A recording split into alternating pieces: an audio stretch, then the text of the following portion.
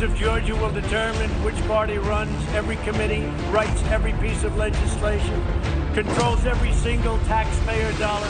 Now we take Georgia, and then we change the world. The Democrats are going to change our country to the point you won't recognize it. A lot of the work that has to be done has to be on championing our policy. If we lose in Georgia, Senator Schumer, Senator Bernie Sanders are in charge.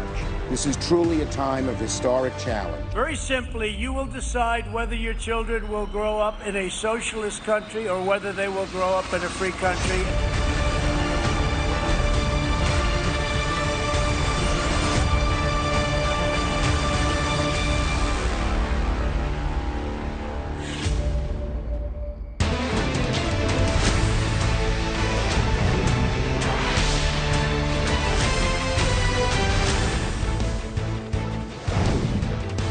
Good evening and welcome to Georgia, better known tonight as the center of the political universe. We are less than 1 hour away from the poll closings in the state Senate runoffs, where voters will either hand Democrats complete control of the country's future or keep Mitch McConnell's majority in place to serve as a check on the incoming Biden administration. Welcome to Atlanta and Fox News special coverage of the Georgia Senate runoffs. I'm Brett Baer. And I'm Martha McCallum. Good evening, everybody. So if voters here ultimately elect both Democrats in tonight's races, the United States Senate will be deadlocked, and the tie-breaking vote would go to incoming Vice President Kamala Harris. So Republicans would need at least one seat to go their way tonight. The countdown is on, and we will have our first look at where things stand. The vote truly stands in less than 1 hour when the polls close. We're live on the ground at both Republican headquarters and polling stations and locations around the state. Correspondent Peter Ducey starts us off tonight from here in Atlanta. Good evening, Peter.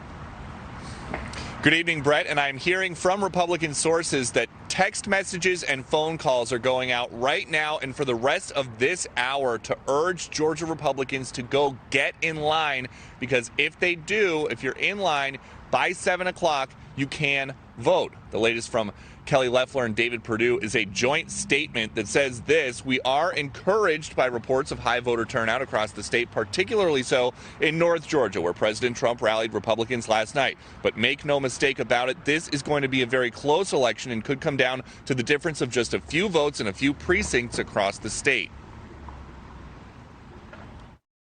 Over 5 million people voted in November. If we get anywhere near that vote turnout today, we'll be in great shape. Republicans notoriously wait to the last minute to vote on Election Day, and today is no different. And I'm very confident that they know what's at stake, and we're going to get this vote out.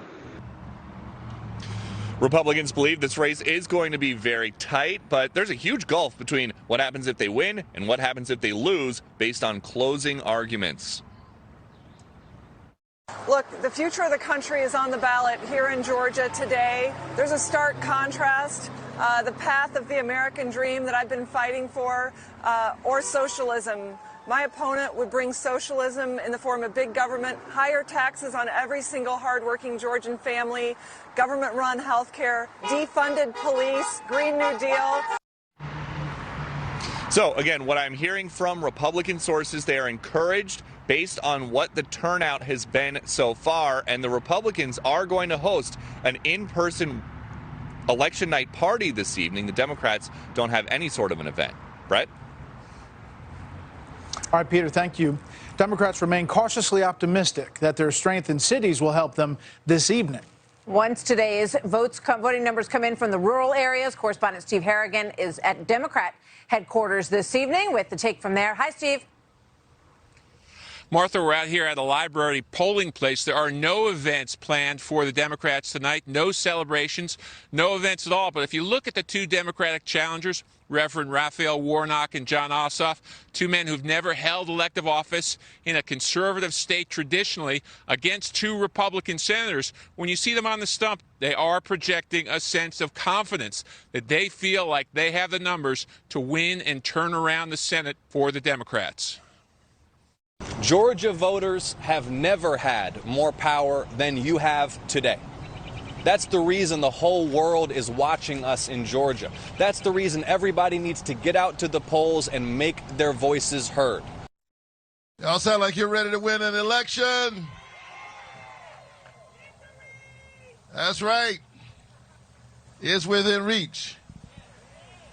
I just want to say thank you to all of our supporters who have been with us on this great journey. Part of the reason for that projected confidence is turnout. In some counties like this, DeKalb County, where I am now, the turnout has actually been higher today for the runoff elections than it was for the general election. That is simply unheard of in Georgia political history. Also, the ground game for the Democrats has been disciplined and well-funded. Volunteers and paid workers from around the country coming here. They've made 1.5 million phone calls a day. In the last week of election, these volunteers and paid workers have knocked on 100,000 doors in Georgia each day. Brett and Martha, back to you. All right, Steve, thank you. Thank you, Steve. So we're getting some fresh numbers tonight from our Fox News voter analysis. The anchor of Fox News at Night, Shannon Bream, is here to break it all down for us. Good evening, Shannon. Hey, Brett and Martha. Well, we are learning what motivated Georgia voters in today's Senate runoffs using our new innovative approach. This is our Fox News voter analysis. The election survey of more than 4,000 Georgians is conducted for Fox News by NORC at the University of Chicago. And of course, these runoffs decide which party controls the Senate. So was that on the minds of Peach State voters? You bet it was. 6 in 10 say Senate control was the single most important factor in deciding their vote. And get this, there's a nearly 20-point difference between Democrats and Republicans here. About 7 in 10 Republicans say party control was the biggest factor in their vote. For Democrats, about 5 in 10 say the same. The president continues to question the integrity of the 2020 election, and most Georgia Republicans agree with him. Only 30% believe that votes were accurately counted in November. 70% say they don't think so. Confidence is off the charts, as you would expect with the winning team, as 98% of Democrats are very or somewhat confident. Among all Georgia voters, about 62%, a majority, think that the vote count was fair. Now, out on the trail, the Democratic candidates like to bring up allegations that Republican incumbents David Perdue and Kelly Loeffler engaged in insider stock trading, while the Republican candidates talked repeatedly about Democrats Jon Ossoff and Raphael Warnock having a radical socialist agenda. So did all of those attacks, did any of them work? Well, more voters see both Ossoff and Warnock as being too extreme in their political views for Georgia than say the same about either Republican. At the same time, a majority, 56% of Georgia voters, are concerned about the Perdue and Loeffler insider trading allegations. Now, a couple quick things to give you a sense of the mood of the electorate and the runoff here. A large minority, so 4 in 10, think that Joe Biden was not legitimately elected. And when thinking about their candidate choices today, we're talking about all 4 of them, about half the voters say, well, they all lack honesty. We'll keep digging into the numbers and get back to you soon. Martha and Brett. All right, Shannon, thank you. So let's bring in Fox News Sunday anchor Chris Wallace and senior political analyst Britt Hume. Great to have both of you back with us on this election night, the first big one of 2021. Britt, let me start with you. Your thoughts as we listen to Shannon's voter analysis and, you know, what's on people's minds tonight as we wait for the numbers to come in here in Georgia. Martha, I think tonight and tomorrow when the results are final, we will know whether Georgia is still Georgia, or whether, you know, the sands of time have made such a difference in that state that it is now prepared to elect 1 or 2 Democratic senators, something that hasn't happened in that state for a long time, and neither of whom were able to come out ahead in the race that ended on Election Day, but they had enough to force a runoff. So we'll find out. We'll also find out something about the future for Donald Trump. Will it be determined with the end of all of this that Donald Trump is someone that the Republicans end up feeling that they can't win with, and someone they can't win without, which would be the worst possible scenario. So whether Donald Trump is able to help pull these candidates, these Republican candidates, across the finish line will tell us something about that and how he will stand with Republican voters. We'll learn a lot out of this.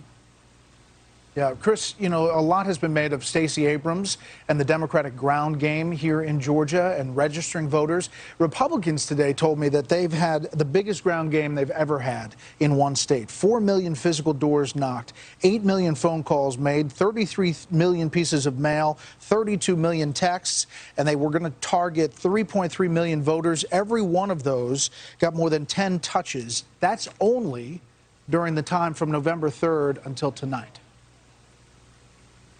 You know, one of the keys is going to be turnout turnout today, Election Day, the general feeling is that Stacey Abrams and the Democratic ground game has given Democrats an advantage going in, both between mail-in voting and early in-person voting. The over-under number, if you will, sounds like Las Vegas. I talked to a number of political insiders today, is somewhere between 800,000 and 1 million. And basically what both sides are saying is, if turnout today, Election Day, in-person voting, is below 800,000, given the Democratic lead coming into today, that's going to be very good for Ossoff and Warnock. If it's the higher it gets, above 800,000, and especially if it's over 1 million today, that looks very good for Loefller and Perdue.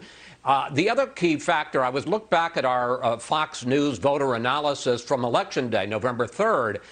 Donald Trump, we cannot overstate what a key factor he was.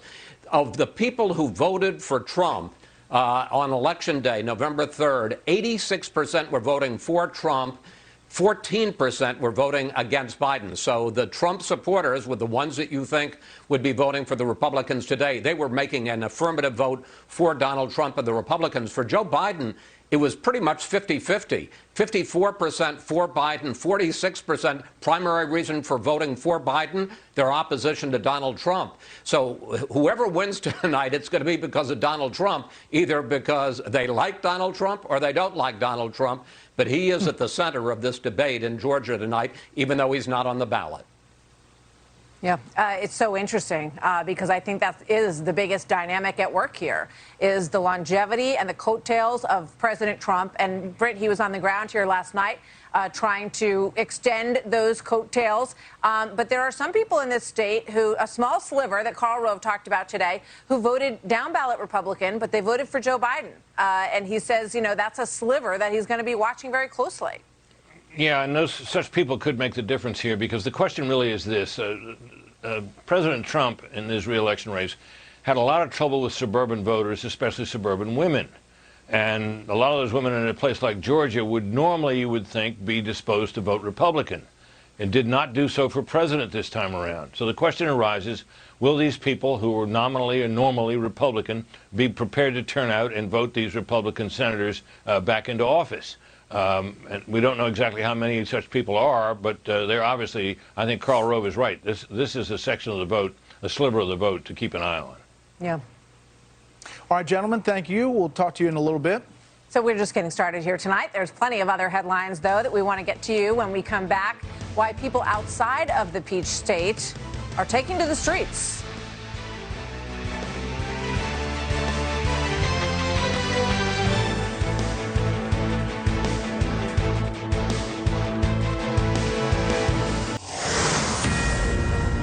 Donald Trump is going to be reelected. He's going to be inaugurated on January 20th. Stop the steal! Stop the steal! Stop the steal! Stop the steal! So those are the sights and sounds in Washington today. Some of the rallies and the protests out there as supporters of the president prepare for a big demonstration tomorrow, and Congress prepares to consider the Electoral College votes for president. The promised Republican challenge to those numbers prompting criticism from some in the GOP and universal condemnation from Democrats. Let's set the scene in Washington with senior correspondent Mike Tobin.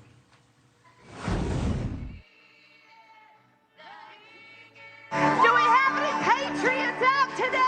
Supporters of President Trump are pouring into D.C. to rally and pressure Congress ahead of the certification of the Electoral College vote.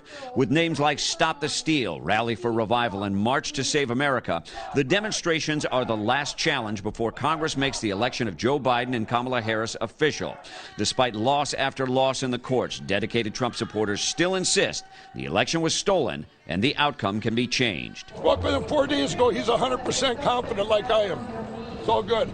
All the evidence will come out. D.C. storefronts are once again boarding up as demonstrations in the spring, summer, and last month turned violent. Metro police have posted signs warning demonstrators that firearms are not permitted in Metro D.C. or within 1,000 feet of a First Amendment event. D.C. Mayor Muriel Bowser is encouraging people who live near the Capitol to stay home. And especially avoid people who are coming here to look for confrontation. Missouri Senator Josh Hawley blazed the trail in the Senate to oppose oppose a certification of the election. Now as many as a dozen Republican senators and at least 70 House members are part of the effort. Demonstrators massed outside Senator Hawley's home with his wife and kids inside. When democracy is under attack, what do we do? Stand up, fight back. What do we do? Stand up, fight back. The senator blasted back over Twitter, accusing Antifa members of vandalizing and terrorizing the neighborhood under cover of darkness, writing, "You're scum. We won't be intimidated." Meantime, the leader of the right-wing group Proud Boys and vocal Trump supporter Enrique Tarrio was arrested shortly after arriving in D.C. He was initially arrested for destruction of property, having admitted publicly that he had a hand in the destruction of a Black Lives Matter sign, one of two that were taken from historically black churches in D.C. during protests last December. Those protests turned violent when counter-protesters conflicted with each other, according to Metro Police. Tarrio, who has a felony on his record, had high-capacity magazines with him, so he was also charged with possession of a high-capacity feeding device. Tarrio entered a plea of not guilty and was released with an order that he leave D.C. until his court date.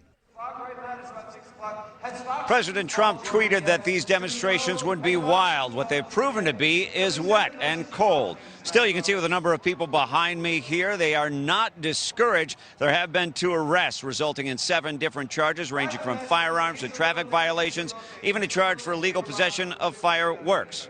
Brett, back to you. That guy behind you wants to give him your hat, I think. I'm not sure. But Mike Tobin, live in Washington. Mike, thank you. All right, so let's talk about these protests and tomorrow's Electoral College certification process with Dana Perino and Juan Williams, co-hosts of The Five. Great to have both of you with us for this big night in Georgia. But this is the big story for tomorrow, Dana, as we see these rallies unfolding on the streets of D.C.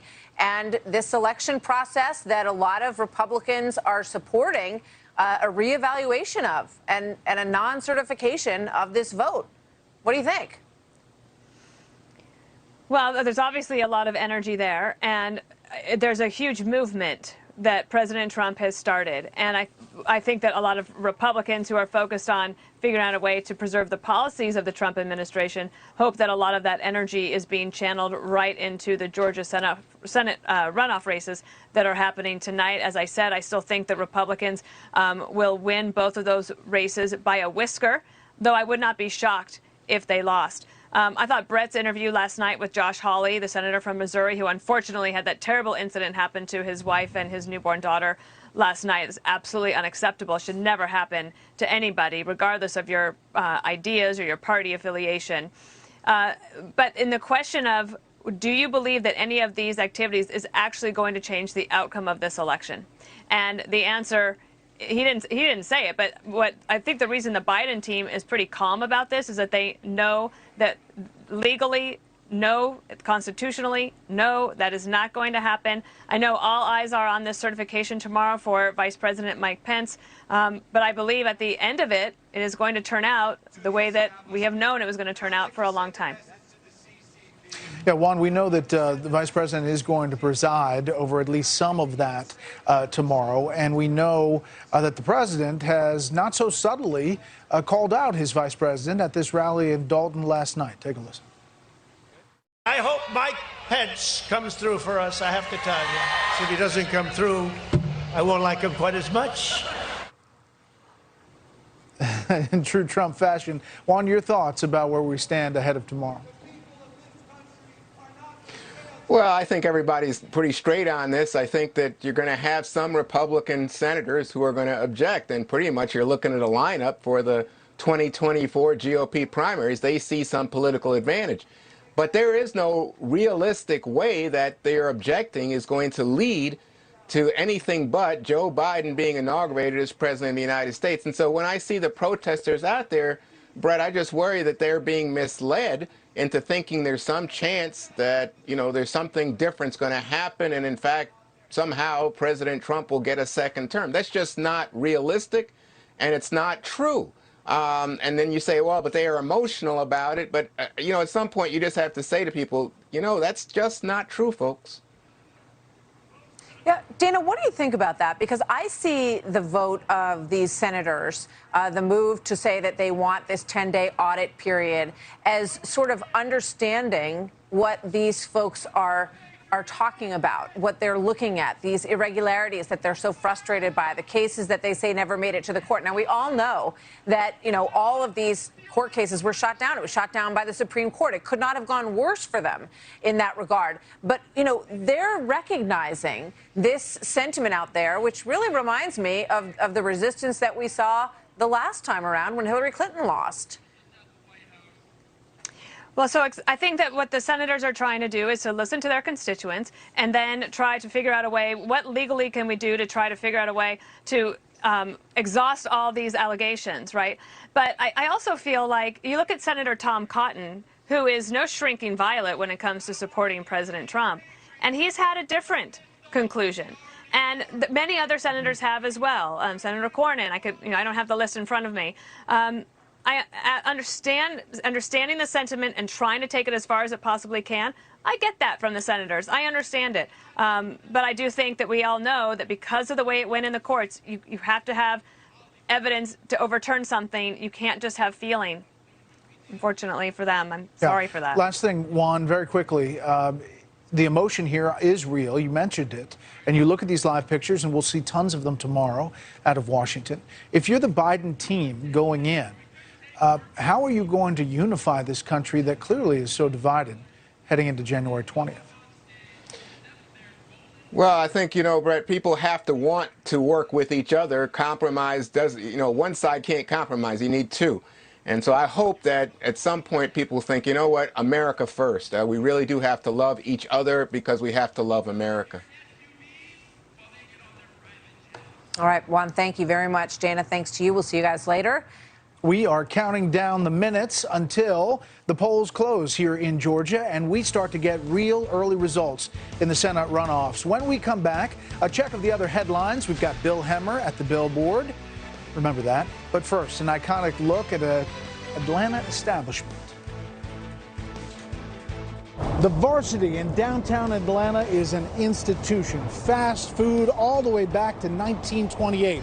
Part of the whole thing here is ordering inside. You order a hot dog plain with a frosted orange. It's called a naked steak and a frosted orange. They say, what do you all have? Well, they've been doing it that way since 1928, but COVID-19 had to change that. Now they have a drive-through where you place your order, you pay for it, and then somebody runs the food out to you. The Varsity's been doing it for more than 90 years. They had to change it because of COVID-19, but they're still cooking.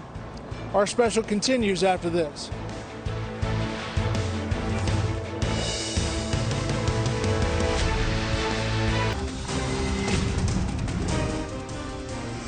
And we are back with Fox News coverage of the Georgia Senate runoffs. Some of the stories that are making news in other places tonight. The prosecutor in Kenosha, Wisconsin, says no police officers will be charged in last summer's shooting of African-American man Jacob Blake. Wisconsin's governor has activated 500 National Guard troops to help deal with any possible reaction to that. The shooting left Blake paralyzed. Also tonight, the Illinois teenager accused of killing 2 people and wounding a third during rioting after the Blake shooting is pleading not guilty. 18-year-old Kyle Rittenhouse says he fired his weapon in self-defense. Ohio Republican Governor Mike DeWine has signed into law a gun rights bill eliminating an individual's duty to retreat before using force. The measure expands the so-called stand your ground right from an individual's house and car to any place a person lawfully has the right to be. And a judge in upstate New York is reviewing 2,500 challenged ballots that could determine the winner of the nation's last undecided U.S. House race. Republican former Congressman Claudia Tenney has a 29-vote lead over the incumbent Democrat Anthony Brindisi. All right, we are about 30 minutes from poll closings in Georgia right now. Let's bring in Bill Hemmer to look at some of the counties we will be focusing on tonight. Bill, we have a traveling billboard. Yes, we do. I mean, TSA loved this thing. well, it took us 2 months, right? Yeah, right. But we needed 2 months. We needed it. Good evening to you guys. I'm just going to give you a quick look right now, but, it's not a real apples-to-apples comparison, but it's pretty darn close because David Perdue and John Ossoff just 2 months ago went head-to-head. The reason why Perdue's back in this thing is because he did not hit the 50%. Missed it by 0.3 of a point. So what are you looking at tonight on the map of Georgia here? I would point to three things, just so our audience at home looks at this thing. I'll put a bullseye here on these counties around Atlanta. I look at the south and the southeast here, and I look at the northern section of the northern border with Georgia, where the president was last night. Give you a little taste of what we'll see throughout the night. This is Fulton County. It's the home to Atlanta. It's where we are tonight. You see this data bar up here? A lot of information in here. We'll take you out through the night on that. County population, 10% of the entire state, living right here in Fulton County. 1 out of 159 counties. That is Atlanta. It is heavily blue, as you can see how Ossoff just ticked below 70% in early November. The change in the vote since the last time you had a Senate race with David Perdue. Watch this number throughout the night. It's gone up almost 5 points for Democrats here. You can go to different parts of the state and see different areas where Republicans have an advantage, and we will throughout the night. But Brett and Martha, one thing I'm going to keep an eye on throughout the night, okay? Going to watch Coffee County, and we're going to watch Bacon County. And we'll see how we do, okay, guys? Hopefully we're not going to have coffee and bacon tomorrow morning. Hey, it might be a breakfast club after all, depending on the call. See you soon. All right, Bill. Let's talk about how the Republican and Democratic efforts to maximize turnout during today's voting. Karl Rove joins us with his own board, a whiteboard, though. Karl, good evening. What are you looking at? Evening. Well, I'm going to be looking at several things as the results come in tonight. First of all, what is the Democratic margin in absentee ballot and early voting? They won the mail-in absentee ballot in November by a big margin, lost the in-person early voting by a narrow margin to the Republicans. John Ossoff came out of the combined total of those two, early in-person and mail-in absentees, with a 127,000 vote margin over David Perdue, and went on to lose because of the election day turnout to trail him by 88,000. So I'm looking for what's the Democratic margin today in these two areas compared to what they were in November. I'm going to be looking at the drop-off effect. Let's remember, Ossoff, who's right underneath Biden on the ballot, got 100,000 fewer votes than Joe Biden did. Some of that was because people voted for Biden and voted for Perdue, but some of them were people said, I'm done. I'm just finished voting. All I came here to do was to vote Trump out. I voted for Biden. I'm going home. How much of that effect is going to be seen tonight? Election day turnout, 977,000 on November 3rd. The question for Republicans is, how big is it going to be? Is it going to be close to that or above that? We're starting to get some indications in Cherokee County, which reports the numbers of people who have shown up to vote. We're getting some indication that at least in this Republican stronghold in the suburbs of Atlanta, that there are more people voting today than voted in November. In fact, in Chastain Park, which is in Fulton County, Atlanta, as Bill talked about, Chastain Park is an old Republican precinct. 250 people voted in person on Election Day. As of this afternoon, not by the end of voting, but as of this afternoon, 800 people had. So are there more places like this? This may be an anomaly. It's the home precinct. Kelly Loefller, a grand total of 2,750 people voted there in November, 250 on Election Day. We won't know how many voted in the runoff by mail or in person early until tomorrow or the next day. But there's some anecdotal information that's suggesting that Republicans might have that big Election Day turnout. Is this electorate going to be more black or less black? Stacey Abrams has been attempting to drive up the percentage of the black vote. We'll see later tonight. And then is it older or younger? Again, she's been trying to get younger. It looks like the electorate is skewing a little bit older, which isn't necessarily good for the Democrats. Yeah, that's what I wanted to ask you about, the younger vote, because it was interesting to me that in Georgia, in the presidential election, 20% of the vote was in that 18 to 29 bracket, which I think you'd have to attribute to the get out the vote effort by Stacey Abrams and her folks. So, you know, she's worked very hard to translate that, and she's been, every time she goes out to talk about it, Karl, she's indicated that she thinks that their numbers of new voters and younger voters have risen since the November election. Are we seeing that play out? Well, you got to be quick. You got to be careful. The 100,000 number she keeps tossing out there. Remember, some of those are newly registered voters who turned 18 after the election. But if you went into the polls and they said, "Are you still at 123 Main Street?" and you say, "No, I'm at 345 Smith. We moved." You get re-registered and, quote, you're a new voter. That's what 60% of those voters are 45 years and older. Interesting. Okay. All right, Karl, thank you. We'll talk to you a little bit later. So we'll take a little break from politics to update you on what is going on with the coronavirus and this new strain and how it is forcing some major adjustments and rethinking. So stay with us for that.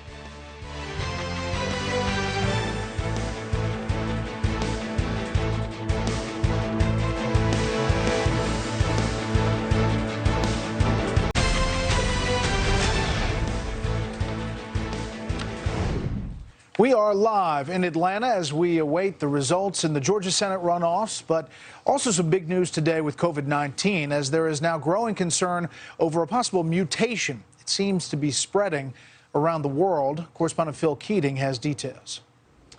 Brett, the coronavirus is evolving, mutating, and creating new strains that some worry the vaccines will not be as well equipped to deal with. Those vaccines, of course, include Pfizer, Oxford, AstraZeneca, and Moderna. All of this as U.S. demand for any vaccine is far outpacing supply of vials and delivery of shots in the arm. According to Britain's Secretary of Health and the UK's chief scientific advisor, this new South African strain is different from the UK coronavirus variant, which has now been discovered today in Georgia and previously in New York, California, Colorado, and Florida. Much of the United Kingdom is in lockdown right now, with all but essential shops closed and people told to stay home as much as possible. The British Health Secretary says he's concerned this new strain is more easy to transmit than the UK strain. In the U.S., vaccine distribution and delivery continues to be just a fraction of demand, not nearly the predicted pace by the end of December. The line of seniors in their cars in Daytona Beach led the city to allow the 1,000 people to come inside the stadium starting last night, where they then basically slept in their cars all night waiting for their shots this morning. 1 in 5 Florida residents is a senior citizen, and last week the state started putting anyone over 65 up to the front of the vaccine line. Florida's approach, I think, is the better approach. If you have a 73-year-old parent, 73-year-old grandparent, in the vast majority of states in this country, they are simply not eligible to be vaccinated. And we don't believe that's right. We believe the seniors have to be put first. The other states that have begun vaccinating general population seniors are Colorado, Louisiana, Tennessee, Texas, and West Virginia. Now, the governor also said Monday that 80% of all of the state's allotment of vaccines have gone to hospitals. And he warned that if hospitals do not get those vials off the shelf and the shots in the arm fast enough, future doses of the vaccine will instead go to other hospitals that are doing things more rapidly and better. Brett? Phil Keating, live in Miami. Phil, thanks. So we're just moments away from the polls closing here in Georgia. Up next, we'll take a look at what to expect as this night progresses and unfolds and some predictions. But first, what's driving Georgia voters to the polls?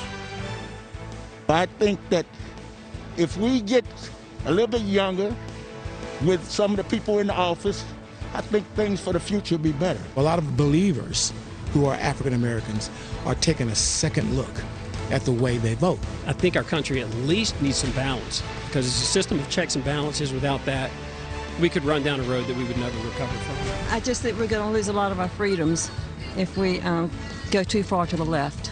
I'm more in the center. So that's what voters here in Atlanta, Georgia are saying today at the OK Cafe. More of our coverage of Fox News Georgia Senate runoffs after this.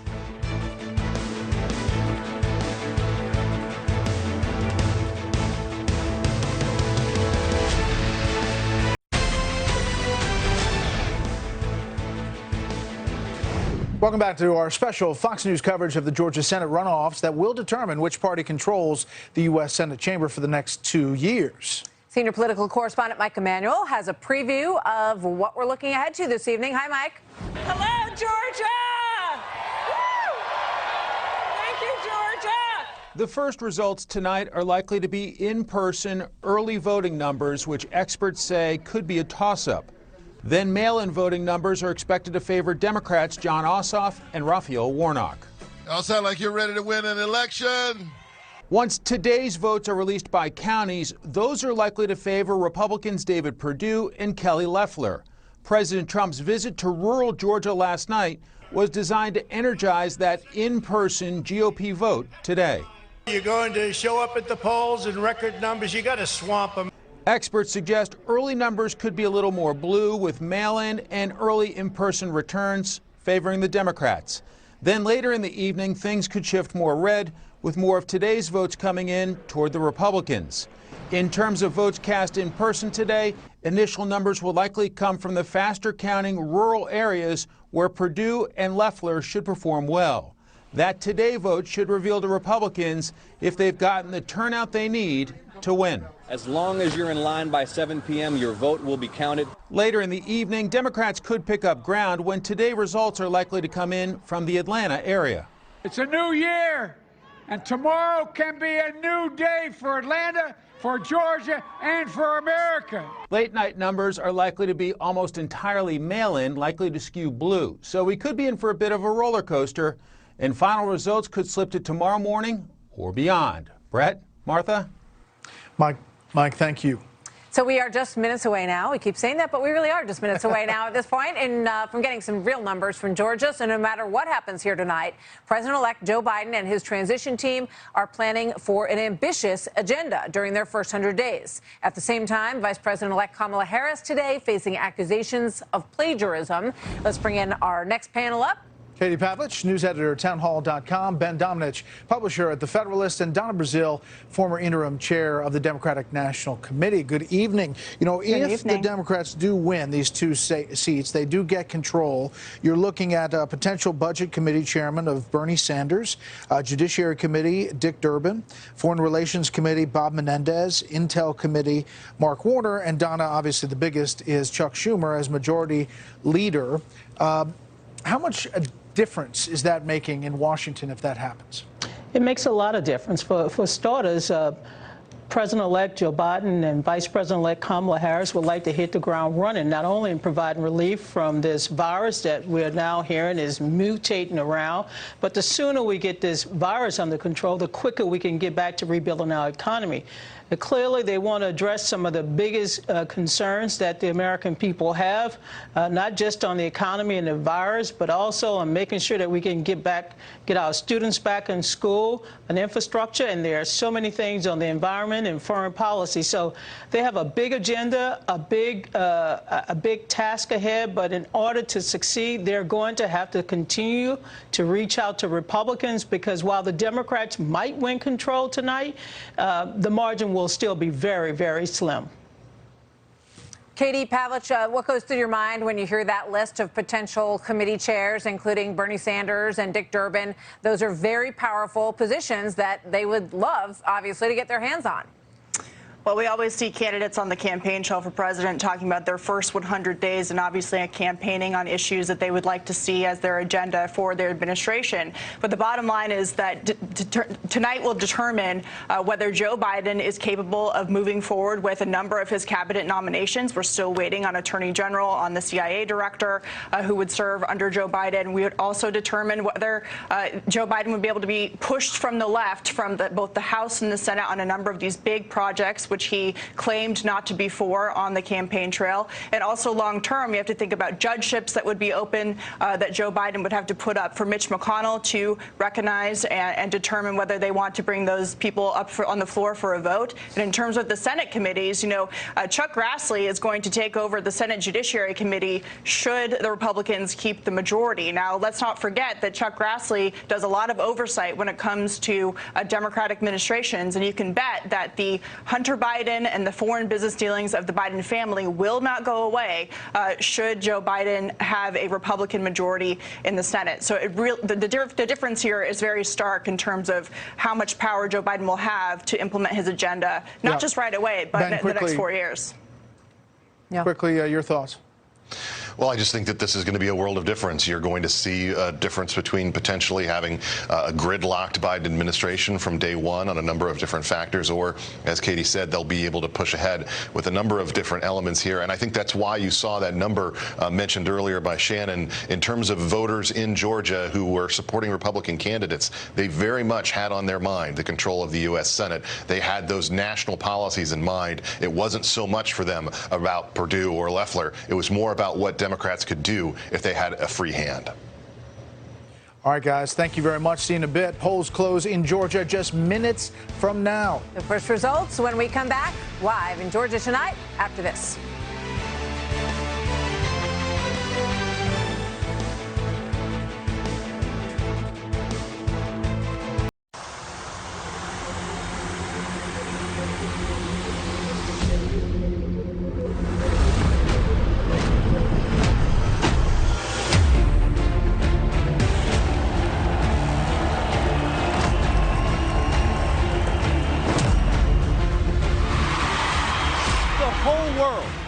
Watching to see what we will do in this moment. It's a simple choice between headed down the road to socialism or to keep our freedom.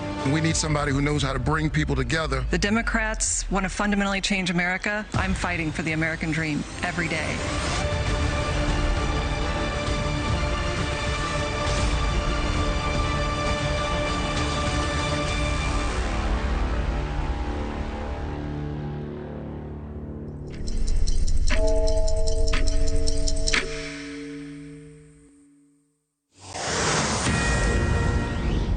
It is 7 p.m. here in Atlanta, and the polls have now closed in the state of Georgia in a pivotal pair of runoff elections that will determine the control of the United States Senate. If either Republican Kelly Loeffler or David Perdue win their contests, Republicans will hold on to their razor-thin Senate majority. But if Democrats Raphael Warnock and Jon Ossoff both manage to win their races, they will complete a clean sweep of Washington power, the White House, the House, and the Senate. All indications at this hour point to a pair of very close races, but more as we get it tonight. And as we wait, ballot counting is now underway in Georgia's most populous county, the counties where President Trump has challenged the presidential election results. Correspondent Matt Finn joins us from a vote processing center in the very closely watched county of Fulton in Georgia. So, Matt, how are things going there tonight? You know, Martha, right now it's rather quiet. Throughout the day, it seems like things have been going smooth here. And Fulton County is certainly under the spotlight after all those viral claims of fraud here during the general election. The president of the United States even said in that leaked phone call that he believes he lost this state of Georgia in part because of Fulton County. He claims that hundreds of thousands of ballots mysteriously appeared here. Of course, the Secretary of State adamantly denies those claims. We are inside of this massive absentee ballot counting process in the Georgia World Congress Center, and somewhat quiet right now. People have been coming on and off breaks, but when the ballots come into this room, they enter in boxes off of a dock in the far corner. Then we're told they go through that signature check, and a top Georgia election official, Gabe Sterling, said signature checks were 99% accurate during the general election. The ballots are ultimately separated from the outer envelopes to be scanned. The official tallying could not begin until 7 p.m. inside of this room. Fulton County says it mailed out 183,000 absentee ballots. A short while ago, the Fulton County elections director told us the county received back 108,000 and as of right now has scanned about 100,000 of those. And over the past couple of months, there's been lots of talk about the role of observers here. I want to show you to my left. This is the distance where the observers are kept at. They're limited to these perimeters, so basically it's outside looking in. I've talked to some observers who say they felt that they are at a distance where they cannot actually see what's going on, and they apparently have complained to some of the directors here. I've also talked to some observers who say they feel like they basically have a general idea of what's going on inside this room, but some of the election officials here tell us that it was established by the Secretary of State's office that observers had to be kept at what they felt was a fair distance. And a short while ago, a judge here in Fulton County apparently ruled that some blue trifold folders had to be removed from this room. Earlier today, we saw those trifold folders up. They were apparently blocking some of the process inside of this room. I spoke to one or two observers who felt like those folders were blocking the process here. Those folders are now down. They were in that back corner. They have been removed. So we will keep you updated on the status of the absentee ballot process counting here inside Fulton County. Officials tell us that workers should be prepared to be inside this room until 2 o'clock in the morning. Martha, Brett. Seems like something we might want to know a little bit more about. Why those blue folders? It sounds almost like a poster board for like a science experiment, right? We're only in one section of the room, Matt. Is that right? Yes, I saw them a couple of hours ago. They were in the far corner of this room where the ballots are coming in. I'm told that those ballots are coming off boxes.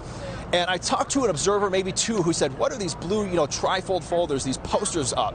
And we took note of that. And then a short while ago, we received information, apparently, that a judge here in Fulton County ruled that those folders had to come down. And, I mean, just take a look at how massive this room is. We're standing at a perimeter. We're kept at this distance. And this is basically the distance that the observers are kept at. So can I see what's going on 10, 20, 30, 40 feet from here? Absolutely not. I mean, can you get a general idea of what's happening? Maybe. But, as far as the details of the process, you're really kept from the outside looking in. And, that's a complaint that observers made in Detroit. It's a complaint that we've heard across the country. Unfortunately, I guess there really is no remedy. Yeah, this judge also ruling that they have to be within 10 feet, so maybe that'll move them closer. We'll see. We'll come back to you, Matt. Thanks. As the first votes start to come in right now, polls closing, let's take a look at some of the key areas to keep an eye on. Bill Hemmer, of course, host of Bill Hemmer Reports, joins us from the Billboard. Good evening. There's a couple again. of key places. A couple of key places, too, and a little bit of information from northeast of Atlanta we'll show you in a moment here. But we're in live data mode now because all the polls are closed throughout Atlanta. If you're in line, you can still vote, but after 7 o'clock Eastern time, in about 15 or 20 minutes, we're going to see this map start to fill in. I mean, what an incredible scenario we have here. With two runoff elections in the U.S. Senate in the same state. I mean, you would have thought it was 2020, right, guys? 2021. Ossoff and Perdue in one matchup here, and the other one, Warnock and Loefller. Really strong advance vote throughout the state of Georgia. We're at 3 million, which is 44% of registered voters. How does that compare to 2 months ago?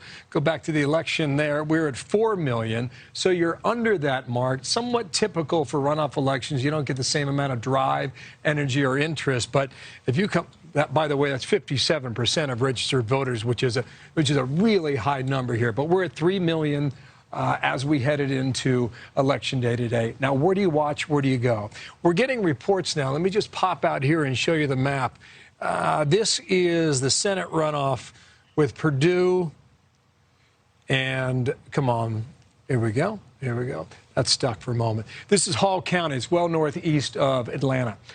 Peter Ducey is reporting that Republican officials in that town, heavily Republican, 70% of the vote for Donald Trump, they are reporting that today they had 23,000 voters in person today. On Election Day 2 months ago, they had 15,000. So that's a difference they're reporting of about 8,000 votes today.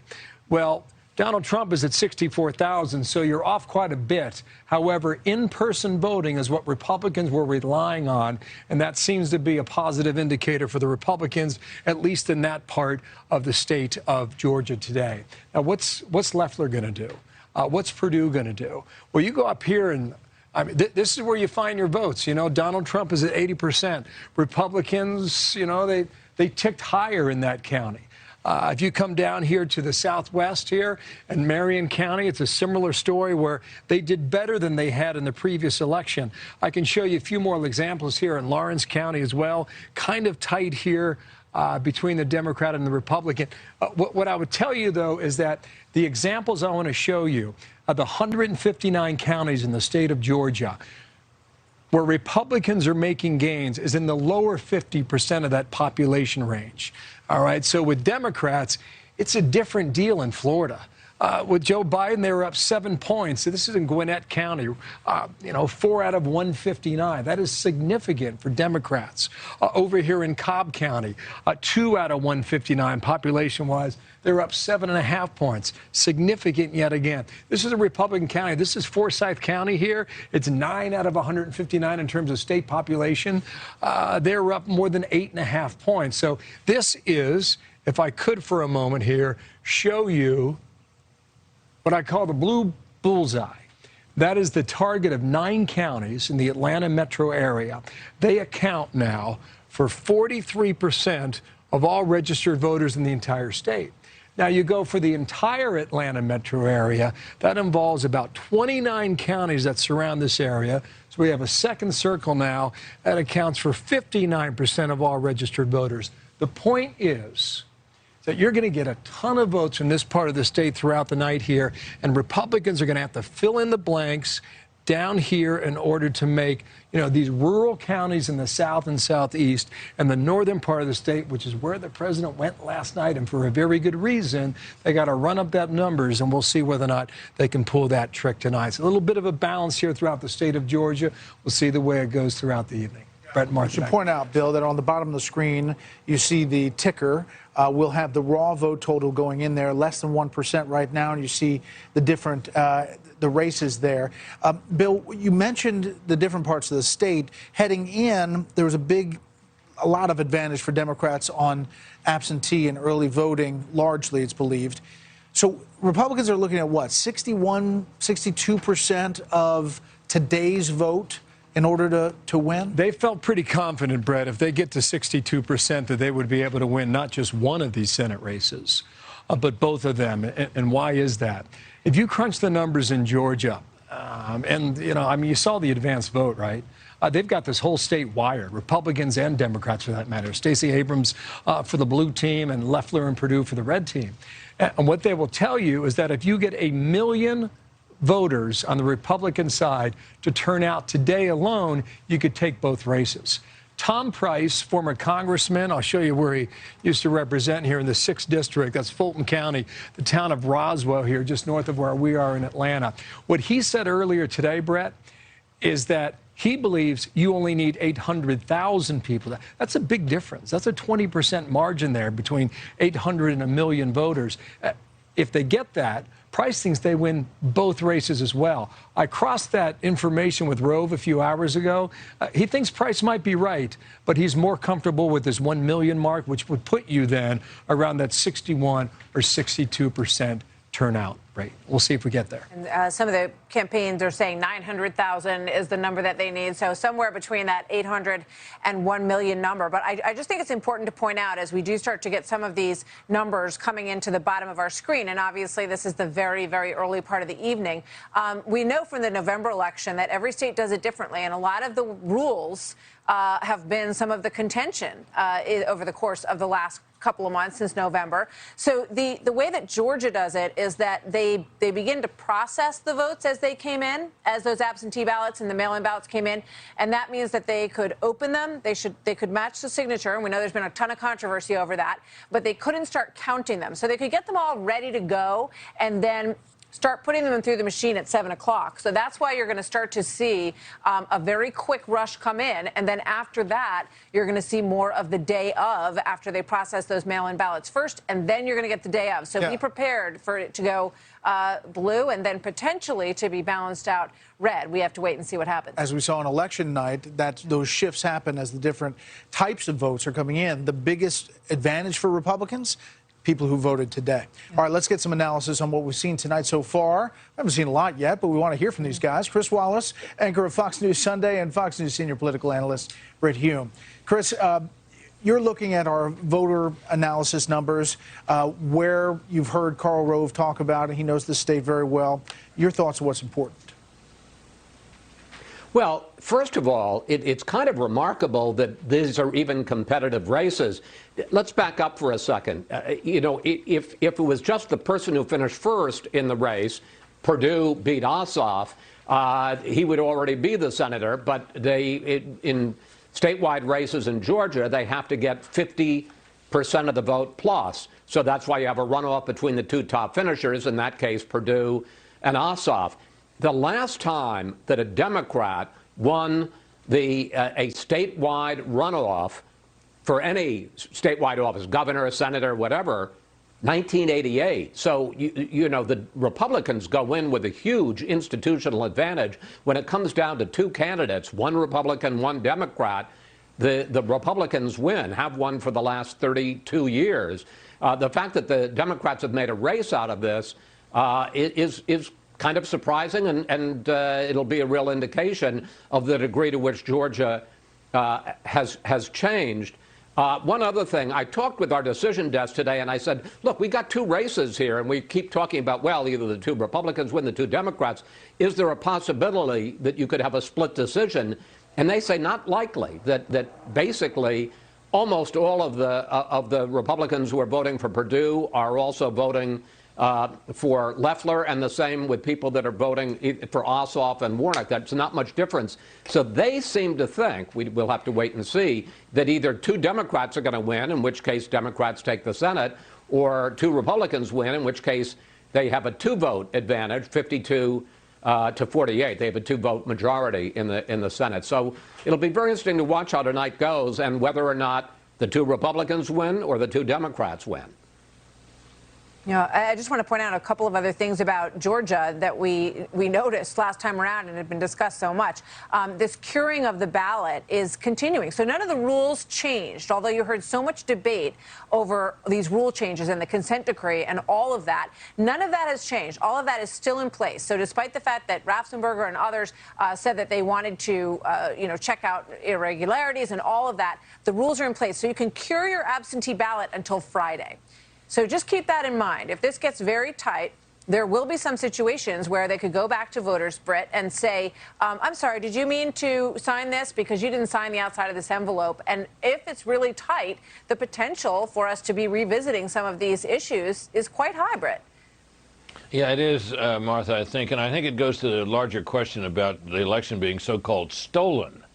I think there's a very good chance that when somewhere in the distant future, when a really authoritative history of this whole election is written, it will be seen that the election was indeed tilted in favor of Joe Biden and the Democrats. But I think it was mostly done by legal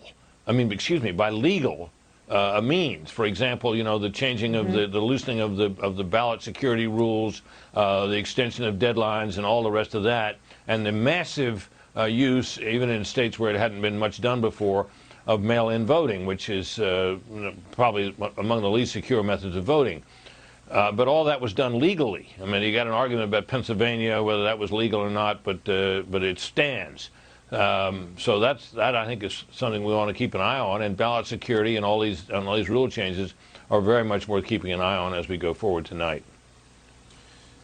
Quickly, Chris, I had some media buyers tell me that there are some commercial buys by Stacey Abrams' group for tomorrow for ads that say, check your vote, essentially. More than $500 million has been spent in this 7 weeks since November 3rd in this state. Yeah, I can't help but think the voters in Georgia are going to be delighted to see ads for various medicines and beers and things like that, not to see these ads that we all know when we've been in primaries that they go on and on and on. On the other hand, the TV stations around Georgia are going to be missing that $500 million in ads. I mean, my Lord, we're talking, I think that Ossoff and Warnock have raised the most money of any two Senate candidates in history for any race. And, Georgia is not a state with a lot of big media markets like California, for instance, or Texas. It's fascinating. Gentlemen, thanks. Talk to you in a bit. Up next, we go live to Capitol Hill for a preview of what could be, well, it will be, an historic day and possibly into the night. And here in Georgia, the votes are being counted currently in the pivotal Georgia runoff elections. Keep it here.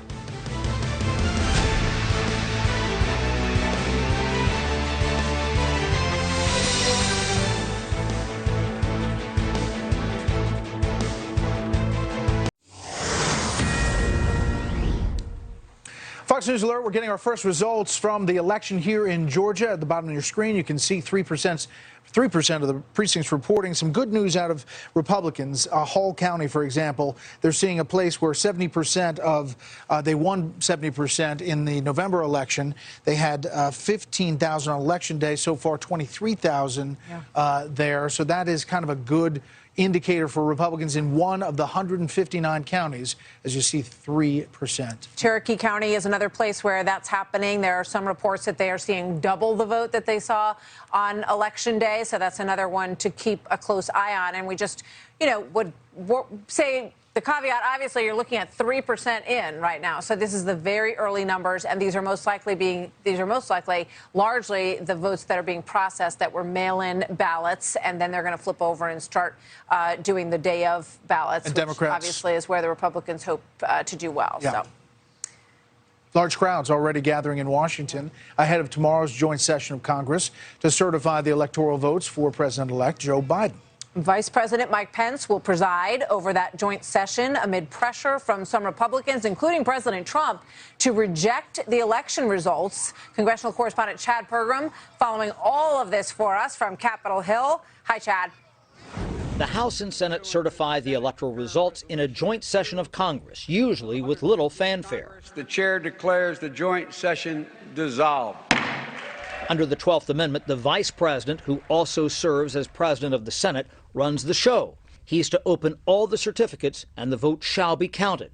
The person having the greatest number of votes for president shall be president. President Trump today goading Vice President Pence to reject fraudulently chosen electors. A disputed 1876 election between President Rutherford B. Hayes and Samuel Tilden forced Congress to create an electoral commission to sort out uncertified electoral votes from 3 states. Senator Ted Cruz demands an electoral commission for 2020. And what did Congress do in 1876? Now, they didn't throw up their hands and say, well, gosh, we've got allegations of fraud, but we can't do anything about it. But the difference between now and then is that electoral votes from all 50 states are certified this year.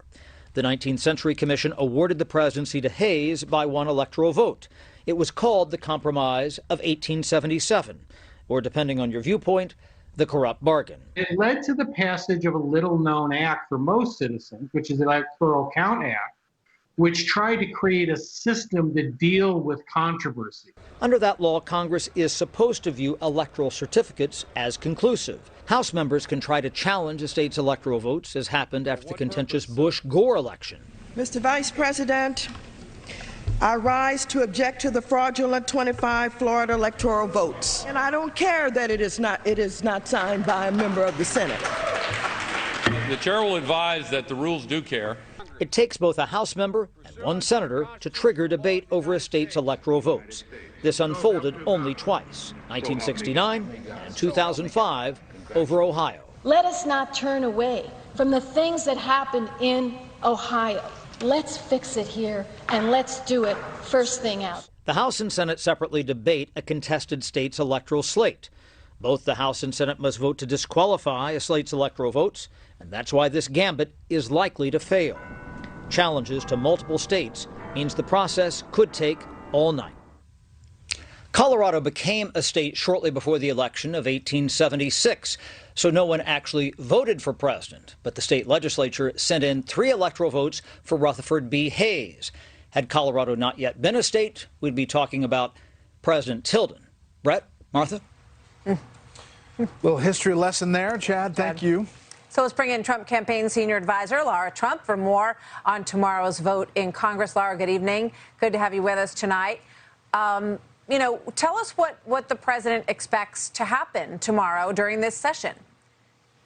Well, I think he expects that the vice president will make sure that it was a free and fair election. And look, we want to make sure that if there are any contested votes, any people that don't want to certify in the Congress votes for Joe Biden, that they get their chance to debate that. And I think you just heard sort of the way it will work tomorrow there, that they will split up then the joint session, and the House and the Senate will split up and have time to debate. They'll come back and they'll vote. But look, we want every legal and legitimate vote counted. We've said that since day one. We have always maintained that. And I think that there are 74 million plus Americans out there that don't feel like that has happened yet. So we want the right thing to happen, and we'll see how it goes.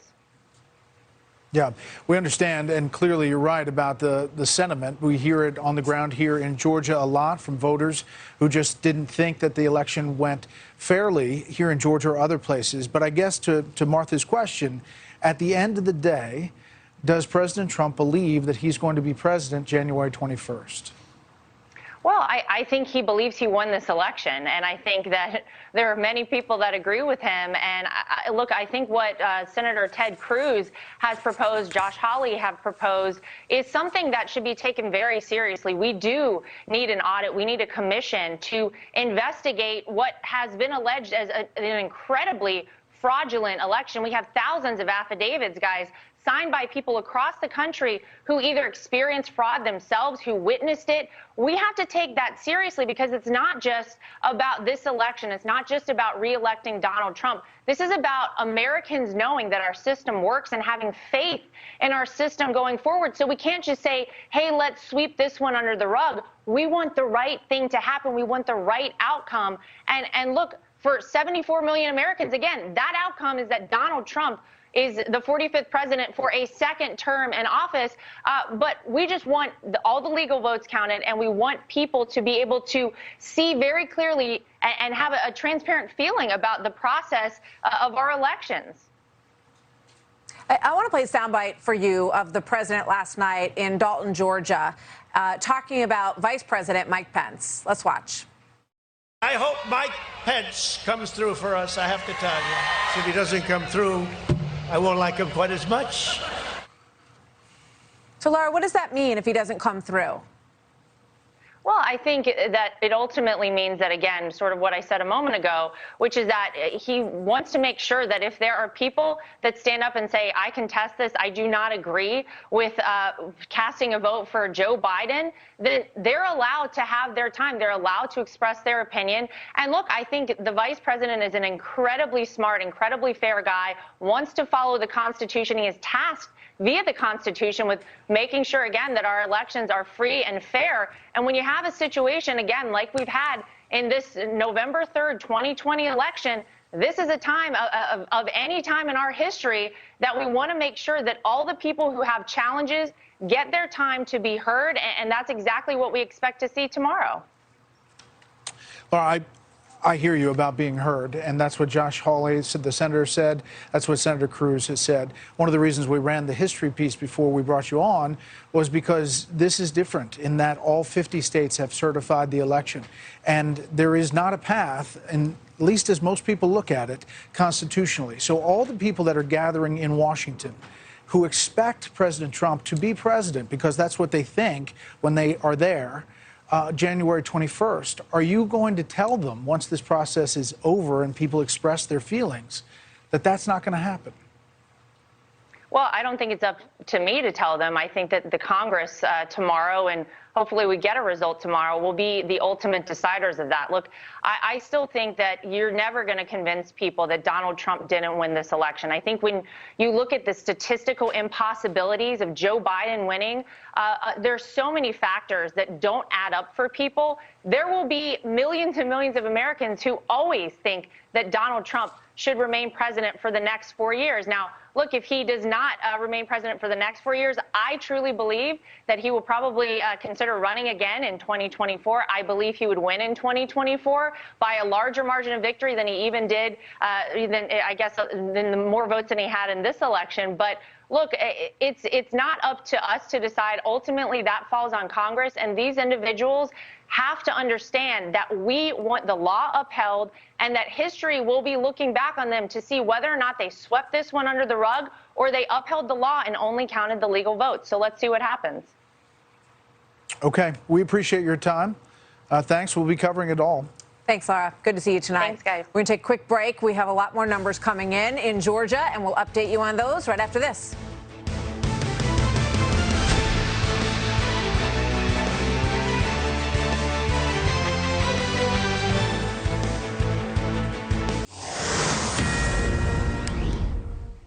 We are back live in Georgia, where we can show you the balance of power as it stands right now, 48 Democrats to 50 Republicans. The races tonight will decide this. It's actually Kelly Loeffler will stay in office until she either continues in office or until Warnock takes that seat, because she was appointed to fill the seat of Johnny Isakson in Georgia less than a year ago. So that's how the race is stacking up right now, with just less than 9%, or 9%, I should say, of the ballots counted. So we've got a long, long way to go tonight. And again, the early vote trends towards the Democrats as the absentee ballots are counted first. In a lot of these places, no matter if they're around the country or not, you're looking live in Atlanta as the vote counting and I guess the opening of ballots there. This is in Fulton County here at the Georgia World Congress Center. Let's bring back Bill Hemmer, host of Bill Hemmer Reports. So how are things shaping up? Hey, guys, good evening again. A lot of data coming in, frankly. About 10% of the vote, as you just pointed out here. To our viewers at home, as you're watching this map here, upper left-hand corner, you see the percentage of the vote that's in, so you're at 9%. And then we'll see the change move throughout the night. This is the Perdue and Ossoff matchup here. We can go in between the other two. This is Warnock and Loefller. We've never had it this way before. I mean, 2 Senate runoffs, right, in early January. What I was watching, Brett and Martha, was how the percentages mirror each other. Just let's go ahead and find out together. 56.2 at Ossoff, Perdue 43.8. So the 56.43. They are almost, and even go to the raw votes, too, you can see that as they report, they're not identical, but they are really close to one another now, which is the indication we got earlier in the night based on our voter analysis that there wasn't a lot of deviation between these 4 candidates on 2 different tickets. So we'll watch that. Okay, here's the map. Now we're at 10% in the state of Georgia. Let's go ahead and poke around here. Why don't we start with the big one, right? This is Fulton County, population ranked number 1. Out of 159 counties, 10% of the entire state population lives here. You got 22% of the vote right now in. Ossoff running at 80%. Let's see what Warnock's doing. Warnock's at 81%. Let's go back now to 2020, 2 months ago. This is really a comparison you cannot make, because there were close to 20 candidates on that ballot. Neither one of them got close to 50% during the runoff, or the election, rather, from 60 days ago. Here's Ossoff and Perdue yet again in Fulton County. Let me pop around here to Gwinnett. We'll just see on the map. This is live data. You're seeing it for the first time that we're seeing it here. So we'll share this together. You're northeast of Atlanta right now. Ossoff running well, about 30% of the vote ticking in right now. A lot of folks live there. You're 4 out of 159 in Gwinnett. We talked about how it's turning more and more blue. And that happened in 2020, 2 months ago. Let's come up here to the northern part of the state. This is Whitfield County. This is Dalton, Georgia, where the president held his rally last night. You're just about a 1.5 points in, so this is really early. Just raw votes right now for the northern part of the state, so we'll see how that moves through the night. We've been watching this. This is Chattooga County. Why do you watch this? Because this is one of the biggest pickups and biggest gains for David Perdue if you look at the vote turnout for him in November, and we'll see how this moves throughout the night. Very strong county for Perdue. Come on down here to Savannah. This is Chatham County. We don't expect this to stand this way, and you only have about 700 votes tallied up here, so we'll see how that moves through the night. Let me just come out here for a moment, guys, and just see if we can, well, we can This is Macon right here. This is Bibb County, not reporting anything just yet. But I'm really interested in counties like this. Is Houston County, no information yet. These are one of the counties where Republicans said we can do better there, and we will do better, and we look forward to the turnout tonight. Back up here in the Atlanta area now, you start to see it fill in a little bit. This is Cherokee County. It's another one of these counties where Republicans said we're going to get votes out there, and we're going to drive up numbers there as well. Too early to really tell a difference here, but Perdue 3-1 so far. In the vote there in Cherokee. So we're starting to see the map fill in. How does all this, how does it all compare to November? We just hit our button here when we'll go back to the results with Perdue and Ossoff, and you see the way the map filled in. Look for this tonight. This is a blue target here in the Atlanta area. 9 counties critical to the Democratic Party.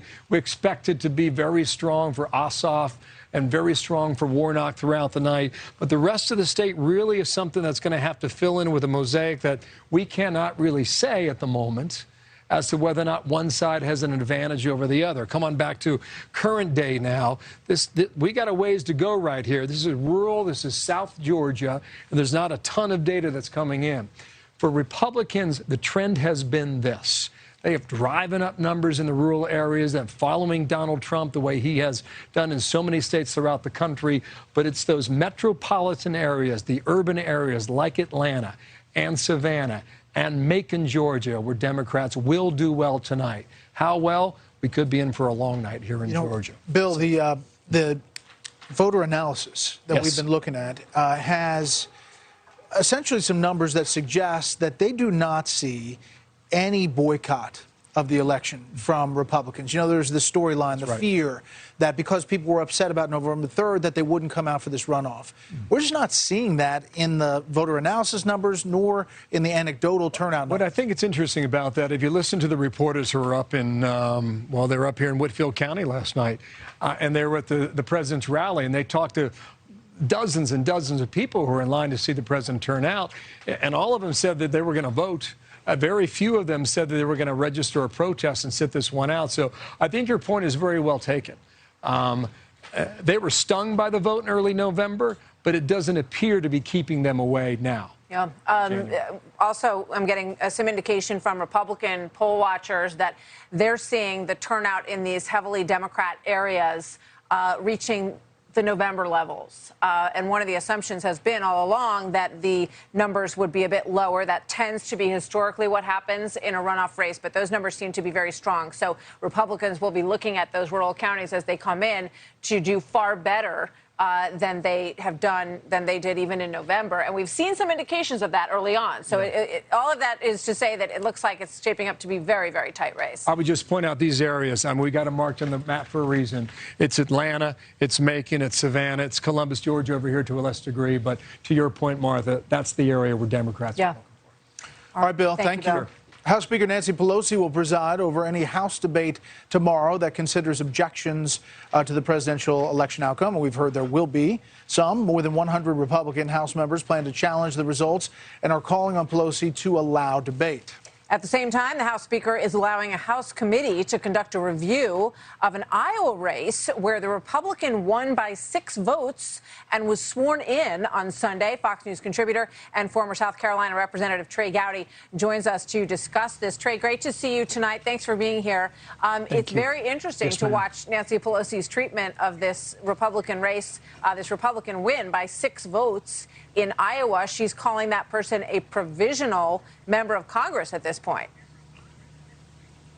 Yeah, she may be disingenuous, but she's not stupid. She's not going to refuse to seat someone who won and had that vote certified a couple of days before House and Senate Republicans try to impeach the election results from November. I mean, it would not surprise me at all after tomorrow if Nancy Pelosi does not have the House administration refer to the floor. 600 times, Martha, in our country's history, there have been contested elections, and almost always the vote is on party lines. I mean, that's sad. It's regrettable.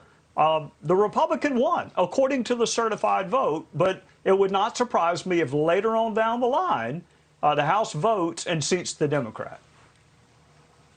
You know, Trey, it's Brad. Good evening. Yes, sir. What's happening in Washington with the people arriving and the challenge that's going to happen tomorrow? What's your take on it? We talked to Laura Trump. I talked to Senator Hawley last night about the end game here and what needs to happen in the eyes of Trump supporters. We look live in Washington. There's a lot of people upset. They're angry. They believe that President Trump won. But the certified elections from each one of these states are now just that, certified and in Washington. Yeah, Brad, I think what makes people angrier than anything else is when their expectations don't meet reality. And expectations are being set, wittingly or unwittingly, that somehow or another President Trump is going to win by this time tomorrow. So my sense is people are smart enough to know the die is cast for this election. If you want to reform and have zero margin for error in elections, more power to you. Let's do that. But it'll be focused on 2024. I mean, I can't imagine a large swath of my fellow citizens really think the House and the Senate are going to flip the there's a rebuttable presumption that elections are reliable and have integrity. I don't see that presumption rebutted tomorrow. So do you agree with your former colleagues who are going to oppose the certification of this vote, or do you sympathize with their desire that maybe the driving force, that they want this to be an issue, that they know that if it's not an issue that stays in the forefront, it's going to totally go away, Trey? No one's going to work towards election reform on the Democrat side, having won. No, in terms of raising issues, Martha, from the day we had the last election, I said we should have zero margin for error when it comes to our elections. I mean, this is the most innovative, smartest country on the face of the earth. We should not settle for any error rate when it comes to elections. So to the extent that that's what the senators and House members are doing, is saying, how can we make sure future elections are going to be fair and reliable? More power to them, but I don't think they're going to flip the results from November. Yeah. And obviously more than 60 courts have weighed in across the country as well. Trey, thank you. So we'll be right back. We're going to first get an Atlanta traffic report. This is the Tom Moreland interchange in Atlanta. It's affectionately known as Spaghetti Junction. Traffic is synonymous with Atlanta. This is the intersection of I-85 and I-285 that surrounds the city. However, the region, Atlanta metropolitan region, is huge. It keeps on going in all directions. In fact, more than 54% of the registered voters in Georgia are from the Atlanta metropolitan region. Our special continues after this.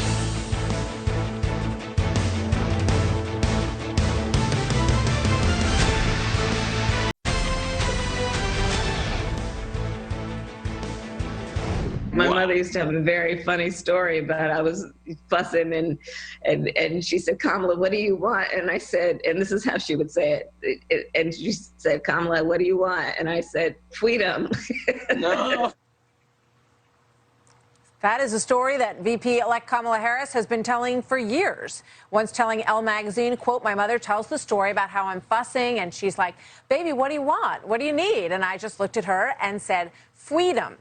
But now she has been accused of plagiarizing that story from the late Dr. Martin Luther King Jr., who once told Playboy magazine, quote, a white policeman accosted a little Negro girl, 7 or 8 years old, who was walking in a demonstration with her mother. What do you want? The policeman asked her gruffly, and the little girl looked him straight in the eye and answered, feed him. So, what about this? Welcome back. As we look at the election results in Georgia, things with the control of hanging in the balance in the Senate, we've got a panel that we can talk about Kamala Harris and this story. Katie and Donna and Ben, what about this? Katie, let's start with you. Oh, sure. Well, look, I think this goes to the bigger question of why Vice President-elect Kamala Harris would do this. If she's willing to tell this story that isn't her own, what else is she willing to kind of plagiarize and take on herself? You have to remember that this is a person who ran for the Democratic primary and had to drop out before gaining a single vote because she couldn't find her footing on what she believed on the issues. So it just seems like a broader issue with her adaptation or her approach to politics in general. Donna, what do you think of it? Well, first of all, I didn't think anything of it until I heard that I would talk about it. And I'll just say this. When she takes the oath of office in 15 days, perhaps she just need to get those words right and all can be settled. I don't take offense at it personally, but I do believe that going forward, perhaps whenever she quotes something that may have come from Scripture, come from a great poem or a great drum major for justice, she perhaps need to be careful. But I don't know much about this story. Ben, I mean, obviously, look, it's getting picked up a number of different places. We thought we'd mention it. It's not going nowhere. I just think that this is something that indicates once again that we had an election this time around where so many people were vehicles for something against President Trump as opposed to being voted for their own story. Kamala Harris is obviously someone who has been accused in the past of being inauthentic in certain respects, and I think that this kind of goes to that narrative. But really what's going on here is that you have politicians now who are vehicles for people for what they want to achieve as opposed to being actually elected because of maybe convincing people that they deserve it. I think that's actually what you have going on in Georgia as well, where you have people who are being supported because of the vehicles that they represent, how they're going to change policy in Washington on a federal level, as opposed to gaining the trust and the deep faith of the people of the state. You know, that's something that I heard from a lot of people I've been talking with in Georgia over the past several days, where they really were were making a separation there where they said, you know, I may not like a story about Kelly Loeffler. I may not like a story about Reverend Warnock. I'm voting for them because of what I think they will do in Washington as part of a team effort, as opposed to maybe having faith in them as political leaders. I just want to ask Katie Pavlich one more question before we go to Bill Hemmer here. This just crossing a moment ago, we heard what President Trump said last night at the rally about Mike Pence and him wanting him to do the right thing tomorrow. This reporting from the New York Times says U.S. Vice President Pence told President Trump he does not believe that he has the power to block congressional certification of President-elect Biden's election win. Katie, your response. Yeah, it seems the only way for President Trump to get the results that he wants is for the states to decertify the election results, which is, I think, the last thing that they have on the list of things they've tried so far. We will all see tomorrow when Vice President Pence does preside over that electoral vote. You've seen a number of Republicans, the majority of Republicans, saying that they will vote to certify those results, and it comes down to that for them to a conversation, an argument about constitutionality, what the role of Congress is, and an argument about the role of states and federalism going into this decision tomorrow. Hey, Donna, I've got 20 seconds. We heard from Karl Rove about what Republicans look at this tonight. They're feeling a little bit optimistic. What do you hear from Democrats? I'm feeling optimistic, but as you well know, we saw what happened in November. Democrats turned in a lot of votes before Election Day. Republicans came out in record numbers. We still don't know the numbers in terms of who came out. It's a nail biter. We might not even know for another couple of days. So have me back on. I'm ready to celebrate. Okay, we'll see. We're definitely going to still be counting. Panel, thank you. Votes are still being counted. And let's bring in Bill Hemmer, who's over there at the billboard with the latest look with about 19% in. I talked a lot about the rural counties, right, in the south and in the north, too. I'm going to show you one thing. They were just clicked in here a moment ago, and we're about 19% statewide. Here in the south, this is Lanier County. So they're almost all in now with their vote at 99%, okay? So they've almost ticked this off here. And here's what I'm looking at. It's not a large county at all, 142 out of 159. It's not a lot of folks there.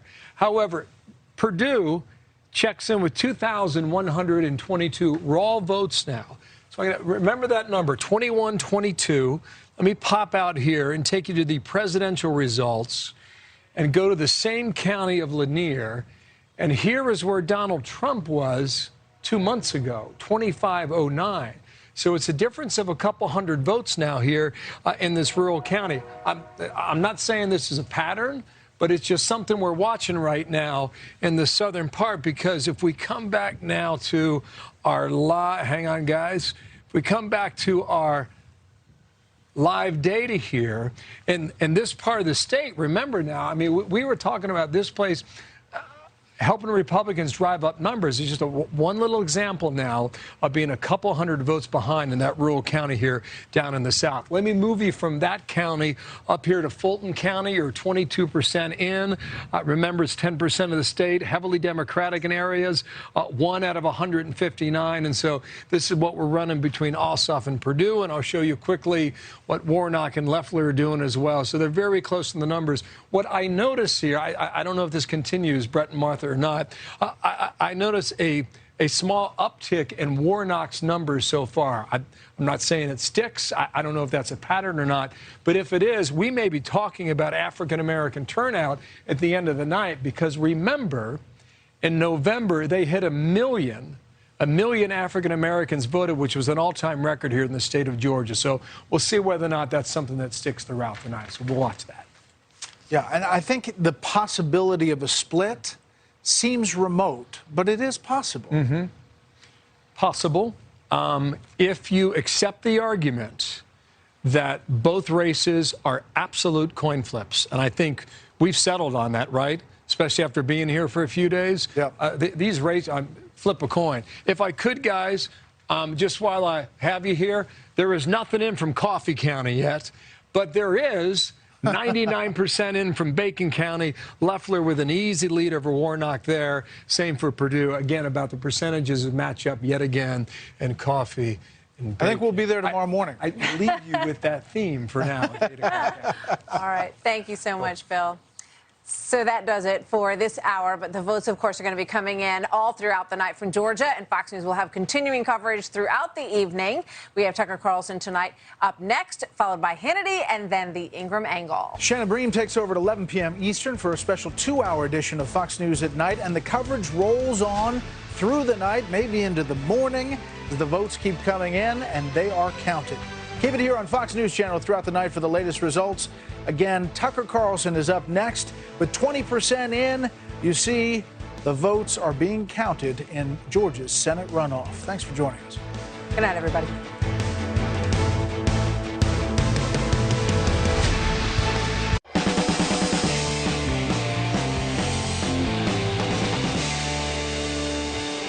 Good evening and welcome to Tucker Carlson Tonight. It's election night once again. The polls have just closed in 2 Georgia special election Senate races. The 2 of them will decide, in effect, who controls the entire federal government. The stakes are not low. Officials are counting millions of mail-in ballots as we speak right now. They may be counting those ballots all night. They may be counting them all week. Confusion, uncertainty, massive wait times, they're all normal now. Or at least that's what we have been told to believe. But this isn't normal. It wasn't always how things worked. Not too long ago, just a few years ago, actually, Americans expected to learn their election results on the night of the election, and usually they did.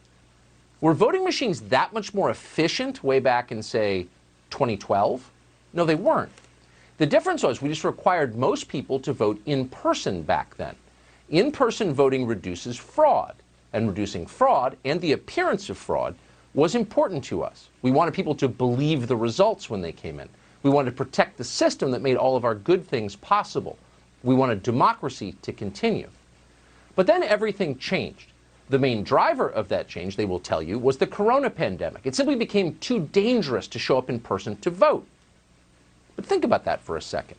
It doesn't really make sense. If you can go to the grocery store, and most people can and do, then you can go to a polling place. There's no medical reason that you can't vote in person. It's not inherently unsafe, obviously. Almost no one in the media has ever made that point. They know that mail-in elections help Democrats, and they're for that. That's the whole point. When Republicans complain about it, the left doesn't answer the question. Instead, they just get hysterical and start screaming about racism.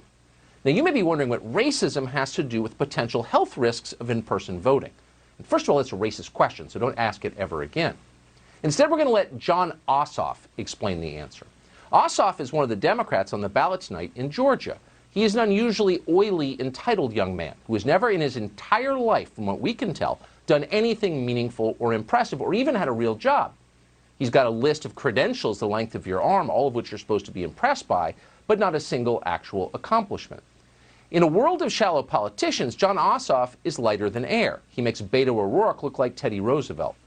But he does know one thing. If you're worried about election fraud, you are a racist. Here he is in an interview yesterday. My opponent and the other Senator Kelly Loeffler and Georgia Republicans have been filing lawsuit after lawsuit to purge the rolls, to make it harder for people to vote. It is an open attack on black voters in Georgia, and it's a disgrace, and it's an echo of the legacy of Jim Crow. Oh, the legacy of Jim Crow. So let's see, not to be too specific about it, but the Brown versus Board of Education decision that ended school desegregation came down in 1954. That was 67 years ago. If Jon Ossoff had been born when that decision came down, he would now be old enough to qualify for Medicare. But he wasn't born then. Jon Ossoff was born in 1987, a year some of us remember very well. This was a free country when Jon Ossoff was born, in fact, freer and much more equal than it is right now. In 1987, Jim Crow is a distant memory. It is ancient history now. Yet the day before this election, there was Jon Ossoff invoking Jim Crow like that diabolical Kelly Loeffler is this close to bringing back the night riders and segregated water fountains, almost 70 years later. You've got to wonder, how long can this scam continue? As long as people keep falling for it. And they do keep falling for it. If you've been keeping track at home, you're probably wondering what isn't an echo of the legacy of Jim Crow at this point. Everything Democrats don't like is Jim Crow. Just in the last year, they've told us that in-person voting, the filibuster, even mispronouncing Kamala Harris's name, a name, by the way, she can't pronounce herself, are all vestiges of America's racist history. So what's the remedy for a history of this evil? Well, you guessed it, more identity politics. Can't have enough. Okay, we're going to play along just for the sake of amusement. Let's consider the identity of some of the players in tonight's elections. Let's start with the strangely famous Stacey Abrams. What is Stacey Abrams' identity? Well, if you ask CNN, Abrams is a brilliant novelist with the grace of a runway model. If you ask Abrams herself or the many sycophants around her, her real identity is the governor of Georgia. Abrams ran for that office 2 years ago. She lost by more than 50,000 votes. But in the Democratic Party, they have decided not to notice. Without voter suppression, Stacey Abrams would be the governor of Georgia. If this country wasn't racist, Stacey Abrams would be governor. It was the voter suppression, particularly of African American communities, that prevented us from having a Governor Stacey Abrams right now. Yes. Stacey Abrams ought to be the governor of Georgia. When racially motivated voter suppression is permitted, we cannot truly say that we live in a democracy. Yeah. So Stacey Abrams is the actual governor of Georgia, or would be if you weren't a racist. So governor is her identity, and don't question that bigot. Abrams' sister, meanwhile, is a woman called Leslie Abrams Gardner. She's an actual federal judge who was appointed by Barack Obama. And as luck would have it, because this is an amazing time in our country's history, Judge Gardner is now overseeing a case on election integrity that involves a group funded by, and we're not making this up, Stacey Abrams. That's the celebrated novelist runway model governor. Gardner has refused to recuse herself from the case that involves her sister. Here's how she explained that refusal. Quote, "One can only assume that the argument is something to the effect that if my sister is actively engaged in a cause, I cannot be impartial. This argument is mere speculation." Yeah, just mere speculation. Okay, let's move from the speculative to the actual. What is not speculation, and you're going to be shocked to learn this, is that Judge Gardner has just given her sister's organization precisely what they wanted. Wow, weird how that works. Not speculating on that. Republicans argued that thousands of voters in Georgia should be excluded from participating in the election for this simple and obvious reason. Post office change of address records showed they had left the state. They were no longer in Georgia, therefore they couldn't vote in Georgia because they're not in Georgia. That seemed simple and obvious, but that standard does not meet the burden of proof in Stacey Abrams' sister's court. Therefore, thousands of voters can vote tonight in Georgia, even if they're not living in Georgia, aren't Georgia residents. All they need to do is identify as Georgia voters. You can change your gender. You can also change your state of residency just by identifying. That's how identity politics works. It goes without saying that the actual identities, the real identities of tonight's Democratic candidates are off limits. True things can't be spoken. That's the rule. You can't talk about them. You can call Raphael Warnock, for example, a pastor, a Christian, a pro-choice Christian. But don't you dare mention the words he actually utters in church, his sermons. If you do that, CNN would like you to know you're probably a political operative working for the hard right. In fact, you're taking his words out of context. Reverend Warnock's pro-choice stance and his words from the pulpit, often taken out of context, have been the target of the fiercest Republican attacks. Often taken out of context. Okay, so what's the context? Well, in the interest of objectivity and fairness, we're going to play one of the clips that CNN just told you is being taken out of context. It's from one of Raphael Warnock's sermons a few years ago. As you listen to what we're about to play, try to imagine a context in which this would be okay to express in church. Listen. If it is true that a man who has dominated the news and poisoned the discussion for months needs to repent, then it is doubly true that a nation that can produce such a man and make his vitriol go viral needs to repent. America needs to repent for its worship of whiteness. Oh, America needs to repent for its worship of whiteness. Okay, and we've got time. So let us know when you discover the missing context here. Oh, it's not hiding somewhere in the video. We just showed you the relevant parts of the video.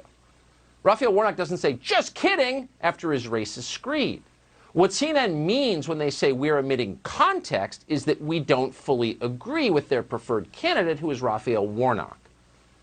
We're not telling you that, yes, America needs to repent for its worship of whiteness. We're appalled anyone would say that while wearing some kind of clerical garb in a church. It's transparently racist. We don't see the country the way that CNN producers or Raphael Warnock does. We don't believe this is a fundamentally racist country or that police officers are gangsters and thugs. We believe the obvious. Immigrants come here, in some cases risking their lives to come here, precisely because America is the least racist place they could find. Or it was. People like Raphael Warnock would like to change that.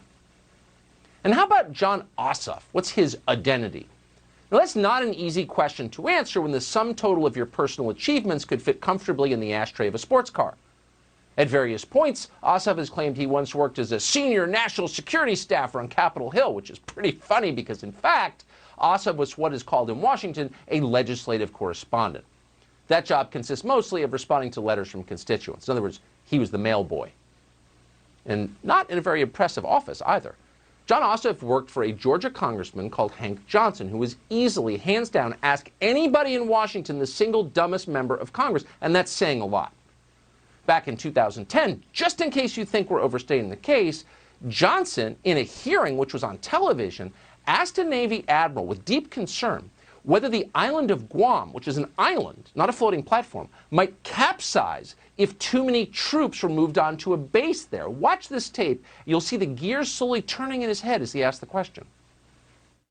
During a congressional hearing on the military's budget, Congressman Hank Johnson, Democrat of Georgia, made it hard for Admiral Robert Willard of the U.S. Pacific Command to keep a straight face being asked about moving troops from Okinawa to the island of Guam.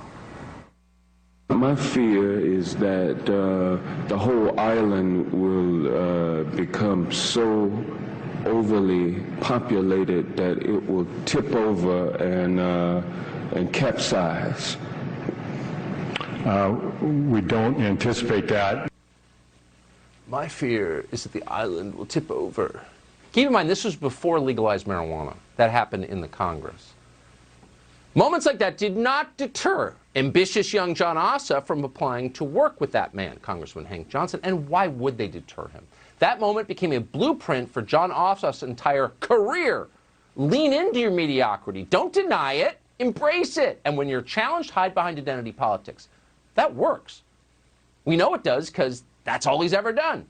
2 years after leaving Johnson's office, Ossoff took shamelessness to a brand new level. He went on Twitter and encouraged people who follow him to support one of the leading propaganda outlets for the Communist Party of China.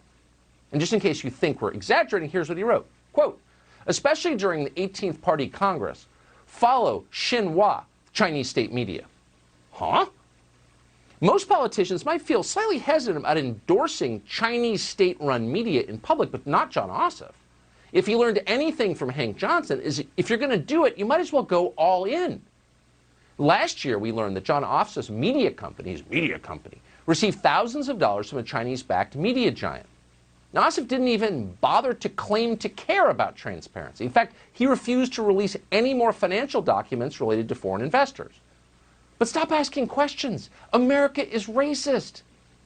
That's the answer to everything.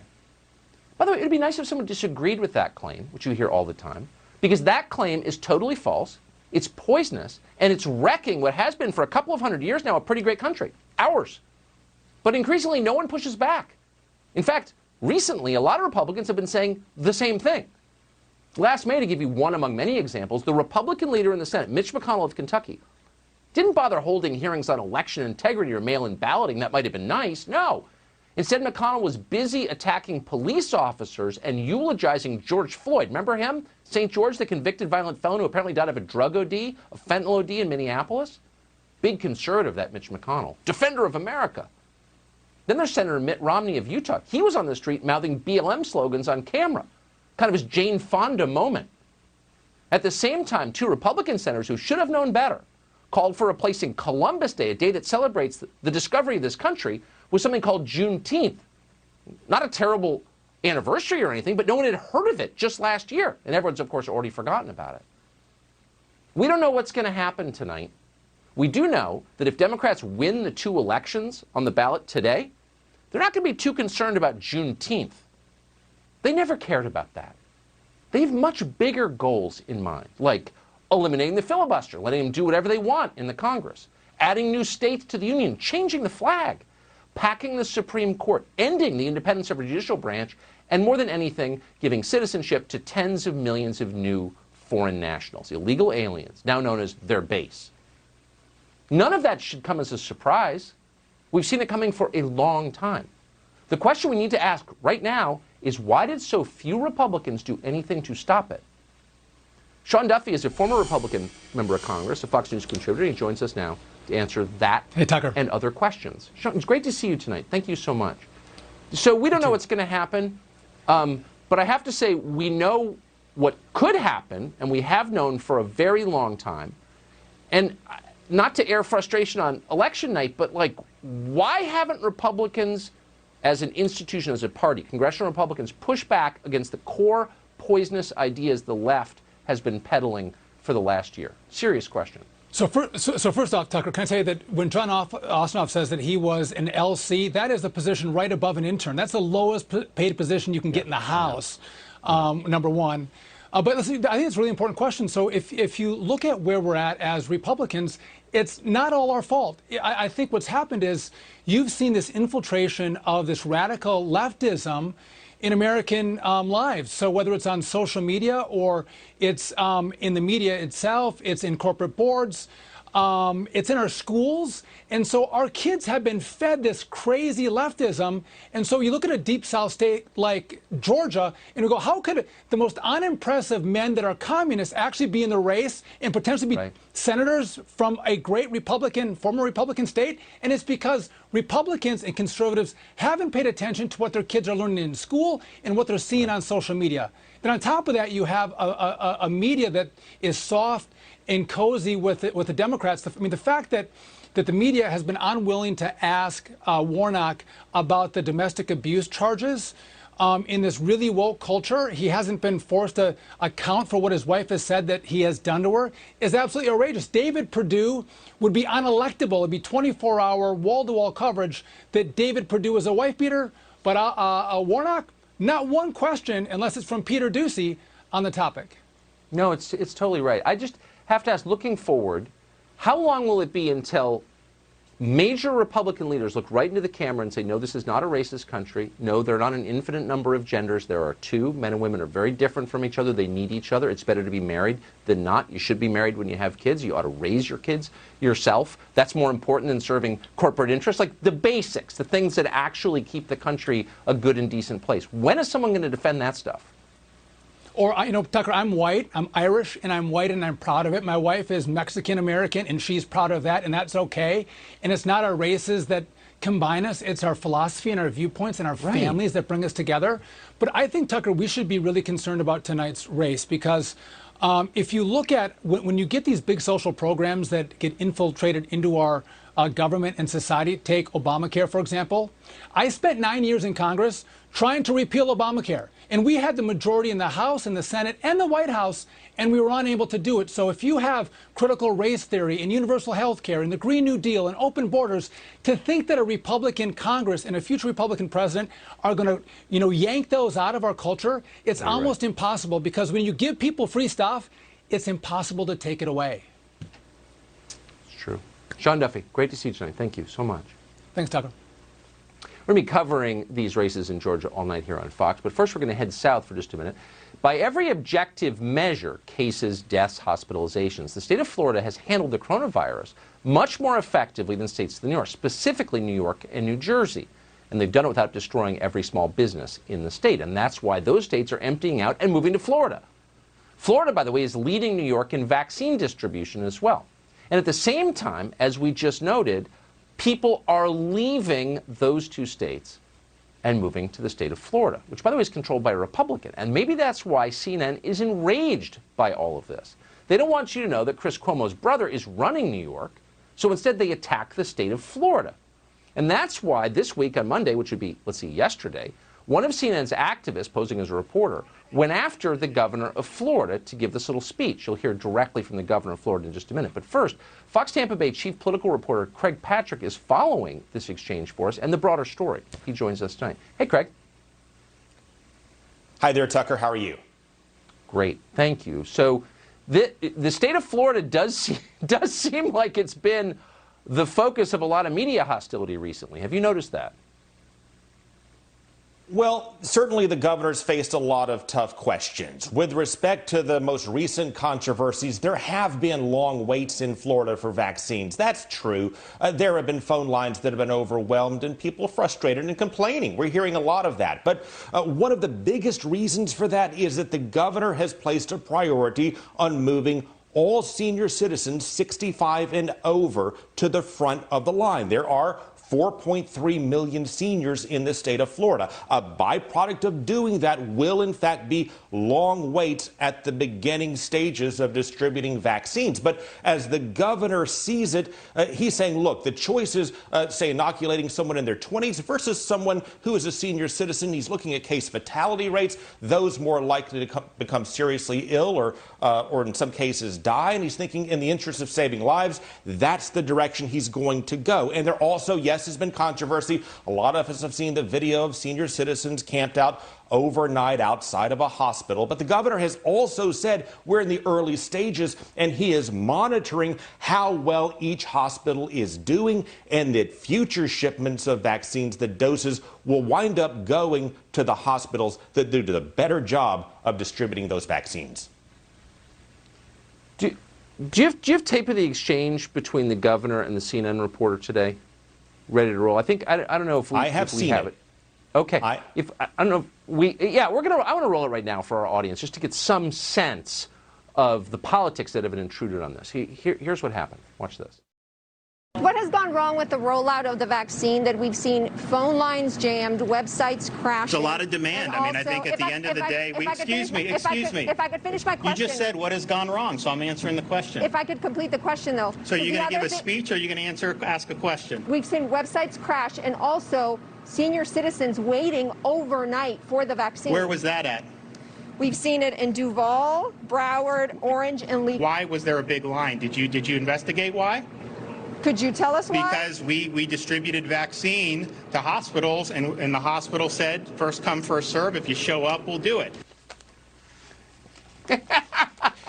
Yeah, Tucker, the governor is he's recognizing that there are issues. But you know what? There are issues all across the country, and the governor keeps saying he's making adjustments. He made adjustments today by moving doses to public supermarkets to get it more available to people where they live. The same goes for selecting churches, converting testing centers into vaccination centers. It takes steps and time. Among other things, he doesn't know the precise amounts that are coming in week by week until just a few days before they arrive.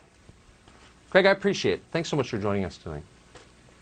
We're now joined by the governor of Florida, Ron DeSantis. Governor, thanks so much for coming on. I almost never provide a forum for politicians to defend themselves or defend them, but I just can't help but notice that as the entire Northeast moves to your state and as the numbers become clear that Florida has managed this pandemic far better than any Northeastern state, that you're coming under all this media criticism. Why do you think that is?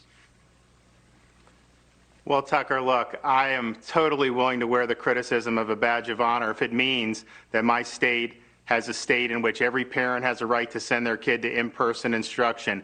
Everybody has a right to work and a right to pursue their vocations. Every business has a right to operate. And we've done that. We've trusted people. And as you mentioned, our COVID mortality is less than the national average per capita. And on the vaccine front, we were the first state in the country to begin vaccinating citizens, residents of long-term care facilities. And we were the first state in the country to start vaccinating our broader over 65 population.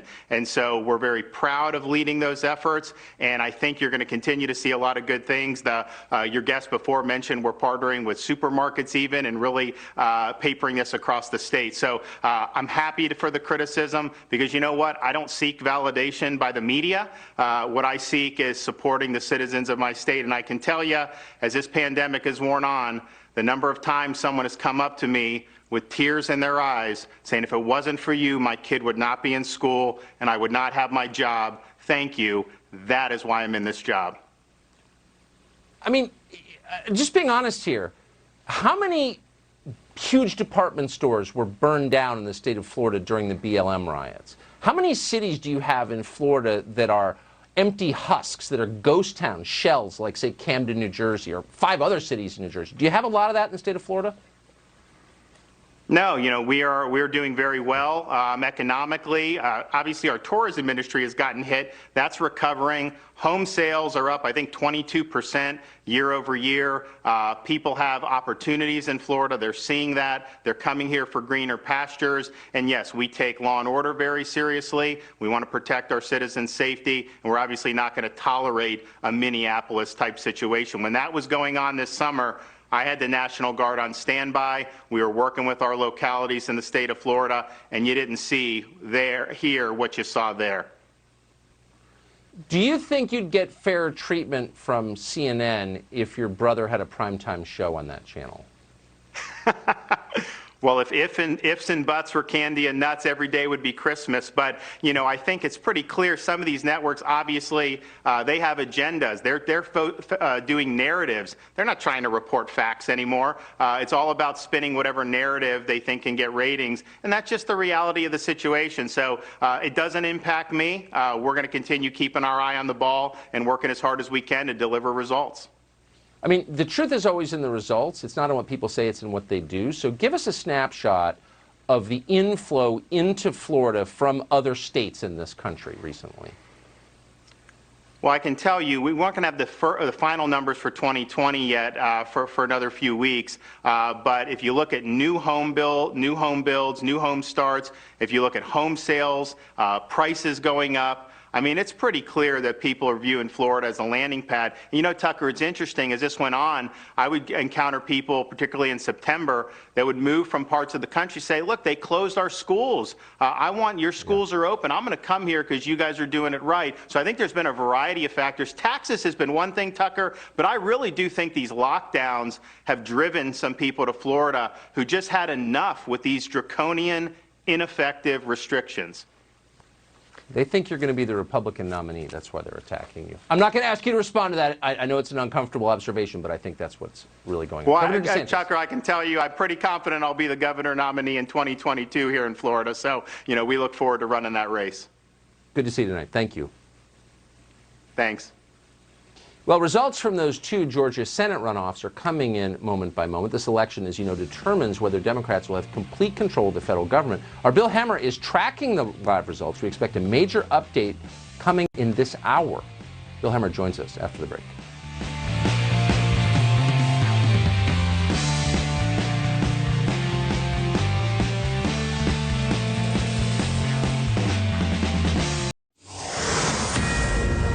Bringing you back on a Fox News alert, early results from the Georgia Senate runoffs are coming in as we speak. Bill Hemmer, the anchor, of course, of Bill Hemmer Reports, joins us now at the board with some of those numbers. Hey, Bill. How you doing, Tucker? Good evening to you. I'll just give you a quick spin around the state of Georgia here, okay? This is Ossoff and Purdue. You got about 45% of the statewide vote in right now. I think this number is interesting, Tucker. See that? There's a difference. Ossoff with a lead of about 158,000 votes. I'm just watching this right now to see how this goes throughout the night. Switch over to the other race between Warnock and Loefller. See where that number changes? Warnock goes to 172,000. This seems to be a bit of a trend so far. Again, we're only at 45% of the statewide vote in, so a lot of the votes still to come. But Warnock seems to be running at the moment better than John Ossoff. So we'll see whether that number sticks up through the night. Center part of the state, Atlanta, Georgia, you know it well. Tucker, this is Fulton County, #1 of 159 in population. We expect the blue team and Ossoff and Warnock to do well here. We've got a good number of the vote in right now, almost 85%, so we're watching that. Here's the #2 county in the state. That's Cobb County. Still got a ways to go at 28%. This is the #3 county, DeKalb. It's all in this Atlanta area. Still early, about 27, 28%. And Gwinnett County at 30% is the 4th-ranked county out of 159. This is critical for Democrats if they want to try and win these races tonight. Right there. there in the center part of the state. For Republicans, want to see how this fills in throughout the night. The rural counties, Donald Trump's been trying to drive out these voters yet again.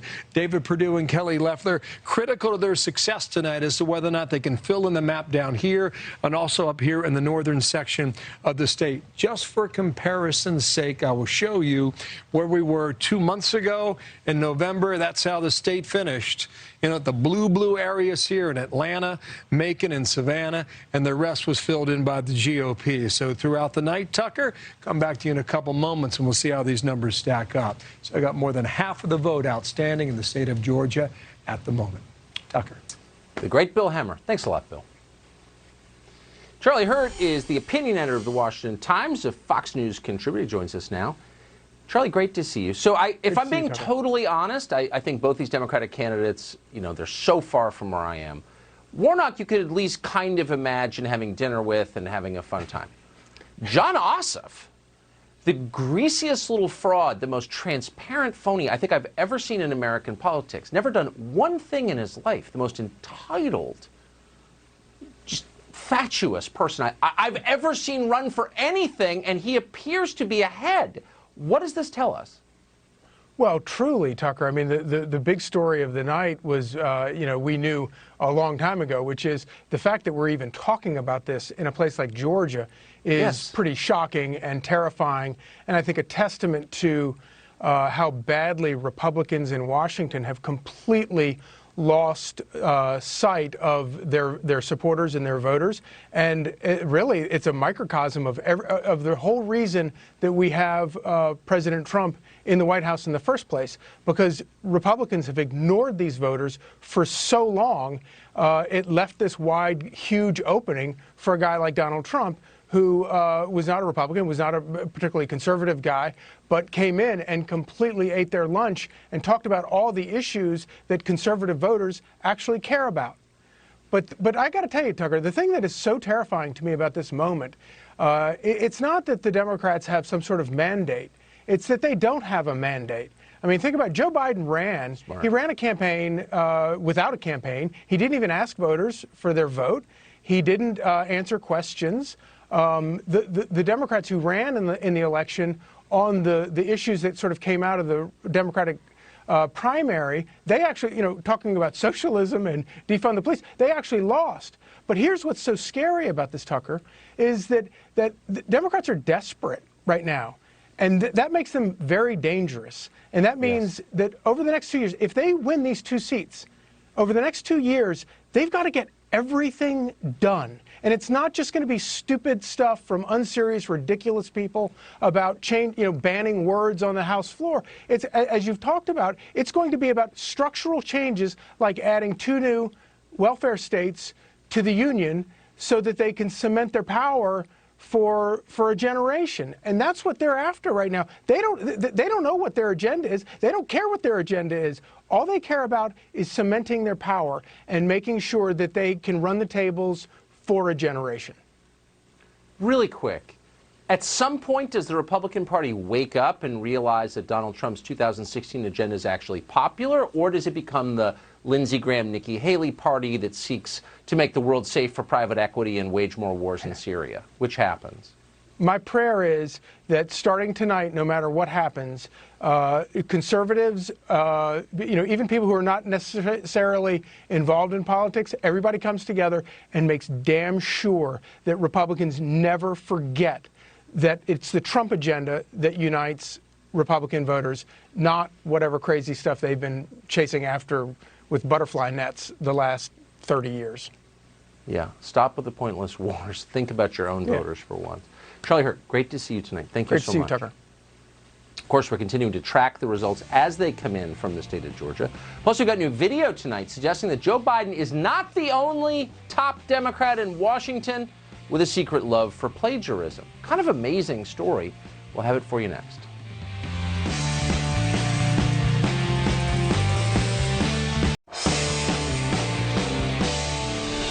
Big night in the state of Georgia. 2 Senate races there. Of course, we've been telling you both are too close to call at this hour. Numbers coming in as we await the conclusion. Let's reflect on this. There was a point in American history when many people regarded Carl Bernstein as an actual journalist. He was part of the Watergate scandal back in the early 70s, brought to you by the Washington Post. That was a story that unseated the president who won the single largest landslide in American history. But he had to leave office because of it. No one remembers the details, but it was a big deal. The weird thing is, Carl Bernstein doesn't seem to think Watergate was that big a deal. In fact, Carl Bernstein has devoted his entire professional career to downplaying the Watergate story. What's bigger than Watergate, you might ask? According to Carl Bernstein, pretty much everything's bigger than Watergate. So this in some ways is worse than Watergate. This is something far worse than occurred in Watergate. This is very different than Watergate and more dangerous in many ways. This could be worse than Watergate. I've said before that what we're seeing is worse than Watergate. So that's the first big difference of why this is worse than Watergate. I think this is a potentially more dangerous situation than Watergate. What we are watching in the Trump presidency is worse than Watergate. You know what that was? It was worse than Watergate. But it does answer a question that's been bothering a lot of us for a long time. Why would CNN put Carl Bernstein on TV? I mean, seriously. And the answer, of course, is precisely that. So he can say, it's worse than Watergate. The mystery of Carl Bernstein's contributor contract solved tonight. Breaking news. Well, Kamala Harris, who, by the way, is the ex-girlfriend of Montel Williams, and will be described that way forever after on this show, wants you to know that she's totally authentic. She's just real. She's not some typical out-of-touch politician. She's so real. She listened to Snoop Dogg and Tupac back in the early 80s before either one of them even made music. That's how real she is. She listened to tunes that didn't even exist. But recently, one of Kamala Harris's realest moments has been getting unwanted attention. According to Kamala Harris, when she was a young child, she attended a civil rights march. Of course she did, in Oakland, needless to say. And during that march, she was so focused on the liberation then in progress, she somehow became separated from her parents. She was in a stroller. Here's what Kamala Harris says happened next. When were you out there protesting? Well, I was in a stroller. I was in a stroller, and so I was out there. And in fact, my mother used to have a very funny story about I was fussing, and she said, "Kamala, what do you want?" And I said, and this is how she would say it. And she said, "Kamala, what do you want?" And I said, "Freedom." No. She just wanted freedom, or she said, freedom. Which is funny because both of Kamala Harris's parents were immigrants from other countries who came here because when they arrived in the 60s, it was a totally free country. There was no Jim Crow, actually. Kamala Harris didn't grow up under anything like that. She grew up in a country that's freer and more equal than the one we live in now. But whatever. Kamala Harris made the same claim to Elle magazine in October.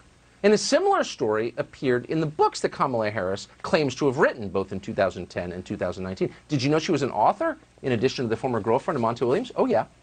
But here's the amazing thing.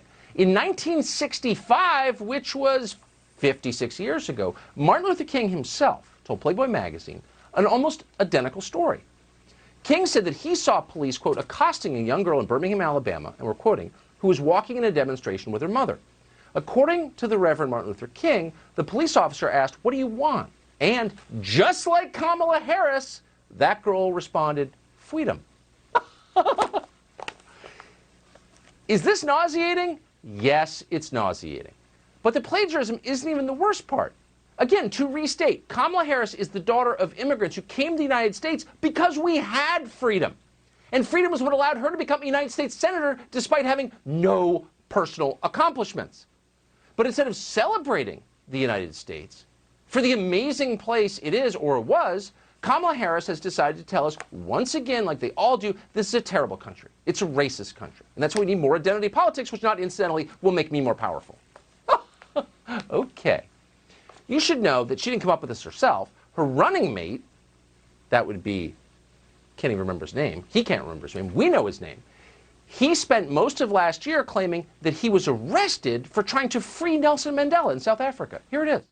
I had the great honor of being arrested with our UN ambassador on the streets of Soweto trying to get to see him on Robben's Island. One of the most saintly guys I ever knew, because I got arrested trying to see him when I went down to South Africa.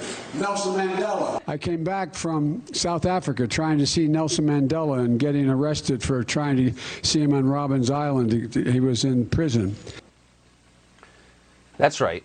Joe Biden single-handedly stormed Robben Island in a Zodiac to free Nelson Mandela.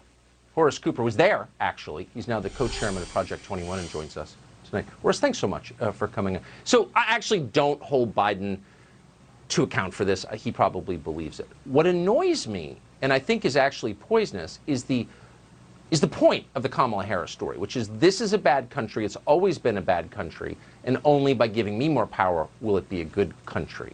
I feel like I hear that everywhere. Have you noticed? Yes, but I want to back up just a little. I don't want to give Joe Biden a complete free pass. No, you're right. Both of these two individuals ought to have been running on not the Democrat ticket, but they should have been running on the fabulous ticket. The pair who can best make up woke stories so that they can appear to be so much aware, so much pro the progressive vision, while admitting that they always knew how bad America was. Apparently, Kamala knew it when she wasn't even 2 or 3 years of age. It's an amazing thing for her parents to come to America, leaving their home countries, so that they could come to this place only for their child to know the woke truth. America was this awful place, and why would anyone even want to come here? I'm really not surprised when she was named as his running mate. Newsweek ran a survey in which a third of black working class men said they would be less likely to vote for the Democrats than they were before she got added to the ticket. Well, I think it's exactly. But what a missed opportunity. I mean, why wouldn't Kamala Harris come out and say, you know, both my parents grew up in British colonies, one of which had the caste system, literally a caste system. And so they came here. Absolutely. Because it's a great country, despite some obvious flaws, but basically there's nothing better. Like, why not say that? Why not celebrate America? There is this continuous need to hold this country in contempt. It isn't just an accident. It isn't just a coincidence. There's this idea that the best way to appeal to America, to take a leadership role in America, is by stomping on America. Guess what? We are the greatest experiment in self-government that has happened for 5 centuries, and we continue to improve. We ought to be celebrated rather than condemned. Amen. I'm totally sick of it. Horace Cooper, it's great to see you tonight. Thank you so much. Thank you. So could you be arrested and detained against your will in this country for catching the coronavirus? Some legislators are trying to make that happen. Also, we got results from the races in Georgia. Bring it all to you in a moment.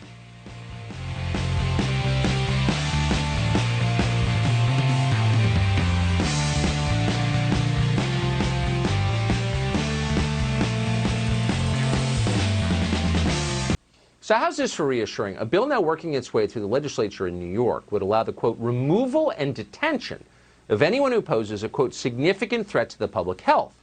So what does that mean for coronavirus patients? And would this mean that Democrats want to separate people? I thought they were against that. Karen Loefller is a New York assemblyman. He joins us tonight to assess this. This is, Karen, going around everywhere. I think probably everyone watching has gotten a text version of this bill. Should we be concerned about it? Yes, I think we should be concerned. Not only has this bill been around for a couple of years, it was just reintroduced in the last couple of days for the 2021 session. And, you know, we live in unprecedented times. A year ago, if you would have told me a governor could shut down a restaurant, shut down churches, shut down anything that he wanted to, I wouldn't have taken this bill as seriously. But we have seen individual liberties slipping away day by day over the last 9 or 10 months, and this bill could become law. I've seen bills sit on the shelf and not ever be dealt with. And then all of a sudden, there's an opportunity, there's a crisis, and they don't want to let it to go to waste. And all of a sudden, the bill becomes law in the middle of the night, usually without much debate, and usually in some kind of tucked away in some kind of an omnibus bill. So what we need to do is raise our voices against it so that it doesn't happen. I mean, you're old enough to remember when Democrats were the party of civil liberties. I mean, presumably this is being pushed by the left. I can't imagine Republicans pushing this, right?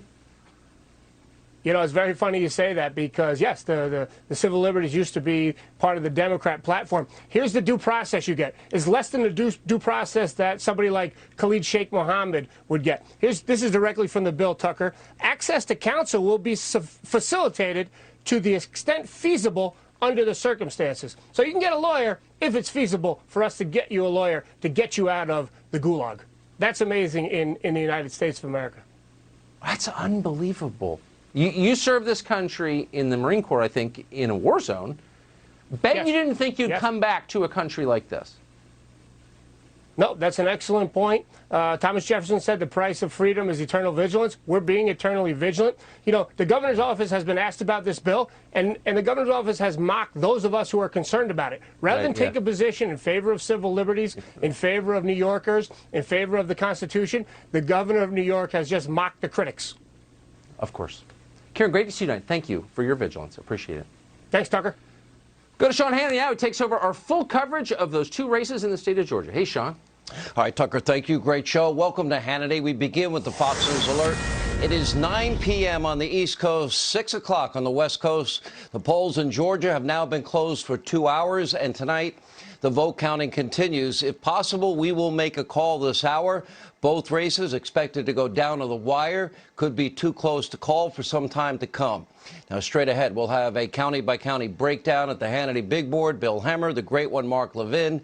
Eric Trump joins us tonight, and later we'll preview tomorrow's massive pro-Trump march in Washington. We'll hear from Senator Ted Cruz, leading an effort to force an election audit for 10 days prior to the electoral votes being confirmed by Congress. First, we turn back to the great state of Georgia. 2 Senate runoffs will determine the balance of power in the U.S. Senate. Kelly Loeffler, David Perdue are now standing in the way of a radical far-left agenda that would actively work to strip away pretty much all of President Trump's historic achievements. Make no mistake, tonight's 2 races could not be any more important. And as we speak, all eyes are on DeKalb, Fulton County, which were wrought with irregularities, claims of fraud and abuse during the general election. Democrats, of course, as we've been saying in the lead up to this night, need a massive turnout in those 2 counties in order to win. Seems like we're counting, especially Fulton County, faster than we did on November the 3rd.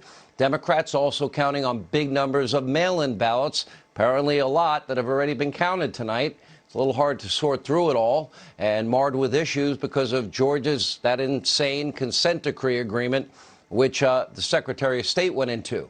Meanwhile, Kelly Loeffler, David Perdue are hoping to drive up vote totals in Hall County, Walker County, dozens of rural counties all across the state.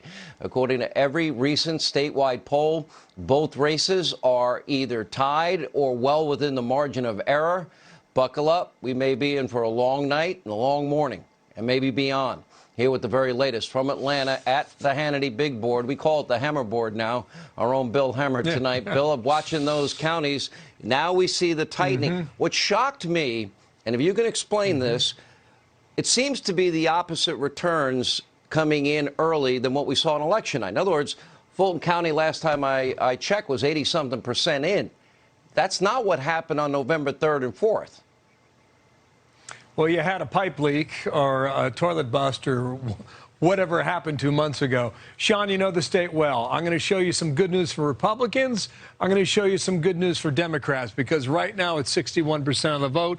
We're starting to see this tighten even more here. Just a few moments ago, we were up over 100,000 votes in a difference. We just got a number of ballots dropped just north of Atlanta, up in the county of Cherokee. This was at 1% a moment ago. It's now close to 95%. And this is heavily red for Republicans, which seems to just pop back out here for a moment. You see this number right here, Sean? This is the difference between Ossoff and Perdue at the moment. Wow. probably 10, 15 minutes ago, that was 50,000, 60,000. Let me clear this off here and show you to Warnock as well, and I'll draw your attention up here. He's been running about, I would say, 10 to 15,000 votes higher than Ossoff the entire night, which I think is interesting. We'll see whether or not that holds. So I will give you, come on back in here. So at the moment, Perdue is taking a slight edge over Ossoff. So these things going back and forth. I take you around the state. I'll show you what I'm learning right now, Sean. Some of it's anecdotal. Some of it may mean a lot in the end. Let's start right here in the center. This is Atlanta. This is Fulton County. You mentioned it. You're at 84% reporting. We knew Democrats would do well in this county. They're doing that right now with Ossoff checking in with close to 75% of the vote. Number one populated county in the state out of 159. This is number two populated. That's Cobb County, just northwest of Atlanta. Still got a ways to go in Cobb County. 20 years ago, this was Newt Gingrich's home seat. It's changed a lot since then, 28% reporting. East of Atlanta, this is DeKalb County, heavily populated, 3 out of 159. You're only at 30% of the vote checking in thus far today. And I'll round it out. This is Gwinnett County, quickly growing, changing as well from red to blue. Democrats will like this news right now, 33% reporting, and Ossoff with a 2-to-1 lead, population 4 out of 159. Now come back to what I just said about Cherokee, because that's county number 6, and the news clicks in for the red team, Perdue and Loefller. Over here in Forsyth County, you got a long way to go. This is red. It's trending blue. However, David Perdue did very well in Forsyth 60 days ago. We got a long way to go in Forsyth here. Last night, the president was in North Georgia. Let's check this out right now.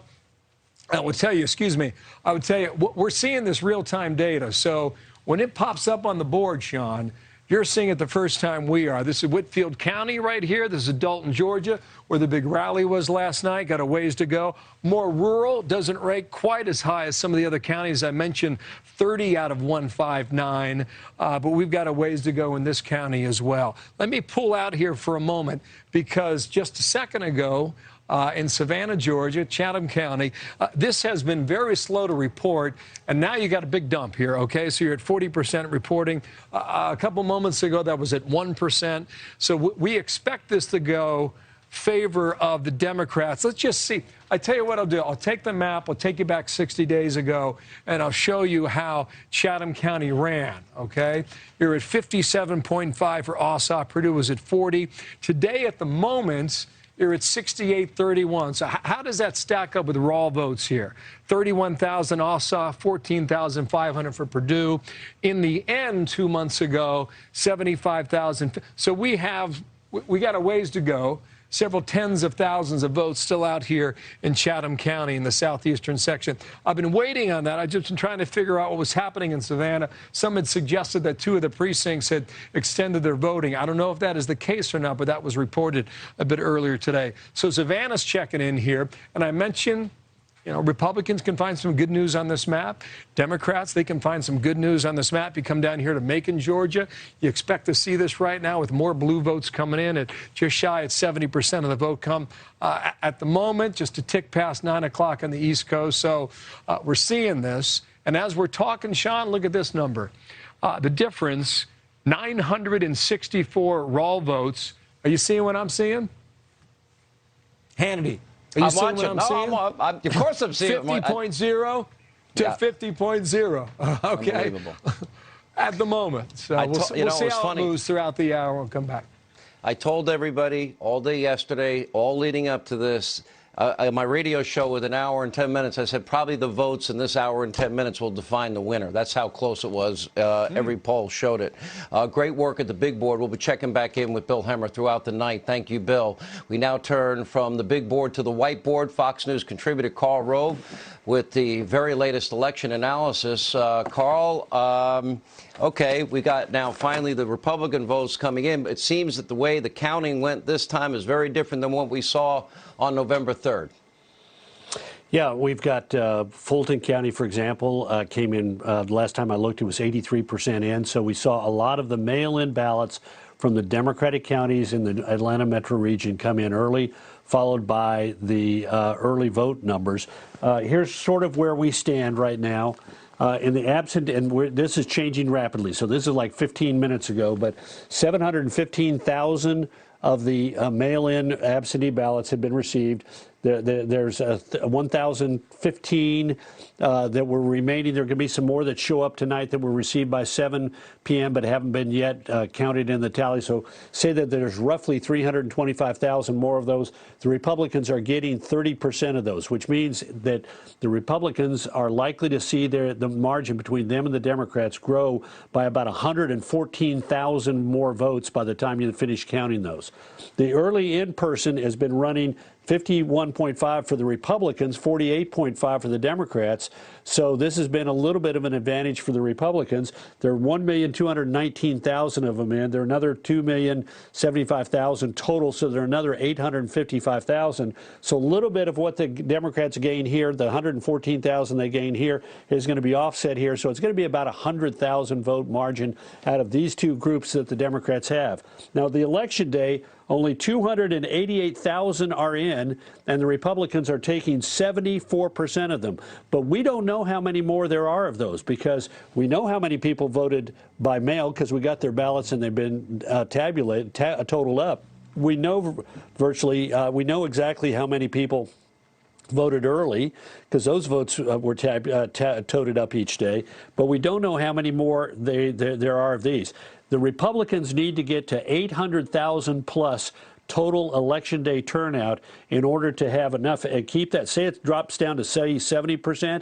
At 800,000, they wipe out whatever advantage the Democrats have from their mail-in ballot numbers that are being reported now. So this is the number we need to be watching. We need to obviously continue to monitor how well the Republicans do or don't do on mail-in ballots and percentage-wise on the election day. But the real key is going to be what's the volume of people who came out today to vote on Election Day itself. Robert Cahaley thought the day of vote needed to be, meaning today, 850,000 for the Republicans to have the ability to make up the early voting of the Democrats. Now, 288,000 doesn't come near that number, but we still have a lot of outstanding votes that yet to be counted day of. We don't know what the final number will be. Other people said 900. Some thought maybe 1 million votes would be needed.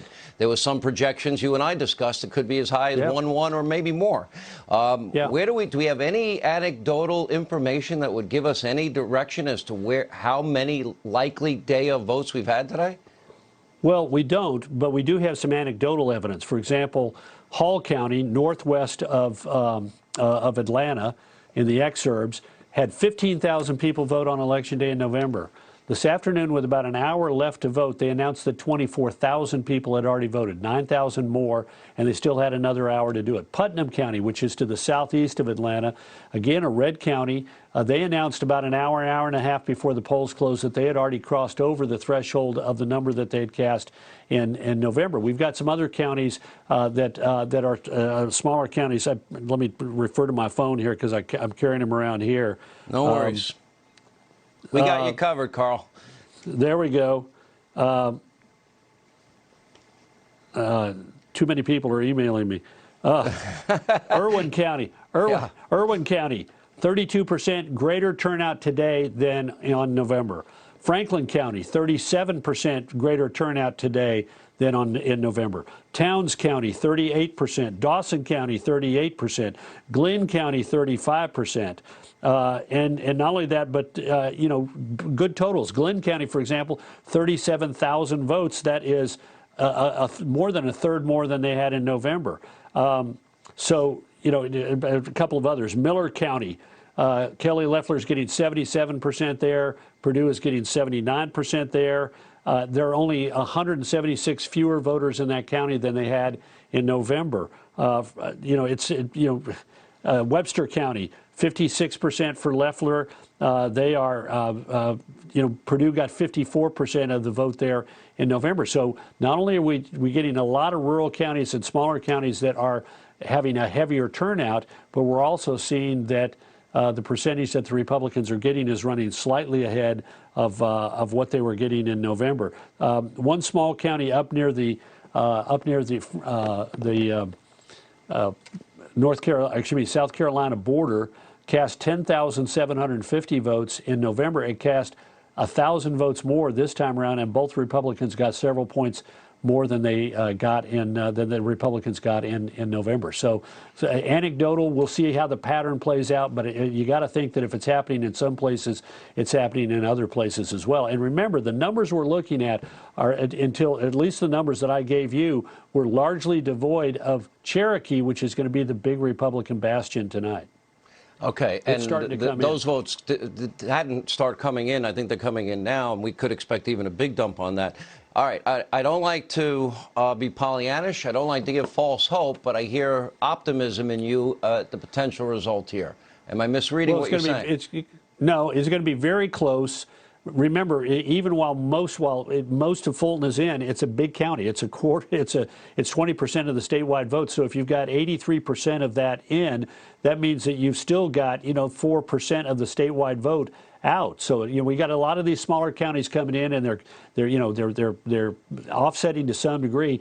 The key is going to be, again, what is the number of people? What's the total number that we see that turn out today? I think Secretary Price, who was on earlier today, was right. If this, and I think Robert Cahaley is right, if this is 850,000 or 900,000, the Republicans stand an excellent chance of winning. If that's the election day turnout and they keep the numbers that they're keeping thus far in the other two categories of voting, the mail-in voting, where they're getting about 30% less than they got in November, and 51.5%, which they're getting in the early in-person voting, which I think is probably likely to go up. Because again, I think we're going to see from Cherokee and these rural counties, as they report these votes, that the Republican number goes up a little bit there. But they're doing really well on Election Day, with 77% is the last number I saw.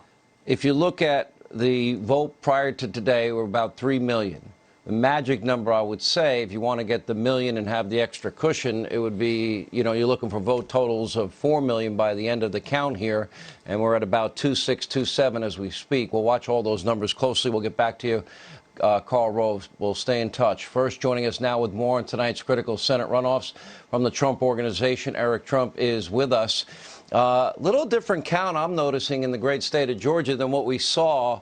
I'm not sure. Originally, I wasn't sure what to make of it. I've been making calls all night. Neither is anybody else that knows Georgia as well as I do. And I lived there until 1996, and I came here to Fox. And it's a very different state than the one I left politically. Yeah, there's no question about it, Sean. And listen, I mean, you have a lot of pissed off people in this country, quite frankly, and I think you're going to see that tonight. They look back at what happened in November. They think they were robbed. They think they were robbed. They know they were robbed in a state like Georgia, and I think, quite frankly, it's motivated a lot of people. I think it's one of the reasons you're seeing some of the turnout you're seeing on the Republican side. It's probably the reason you're seeing the turnout you're seeing on the opposite side. But you have a lot of really upset people in this country. I mean, 75 million to be exact, and actually, many more than that, because we had ballots that were being thrown in drainage ditches, and you had ballots that were being torn up, and you had ballots that were purposely being thrown away and lost. And so, as discouraging as that is in one way to Republicans across this country, I think it also motivated a lot of people to get out there and vote, especially in a place like Georgia, which saw a lot of funny business, a couple months ago. We have Ted Cruz coming on later in the program. We know that he wants his commission to look into this for 10 days. We're going to have about 150 House members supporting this as well. A big rally. I believe your dad will be addressing that rally tomorrow. Eric, the things that have flabbergasted me is there's been no curiosity. Supposedly whistleblowers and eyewitnesses were important, but only if they're anonymous and hearsay and against your dad, because we had hundreds of them that signed affidavits under penalty of perjury nobody wanted to hear. Sure. Wisconsin state law clearly violated. The state constitution of Pennsylvania was violated. In spite of the claims of the Secretary of State of Georgia, he did go into a consent decree agreement with 2 standards for signature verification. That shouldn't happen. No partisan observers, no chain of custody, and I don't see that they did a whole lot to improve it in the interim since November 3rd. I agree with you 100%. I mean, you had minors voting in Nevada. You had dead people voting all over. You had, not only did you have dead people voting, Sean, you had people who requested an absentee ballot who had been dead for 10 years and then, a month later went and actually voted that ballot. You had addresses that didn't exist in states that miraculously received, ballots to them. You had anomalies in the middle of the night where you had 100,000 votes drop, every single one of them for Biden. You had, Republicans being told, go home, we'll pick up the counting tomorrow. They went home. 15 minutes later, all the Democrats come back, turn on the lights, and start counting votes. You had, and I showed up at some of these in Philadelphia. I went to one of these with Rudy Giuliani. We went to the convention center, and I mean, they literally had our poll watchers, Sean. They wouldn't let them in. They had a do not admit list, and every single one of them was a Republican poll watcher. I mean, why is it that these anomalies only went one way? And I think that's what's infuriating to myself and my father, mainly my father, but really our entire family. But you see the Stop the Steal rally tomorrow, and I'm going to be speaking at it at 10 o'clock tomorrow morning, and my father's speaking at 11 tomorrow. But you literally have hundreds of thousands of Americans who are descending on Washington, D.C. because they know exactly what happened. And the media is totally carrying the water for Biden. They know the guy had zero enthusiasm. He did not win. I mean, he couldn't draw 12 people into a classroom when my father was filling stadiums. No one believes that this guy got 80 million votes. It doesn't feel right. It doesn't look right.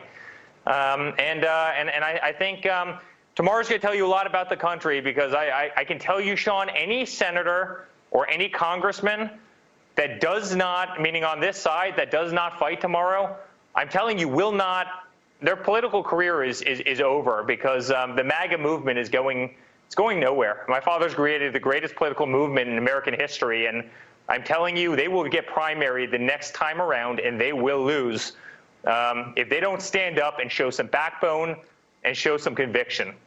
You know, what I said last night on this program, if you would have said to me 5 years ago that the media would lie for 3 years to the American people about Trump-Russia collusion that never happened, that Hillary would pay for a Russian disinformation dossier that was never verifiable because it was all phony to cover up, you know, the subpoenaed emails that she didn't turn over and erased. If you would have told me the FBI would abuse its power and use the phony dossier as a basis to lie to a FISA court to spy on your father as a candidate and as a president, and not one Democrat and nobody in the media would not only investigate it, but they pushed the Russia-Trump collusion.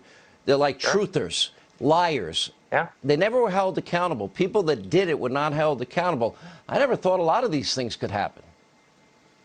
I didn't either. I mean, listen, I'm a guy who's lived a very, very clean life. I've, lived a very, very clean life. You see the way they attack me, that you see the way they attack Don, Ivanka, Barron, I mean, our entire family. You see how they come after us. And Sean, they got it wrong. The elite, the quote-unquote elite in the media got it wrong.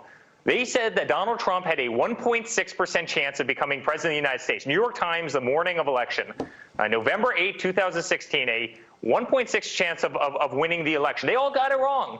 And they were embarrassed. So what do? They double down and they double down and they double down and they make up stories. And it's rather remarkable. I mean, it's rather remarkable. And I don't even think they believe that Joe Biden won, to tell you the truth. They know that the cheating existed. They know the funny business that was taking place all over. And they enabled the guy to hide in his basement and never asked him a tough question and never vetted him. And they did his job attacking your father. But all right, Eric, thank you. Appreciate it. When we come back, numbers continue to pour in out of Georgia. We'll check back in with Bill Hemmer. He's at the big board. Senator Ted Cruz, the great one, Mark Levin, a preview of tomorrow's big day in Washington, and much more straight ahead.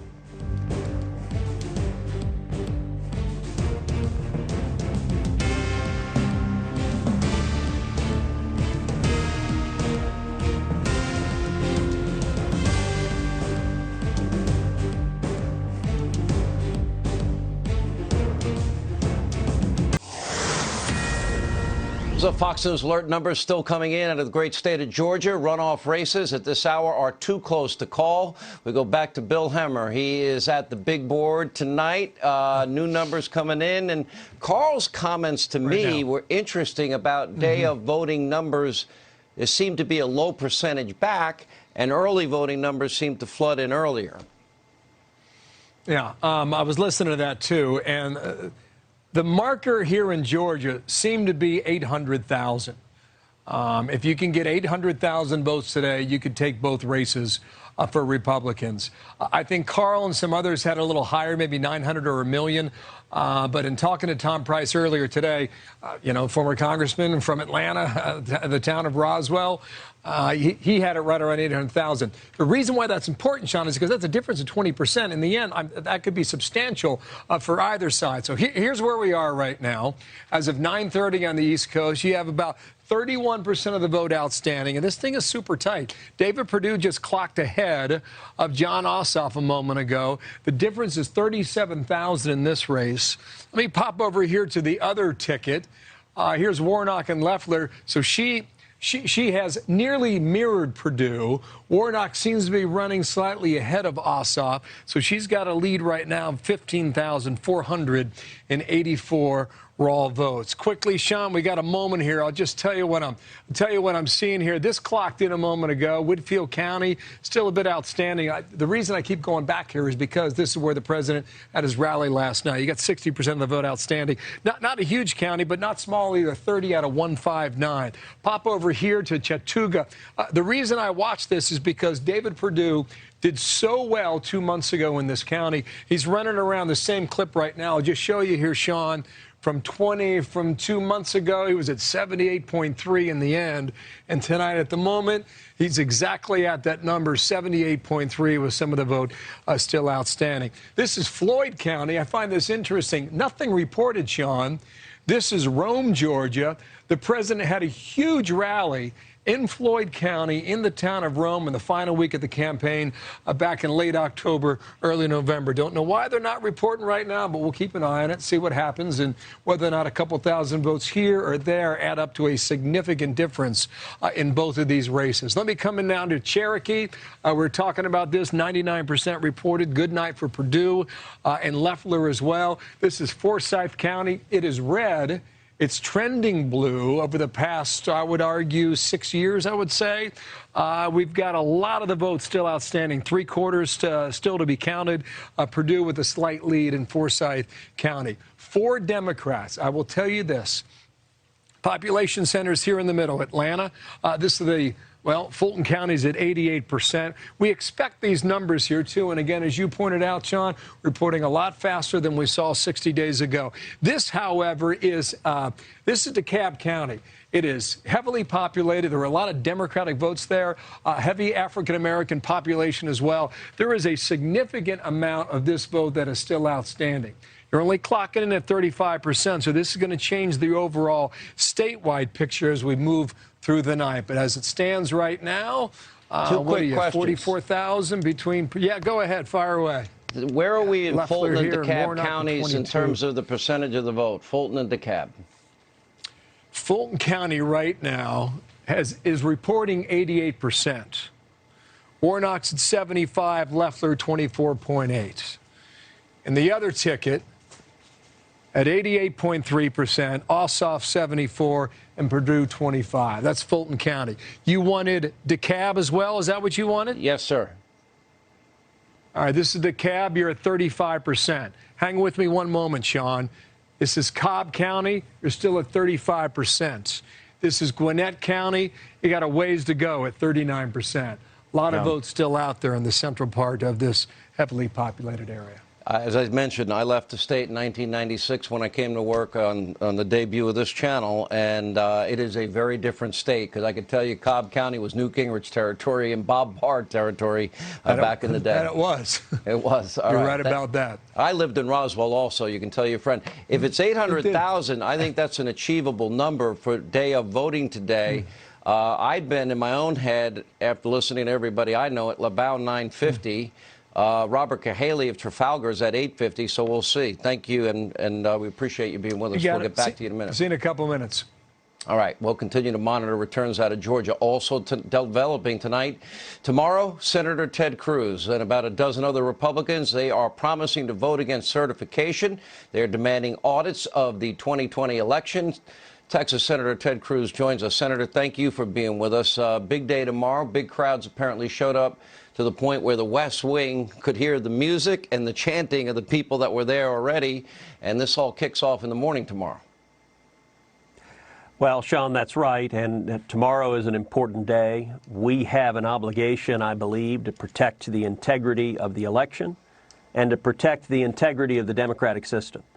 And so last week, as you know, what I did is work to bring together a group of 11 senators. I spent about 24 hours just working the phones, calling my colleagues, and ultimately 10 of my colleagues joined with me.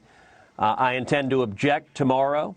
All 11 senators are standing with me on that, in that objection. And what the objection is for is to demand that we form an electoral commission that has the authority to investigate these claims of voter fraud, to consider the evidence, and to make determinations. These allegations are serious, and I got to say, there are far too many people in Washington who are saying, dismiss the claims out of hand, don't look at them, don't consider them, that Congress has to have a blindfold on. I don't think that's right. I think we have an obligation to the Constitution to defend the rule of law.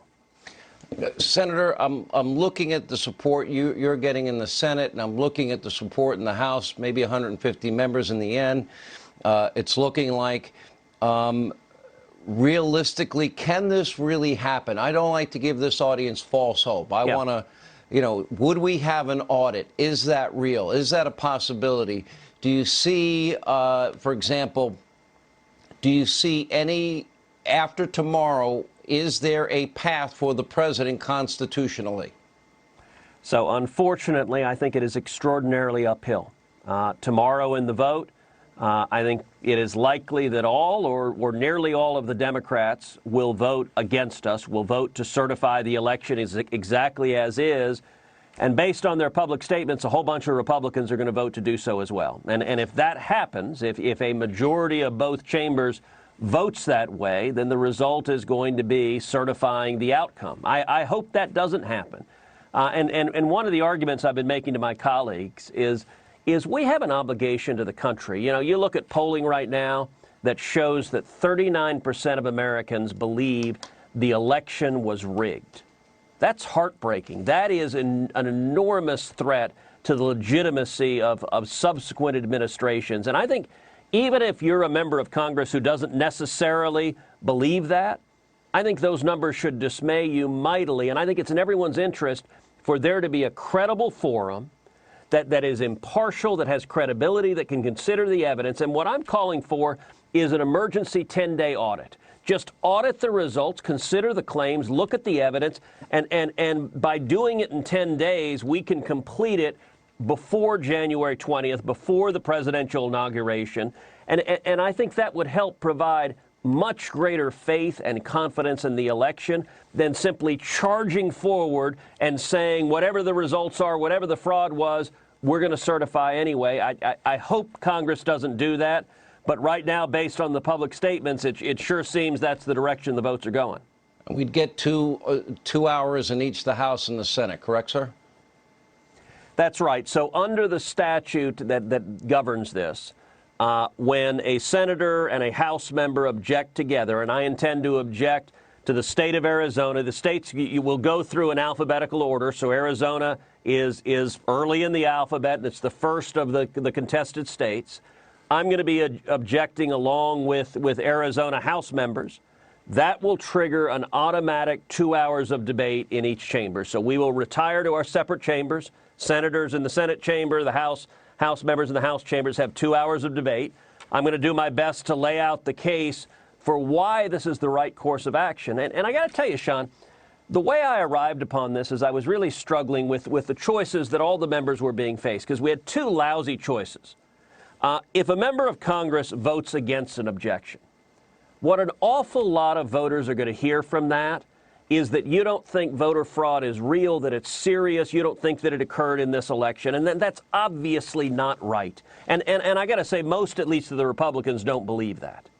But on the other hand, I think all of us, understandably and rightly, don't want to be voting to set aside the results of an election just because the candidate we happen to support didn't prevail. And so I really looked for, all right, is there another option? And what I did is I scoured history and scoured precedents. And I think the most apt precedent is the presidential election of 1876. That was the election between Rutherford B. Hayes, the Republican, and Samuel Tilden, the Democrat. And in that election, there were, just like this election, serious allegations of voter fraud in 3 states, in Florida, in Louisiana, and South Carolina. And what did Congress do in 1877? Congress didn't throw up its hands and say, we have no solution here, we can't do anything, we've got to ignore these allegations of voter fraud. No, what they did is they appointed an electoral commission. It consisted of 5 House members, 5 senators, and 5 U.S. Supreme Court justices. That commission was charged with reviewing the evidence and making a determination about the disputed ballots. And what I'm urging is we should follow the 1877 precedent. And when I made that pitch to my colleagues, at the end of the day, 10 other senators agreed with me that that was the right and principled outcome. I hope tomorrow a lot more colleagues agree with me. We'll see. Senator Cruz, thank you. We'll be watching. Joining us with reaction, he is the author of Unfreedom of the Press, the host of the #1 show right here on Fox, nationally syndicated radio host. I call him the Great One, Mark Levin. Mark, a lot of things happening tonight. A lot of things will be happening tomorrow. Your thoughts, sir? First of all, this is worse than 1876, and I'm going to tell you why. From a constitutional perspective, and I really want to focus in on this because it's relatively simple, and the media are either ignoring it or distorting it. Only the state legislatures under our federal Constitution, Article 2, Section 1, Clause 2, can determine how electors are to be chosen. They even say directed. That is, set up the state election laws. What the Democrats did, the Biden campaign and their surrogates, is after the 2016 election and not that far before the 2020 election, they said, we've got to win these battleground states by hook or by crook. So what they did is they went into these states, all 4 of which have Republican legislatures, and they had to figure out how to get around those legislatures because of the Constitution. In a state like Pennsylvania, which has Democrat governor, Democrat Secretary of State, Democrat majority elected justices on the state Supreme Court, they used all of these non-legislature officers to change the laws in Pennsylvania to assist the Democrats. And so the legislature was cut out. Similar things happened in these other battleground states that were targeted by the Democrats, their lawyers, and their surrogates. You see what happened in Georgia. They went after the signature requirements. They watered it down to the point where they really don't even work anymore. That's why you have almost no sour or poisoned signature ballots. You have a very weak Secretary of State, a very weak governor. The Secretary of State capitulated. He entered into a consent decree. He violated the Constitution. The Michigan Secretary of State issued 7 million ballots. The problem is, under Michigan law, you have to request a ballot, and you need some identity requirements. In Wisconsin, similar things took place, even worse. In Milwaukee and Madison and other heavy Democrat parts of the state, they changed the state election laws too. That's 4 battleground states where the Democrats targeted. This is the book of Madison's notes. The notes, the most comprehensive notes taken during the Constitutional Convention in Philadelphia. They specifically rejected the direct election of presidents and vice presidents. More importantly, they specifically rejected executives, that is, governors and anybody in the executive branch choosing the president or the vice president of the United States. And they rejected the idea that the judiciary would be involved in the process. Yet in all 4 of those states, the executives and the judiciary had more impact and more input into the election laws leading up to this election than the state legislatures did. They were utterly cut out. So here we have a problem. We have a constitutional crisis that nobody wants to talk about. The 4 battleground states, you had unconstitutional elections if you follow the Constitution. Unconstitutional elections as a result of what the Democrats did, circumventing the state legislatures. And so what I hear now is, well, 60 suits were brought and 60 suits were lost, and the Supreme Court would. Doesn't matter. This is what matters. This, Madison's notes, the Constitution, not precedent, none of it. What matters is the plain language in the Constitution. They picked the state legislatures because they decided that was the place that they wanted the elections determined, that they would decide what the election laws would be. So the Democrats circumvented every single one of these in those 4 states, as did the Republican leadership in Georgia. So now what do? So these electors have been certified. Who certified them? The very Democrat officials, and in the case of Georgia, the very incompetent Republican officials who changed the laws in the first place. So in Pennsylvania, the governor ultimately certifies the electors, sends it to the archivist in Washington, D.C., so he's certifying his own unconstitutional actions. Same thing happens in Michigan. Same thing happens in Wisconsin. And frankly, with incompetent Republican leadership in Georgia, same thing happens in Georgia. Now we get to the joint session of Congress, which is also provided for in the Constitution, and we have, other than Ted Cruz and his group and Hawley, we have gutless, feckless Republicans who are telling you, under the 12th Amendment, it says we shall count the votes. I have no choice. I have to count the votes. Really? You have to count the votes? Let me be utterly clear about this. The framers of the Constitution weren't stupid. The framers of the 12th Amendment weren't stupid. Do you think for a minute they would say that Congress should count votes that are unconstitutional? They assumed that the votes would be lawful. They assumed that the states would follow the legislative process that they put in the Constitution. I'll give you a perfect example. Not one of these Republicans would say, if a state legislature passed, just as an extreme example, and said, no electors can be black.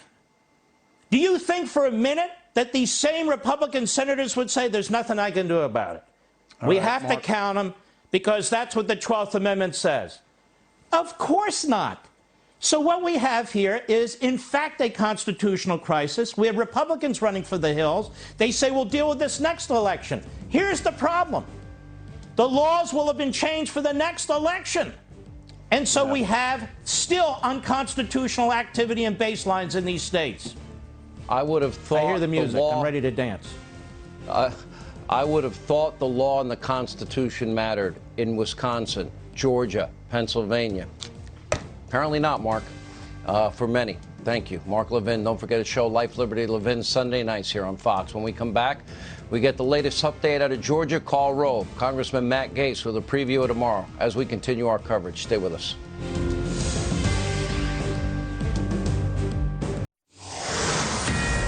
It's a Fox News alert. Vote totals from Georgia continue to stream in. Back with more analysis. Fox News contributor Karl Rove. All right, so we had 3 million early votes that we know. That was the count. We're at, what, 3-4 already in tonight. At 78% or so that we're hearing, 77 we have in Fox now projected in, which would put us well over the million mark if we went with that analysis, but that doesn't seem to be holding for reasons I can't explain. Well, look, you're right. There's some things we know and there's some things we don't know, and there's a lot that's still to be decided.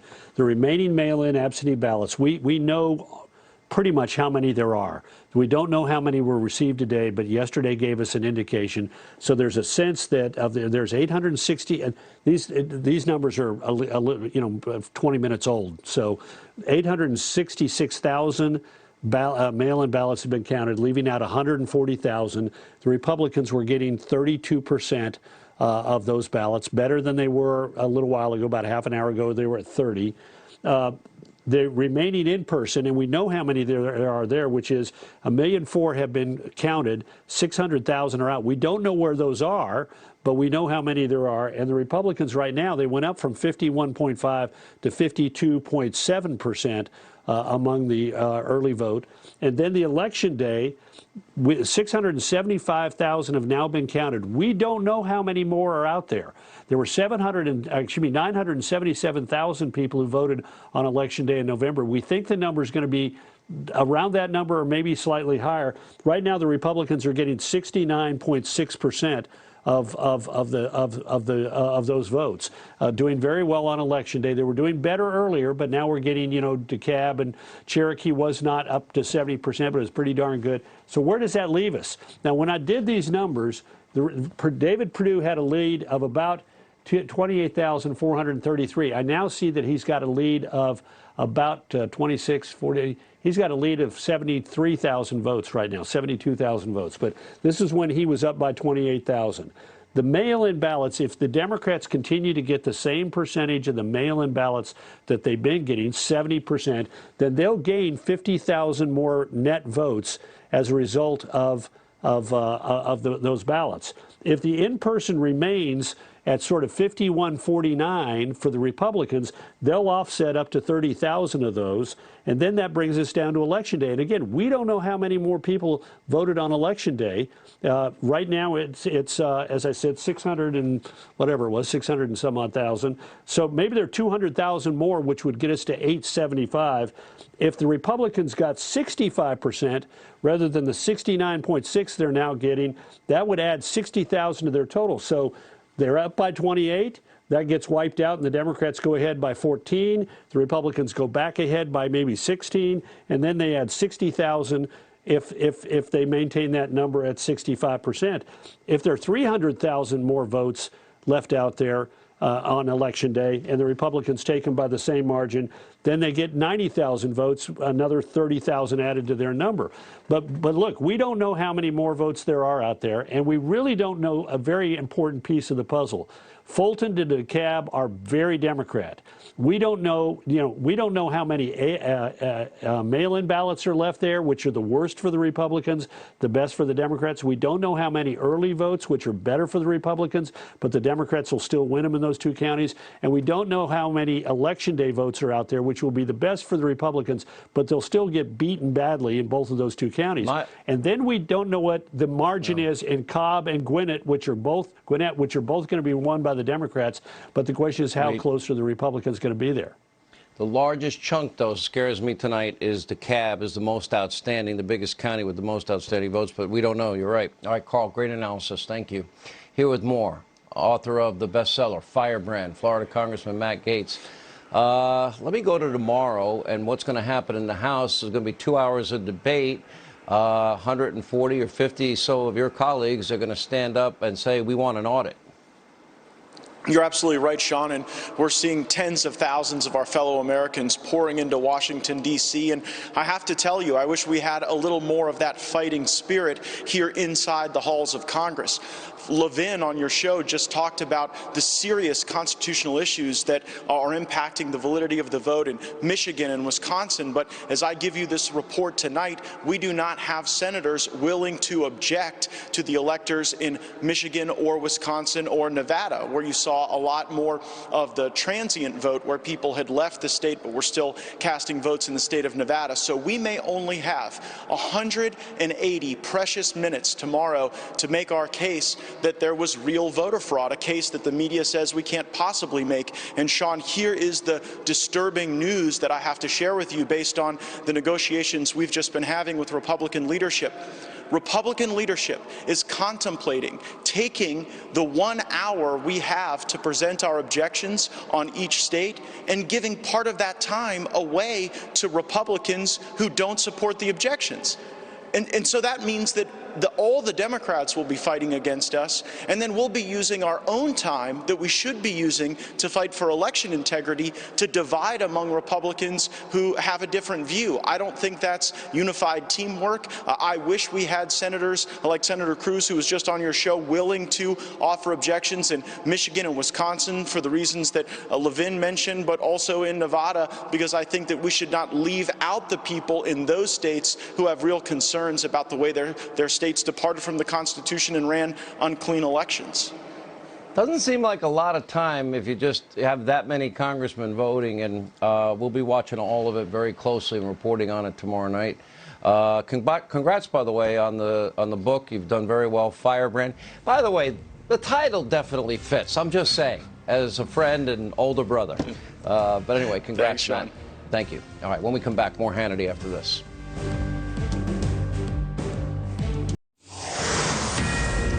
So Fox News alert, the Senate runoffs in Georgia are those margins razor thin, still too close to call. As we predicted, these races are extremely tight, will come down to the wire, and we will have full coverage throughout the evening. Stay with the Fox News channel all night for continuing coverage. Don't forget tomorrow, early coverage of the March on Washington, what's happening in the House and the Senate. It's going to be an interesting day tomorrow. We'll have full coverage and wrap up tomorrow night. But let not your heart be troubled on this runoff election night, because Laura Ingraham is standing by with news you're going to want to hear next. Laura. Sean, this is wild. And I'm telling you, we have hundreds of thousands of people pouring into Washington tonight. From all across the country.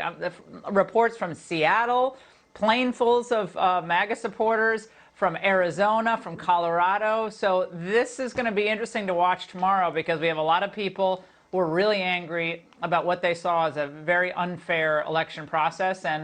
And the president's going to speak. And meanwhile, this, as you said, this tight race in Georgia where it's all on the line. I mean, we say that a lot, but literally it is all on the line tonight. So we're going to go to the latest reports. We're watching closely. I wish I wasn't wrong in my prediction that this was going to be close. I wish it was a blowout. All right, Sean, and great show, and we'll see you tomorrow night when this will all be settled. All right, I'm Laura Ingraham. This is the Ingraham Angle from, of course, a pivotal night in Washington. It's not an exaggeration. I said this last night. The fate of the nation actually rests squarely on the results of these two Senate runoffs in Georgia. So I said liberty versus lockdowns, prosperity versus punishment, and common sense versus critical race theory. All these concepts, all these battles hang in the balance. Now, the races between Senators Perdue and Jon Ossoff, and then Senator Kelly Loeffler and Raphael Warnock, are as close as we did expect them to be. We're going to bring you every significant update throughout the hour. And just over 500 miles to the north in Washington, D.C., President Trump supporters, as I said to Sean, they have been just fanning out across Washington, D.C. Muriel Bowser has actually called in the National Guard to keep things peaceful. Remember, she didn't really want to do that necessarily when things were really violent not so long ago in May and June. But nevertheless, most of D.C. is shut down, even though we have this big rally taking place tomorrow. And two men who are leading efforts to challenge all of this in the election, Congressman Jim Jordan, Senator Josh Hawley. He's been in the news a lot, and you know why. He's here tonight.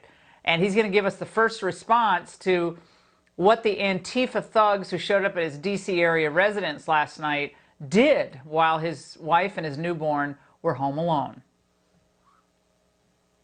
But we begin tonight in Georgia, where we have Fox News reporters fanned out across the state.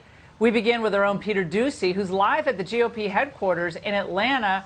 Peter, this is giving everybody a big stomach ache from both parties watching this tonight, up and down. At one point, it was 10 points early in the evening for the Democrats. Now it's too close to call. Folks went wild when results from Cherokee County came in. Tell us about that and the mood tonight.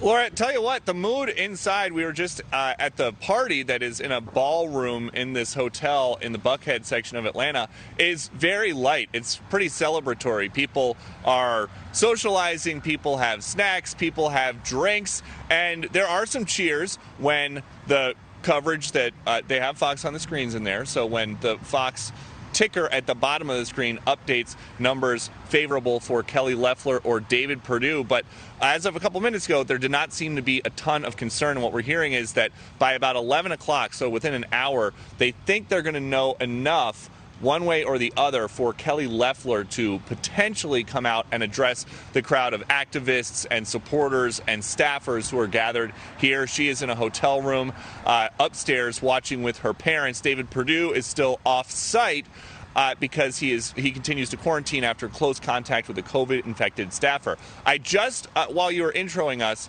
at 10:01 got a text message from a Republican staffer who is involved with this runoff effort, who said that right now they know it's going to be very close, and what they're doing is they are trying to figure out where exactly the votes are left to be tabulated. If it's in a red section, good for them. If it's in a blue section, not so good for them.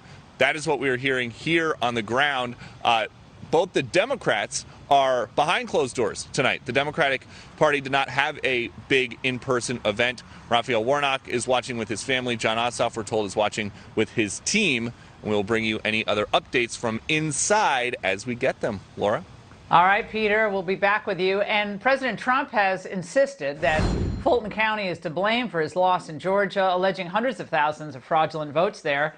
And tonight, Fox is inside the massive absentee ballot counting processing center that's in Fulton County, where the ballots are right now being processed. So is it going any better than it went last time? Fox's Matt Finn has a story there for us tonight. Matt, what can you tell us? We're all watching this with intent gazes tonight, and a lot of nervous people in both parties. You know, Laura, actually, it's quite stunning. A short while ago, a judge here in Fulton County ordered that this entire floor be rearranged. It's hard to tell at home, but the metal barriers here have been rearranged in this room so that observers can walk down the center of the room in aisles to get closer to the absentee ballot counting process. Throughout the day, we had observers telling Fox News they felt they were just being kept too far away to adequately tell what was going on. One person said, "No way can I tell what's going on in the center of this room." So a judge here in Fulton County ordered that observers be able to get at least 10 feet away from the process here, and some say even that is too far.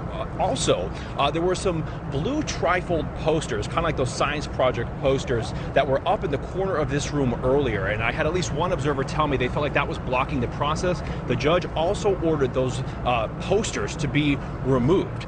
So some late developments here in Fulton County. Fulton County says it received 108,000 mail-in ballots. It processed more than 100,000, and it expects all of them to be processed tonight, Laura, but the workers here on this floor have been warned that they may be working until 2 o'clock in the morning. Laura.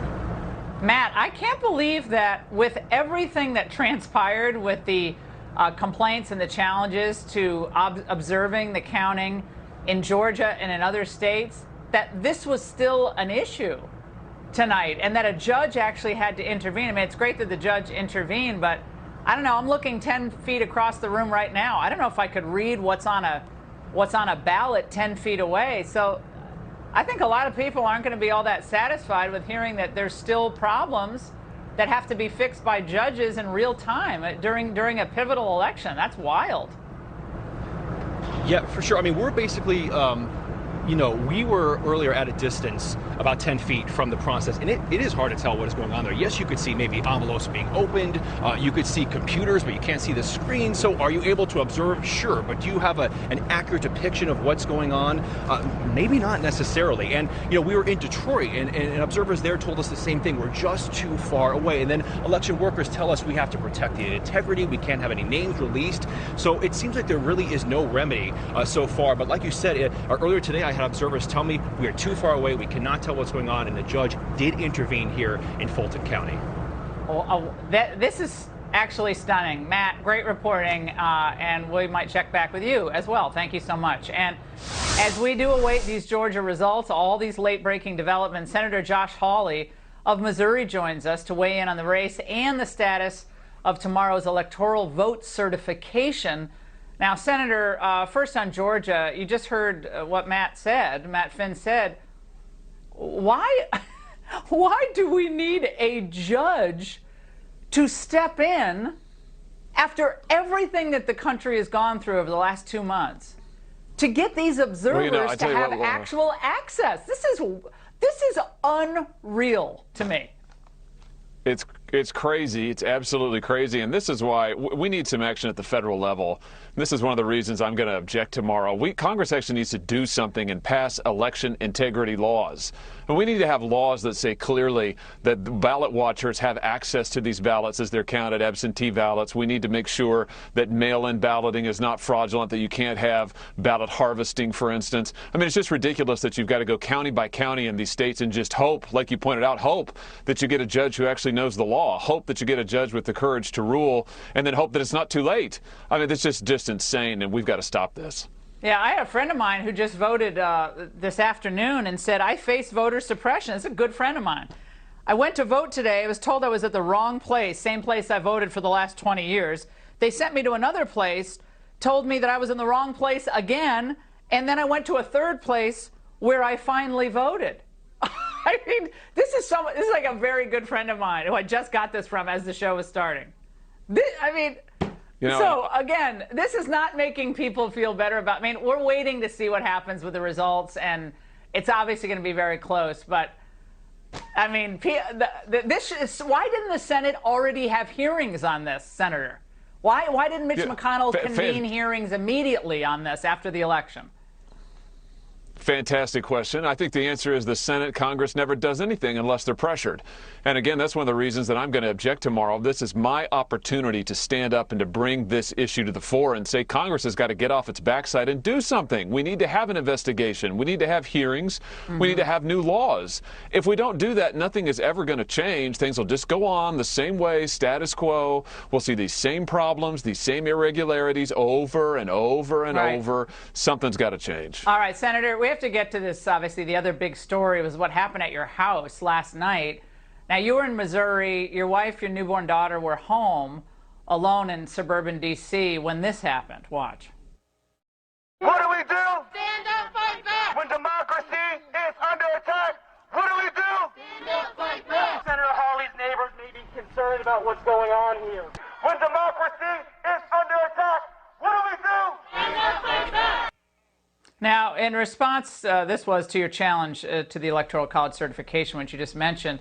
So take us through what happened. Well, so first of all, as you say, I mean, I was at home in Missouri. I've got a newborn daughter, 7 weeks old, who can't travel. So my wife was here with her at our house in the D.C. area, and these Antifa thugs, they're an Antifa-affiliated group, show up under cover of darkness. You know, they don't have the guts to come during the day. Under cover of darkness with bullhorns. They start screaming and shouting. My wife comes out with the baby. You know, she's alone. She comes out with the baby and says, please leave. My husband's not home. Please leave. The neighbor's here. You're disturbing everybody. You're frightening me. They shout her down with the bullhorns. They then, after she goes in the house, they then come up to the door. They start ringing the doorbell, pounding on the door. They have a bullhorn at the door. They're looking in the windows. They're yelling at my wife, come out, come out, come out. She's in there alone with the baby. Some neighbors finally call the cops because they're terrified. And that was the whole point, Laura. The whole point was to terrorize and to intimidate. And they just ran into somebody who wouldn't be intimidated, and my wife and me, and we're just not going to take it. Senator, the local police spokesman is pushing back tonight, saying that the protest was peaceful and that they basically dispersed. He didn't think it was that big of a deal. But I read that and I said, well, what if the roles were reversed and some Trump fans or someone banged on the door of Stacey Abrams' house and started screaming that she shouldn't do ballot harvesting or whatever she's doing down in Georgia? I don't know, would they call that no big deal? I don't know.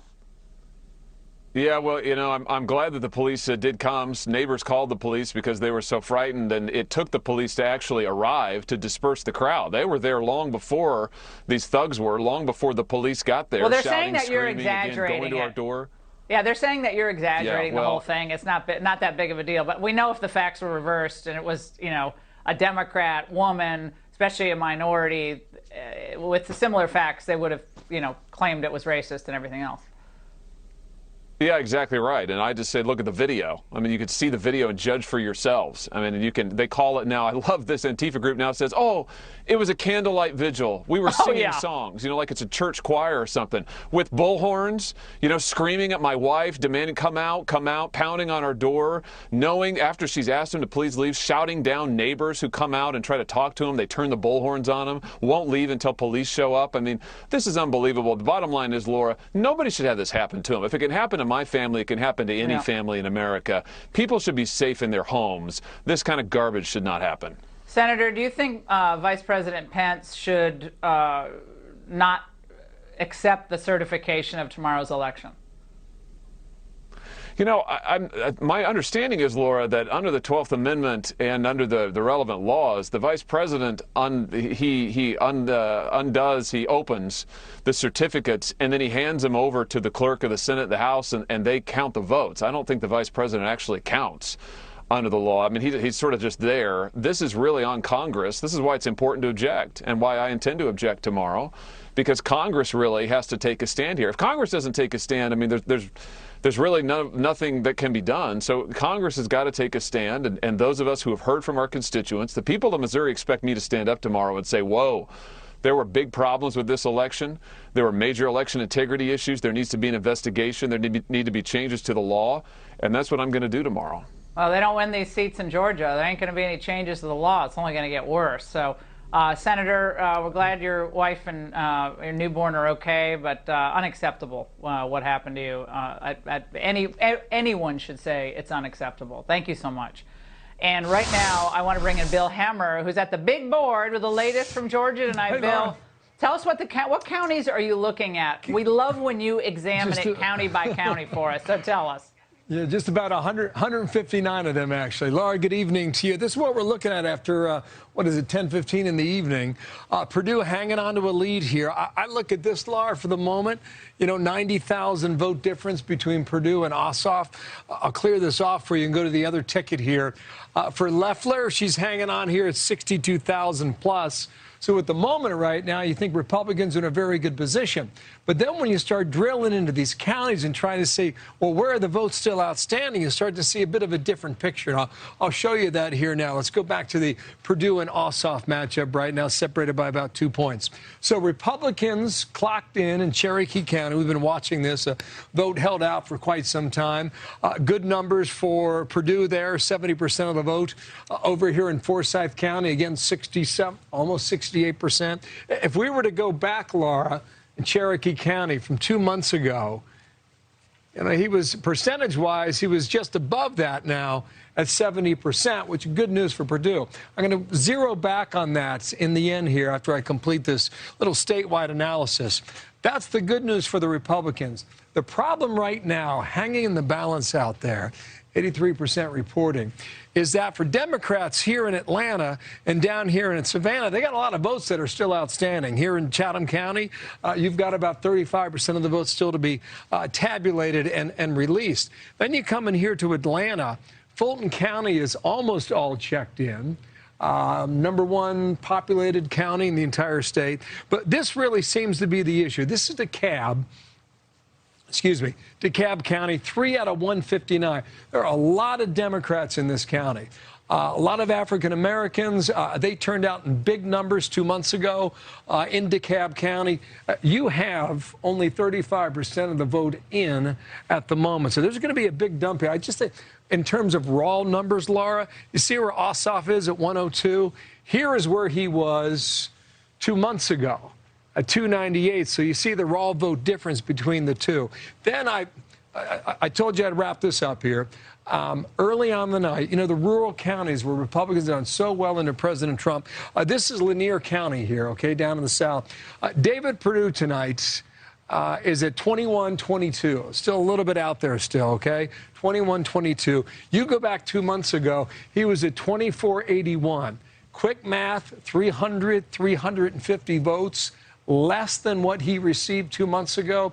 You start to add that up all over the state of Georgia, and you start to see in a really close election like we're seeing right now, 300 votes there, 300 votes over here. It could all make a big difference in the end for both of these races, Laura. So, Bill, you're saying that in the rural counties, from what you're seeing now, the turnout for Republicans was not as strong as Republicans wanted. I want to be careful with my words. I agreed on that. Not as high as Republicans wanted it to be in many of these rural counties. Not all of them, but quite a few as you pop around on this map, Laura. Yeah, 300 votes. I mean, elections are won or lost on 300 votes. So we're following DeKalb County is the big one. But, Bill, we'll check back with you. Right. Thank you so much for giving us the latest. Joining me now, Bob Barr, former Georgia congressman, former U.S. attorney. Also with me, Sarah Carter, Fox News contributor, host of the Sarah Carter Show podcast. Bob, okay, you know this state about as well as anyone, of course. You heard what Bill just said. What's going on with the rural vote? And is there enough rural vote outstanding to help the GOP, given the fact that we got, 100,000 plus outstanding in DeKalb County? Laura, this is going to be a very close election. We knew that from the very beginning. You said that, Bill has said that, and from my position on the ground in Georgia, I've known that all along. It's all about turnout. And to the extent that the Republicans could focus on turnout and not be distracted by, as I mentioned the other day in an article, all these barking dogs. As Winston Churchill says, you'll never get to your goal if you throw rocks at every barking dog along the way. The problem with the Republican approach here is not the candidates, it's not the governor, it's all these other issues that clutter it up. And the problem is, that's why we're seeing the Republican turnout not quite as big as we had hoped. But I still do think, looking at the maps, that the votes will be there from rural Georgia, which is exactly what happened in our gubernatorial race, Laura. As you remember, just 2 years ago, it was exactly the same scenario, and Governor Kemp pulled it out because of all those rural votes and the military votes that come in later on. Sarah, your thoughts now, given what you're seeing, how close this is and how wild it is, with the president, of course, criticizing, and that's putting it mildly, the Republican sitting governor and Secretary of State and their handling of the election and the presidential side when we needed turnout for these Senate races. Well, it's absolutely frustrating, I think, especially for people in Georgia. I was just chatting with folks before I came on with you, Laura, out in Georgia. Some of them are feeling pretty positive. This is people in the GOP side. They believe that Loefller and Perdue are going to pull through. But I'm also talking to others that are saying, wait, not too fast. DeKalb County is the one that they're most concerned about, and there's still a lot of votes left out there. It is going to be very, very tight. But also remember this, across the country, we still have 39% of people polled that actually believe that there was serious problems with the general election. And so you have, just like Bob said, barking dogs out there and people concerned about the fact that maybe, there's a frustration in these rural parts of the country where they think like, well, is my vote even really going to count? Top that with what happened and with what President Trump said, and some people may not get out there and vote. And you're right, votes are won and lost, but with less than 300 in some cases. And so that's what we're seeing right now in Georgia. And I think what's even more stunning is the fact that we have Warnock and Ossoff, and we're really looking at like the most progressive, the most extreme that we've ever seen leftist candidates, and how close it is really quite stunning that this is actually happening in America and in Georgia. Bob, have you ever seen a less impressive duo of Democrat candidates than Ossoff and Warnock? Wrap it up for us. Well, putting it that way is very nice, saying they're less impressive. These are dangerous candidates, Laura. These men will destroy America as we know it. It's not that they're just not impressive. They are a danger to the very fabric of our society.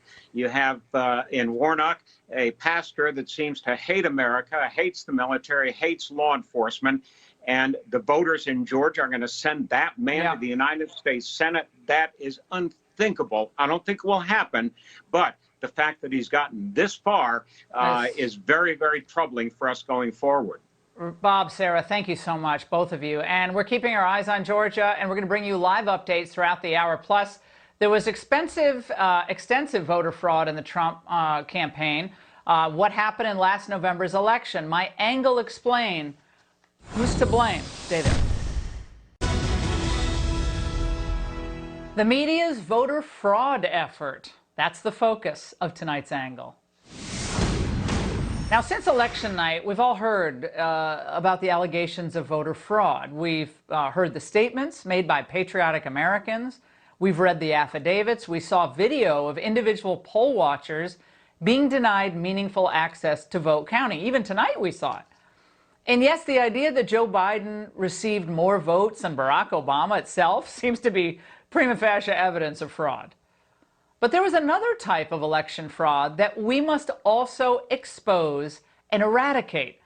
And just as with lax signature verification and untrackable ballot harvesting, it's meant to affect the ultimate outcome of the election. It's insidious. I'm talking about the longest-running undeclared in-kind campaign donation in election history.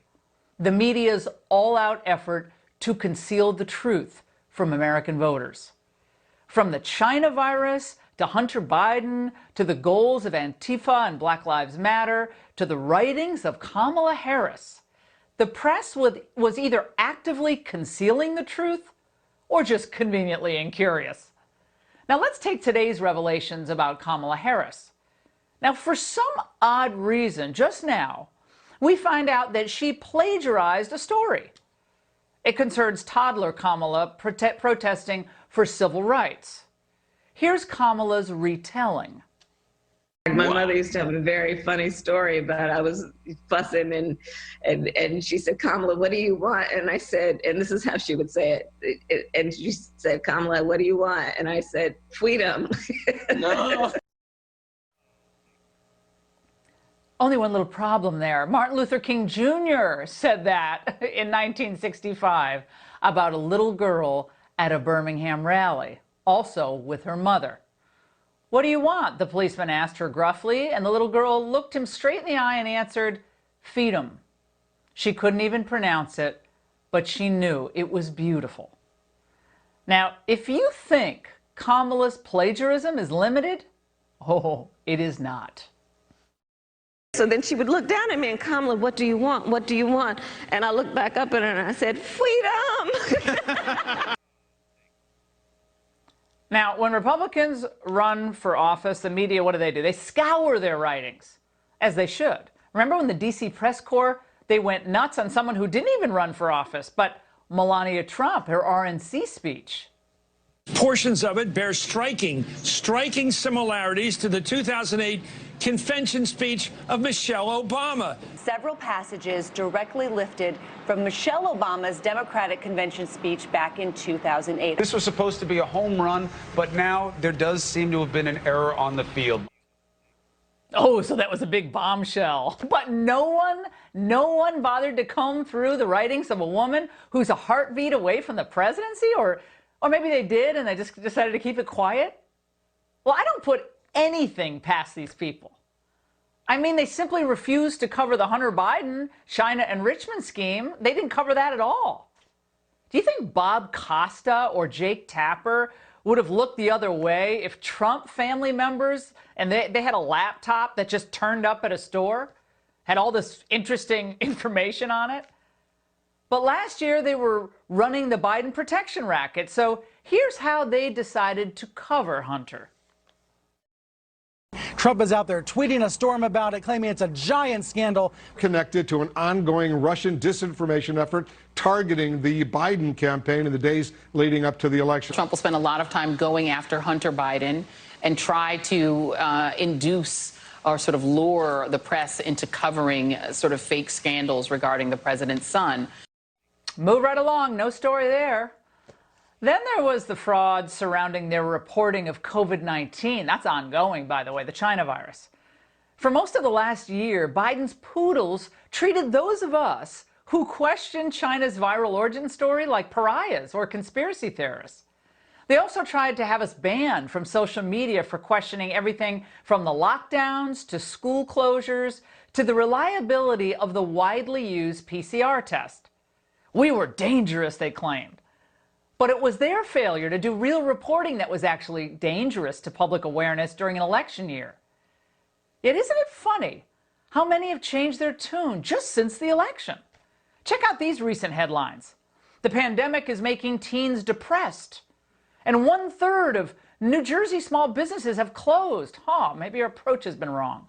And now the FDA even finally admitting what the angle's been telling you since early last summer about the PCR test. Many false positives. I'm just going to come out and say it. They did this to hurt Trump. The media and their liberal scientist pals downplayed any good COVID news, like the actual survivability numbers, and reported every development in the worst possible light, like the new UK strain that they're freaking out about, that even Anthony Fauci is admitting is maybe more transmissible, but not more lethal. Now, of all the fraudsters, the anchors and guests on CNN were the most disgusting of all. They worked overtime to stoke panic, protect China, and blame Trump. Wolf, this has only just begun. That is the truth. The worst is yet to come. The worst is still yet to come. The science tells us that the worst is yet to come. That speaks volumes. What the folks in China did, they did it right. We need to take a look at China. Instead of focusing on the lives lost and the families mourning, President Trump is blaming China. Meanwhile, 11 months ago, this host was asking questions that made Dr. Fauci on the issue of China a little bit uncomfortable. So they have unfettered access to all the information they need, the Centers for Disease Control, our people, or is it just part of the WHO? It's a WHO international group of respected scientists who I know personally, and they are there right now. So you're satisfied with all of the transparency coming out of China today about the trajectory of the disease and the origin of the disease? I can tell you in my direct interaction with Chinese scientists and Chinese health officials, not party politics people, but medical people and scientists, that I can believe what they're telling me. It just takes your breath away. Now, just a few days ago, this article appears in New York Magazine. In his devastating piece, Nicholas Baker writes, "There should have been a comprehensive, pockets inside out, fully public investigation of the Wuhan Virology Institute. There should have been interviews with scientists, interviews with biosafety teams, close parsings of lab notebooks, freezer and plumbing and decontamination systems checks, everything. It didn't happen. The Wuhan Institute of Virology closed down its databases of viral genomes, and the Chinese Ministry of Education sent out a directive: any paper that traces the origin of the virus must be strictly and tightly managed." This is precisely what I was trying to get Fauci to see almost a year ago. He wasn't that interested. Because if the Chinese engage in a massive cover-up, how would some of these people later blame Donald Trump for mishandling it all? It'd be a lot harder, wouldn't it? Now, this is where the fraud came in. Politicized scientists who work for TV networks and get fat consulting fees from drug companies and universities, and their media collaborators were either too stupid or too biased to keep voters accurately informed. My friends, these are just a few of the most egregious examples of media-driven electoral fraud that was perpetrated on American voters. And their cover-ups for Biden are going to continue. They'll probably get more blatant worse. It will be our job to expose and, you bet, resist these fraudsters every step of the way. They're not journalists. They're propagandistic tools of the neo-socialist forces who are intent on remaking America from top to bottom. We're not going to let them succeed.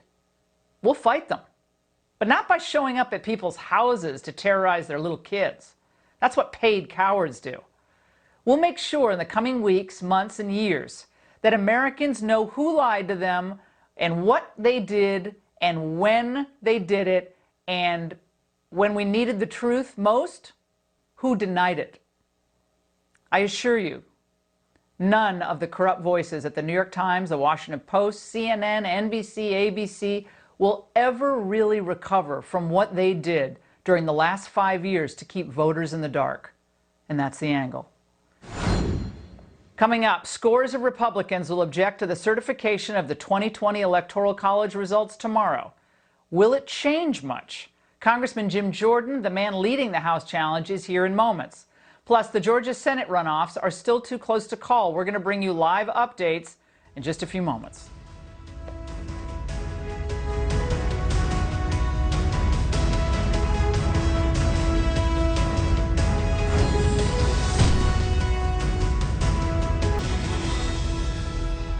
Senator Ted Cruz and others are calling for an electoral commission to review the results of the election. But in order to create one, what would have to happen is Congress would have to pass a concurrent resolution to set up such a panel, but it would itself be subject to a filibuster and 60 votes. The other scenario would involve Vice President Pence refusing electors from each state. Well, tonight the New York Times reported that Pence told Trump he has no options to do the latter, but the president refutes this, saying that he and Pence are in total agreement.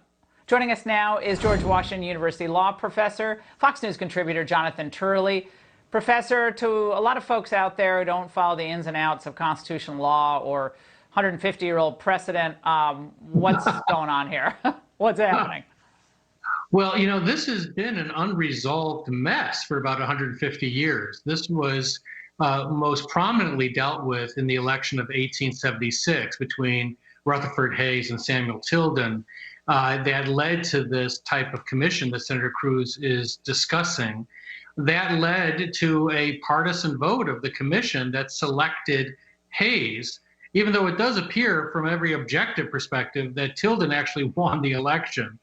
But since then, there has been an unresolved question as to not just the authority of the vice president, but even the authority of Congress in dealing with these types of questions. If state legislatures end up not abiding by the duly passed laws involving elections, and changes to rules are made by executives, by fiat or in other ways, what's the remedy? Only going to court? The court says no, it's a political question. We're not gonna find this justiciable. And then where do you go? It certainly can become that type of loop. And some people argue, and the Wall Street Journal argued recently, that Congress really doesn't have the authority to reject electoral votes. So this is all just ceremonial. It's never been reviewed by the courts. The true answer probably lies between those extremes. I mean, you can imagine, as in the case of 1876, of receiving electoral votes that are clearly fraudulent. I mean, South Carolina brought in votes after counting 101% of the eligible voters. So it was rather obvious that fraud had occurred. So this has been this long-standing uncertainty as to what Congress can do. But what I can tell you is that these votes have been properly certified by the states. Many of them have been subject to court challenges. And I have to agree with Vice President Pence if he's concluded that he does not have the authority to simply reject these sets of votes. I think that the case law is rather limited, but if you go by the text of the Constitution and the federal statute, that is the stronger position. Yeah, some people are saying that what would have prevented Joe Biden in 2016 from, as vice president, from doing the same thing, saying Russia was meddling in the election, and I'm not accepting some of these states' certifications.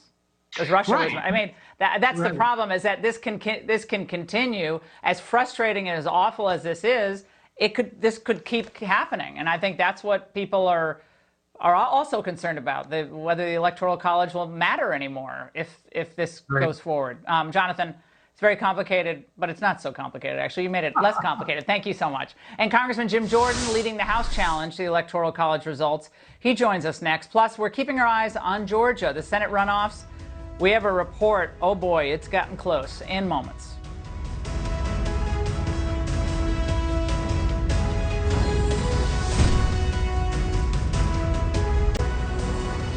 Our next guest is leading the House effort challenging the certification tomorrow. Here now is Ranking Member of the House Judiciary Committee, Jim Jordan. Congressman, now you just heard Professor Turley explain that this is likely a futile effort. So what do you think you're going to get out of this challenge tomorrow? We don't know that. Why is it important? I always say that, there's a reason they, wrestle the match and kick the ball off. You play the game. Shoot, if you listen to conventional wisdom, Ohio State wouldn't have showed up last Friday night. They'd have just said, oh, Clemson's got the favorite, they're going to win. They played the game and Ohio State won. So you have to have the debate tomorrow. That's what we're going to do. We're going to object to several states. We hope the senators join us in all 6, but we know they're going to join us in 3. And so the states are Pennsylvania, Georgia, Arizona.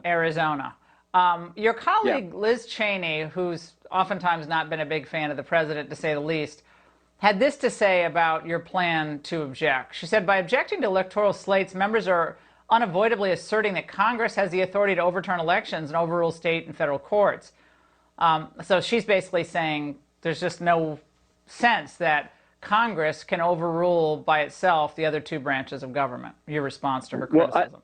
Well, you framed it up in the last segment with Professor Turley, Laura, when you said, what happens when there's an end run around state legislatures? That's exactly what took place in 5 states. We know that happened. You had state Supreme Courts, you had governors, you had Secretary of States. In some cases, you had county clerks unilaterally changing the election law in an unconstitutional fashion because the Constitution is very clear. It's the legislature that sets the time, manner, and place of elections. So when that happens, there is only one remedy left. It is for the United States Congress to do their duty. And that's what I plan to do tomorrow, and so do several others, I think hundreds of my colleagues tomorrow. We hope it's a majority so that we can actually then have the United States Congress have the final say on this.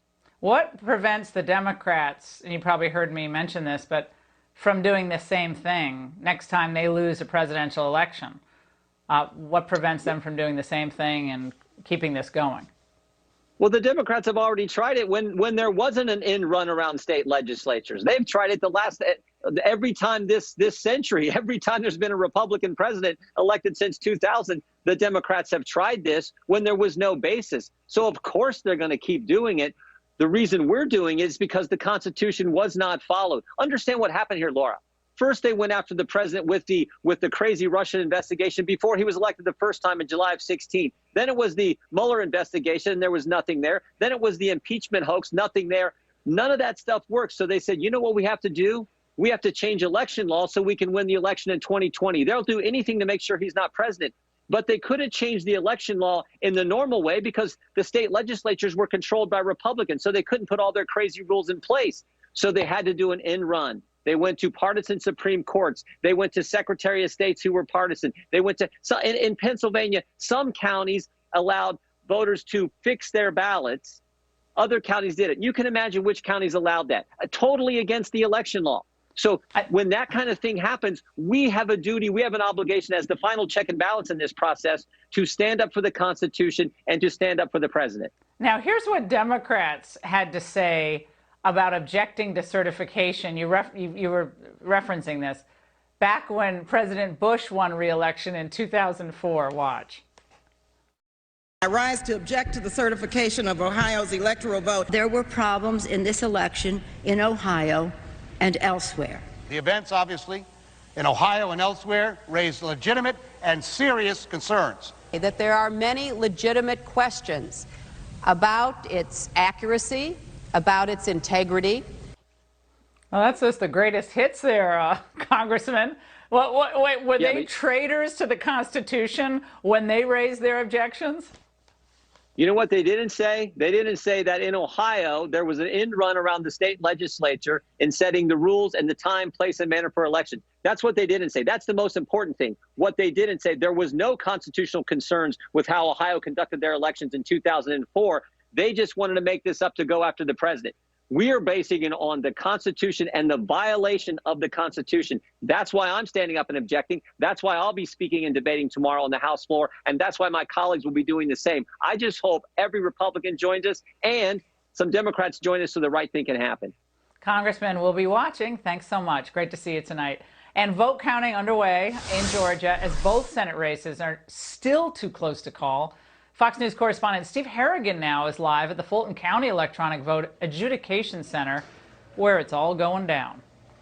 Steve, tell us. It is going down here, Laura. This might not look like electronic data transfer, but that's exactly what's happening.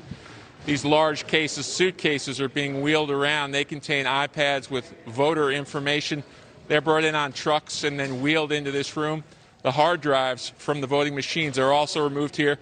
There's no paper. This is all electronic, and yet despite that, there's a lot of physical, heavy objects being moved around. Now, both Democratic candidates have no events scheduled tonight, no victory parties, no celebrations. They're watching TV, either with family or with staff.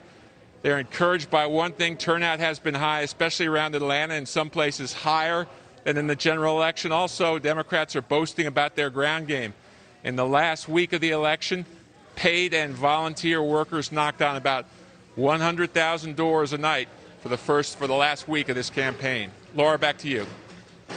Well, one more thing. I mean, we saw Stacey Abrams working very hard with various activist groups over the past 2 months, and they seem to have an enormously successful ground game. A lot of Republicans today hoping that the RNC and the RNC top staff had an equally impressive ground game, setting aside all the concerns about things being wheeled into the room and so forth, Steve. So I guess we'll find out. But Abrams was she meant business. She wants to win this. Question is, which party wanted to win more?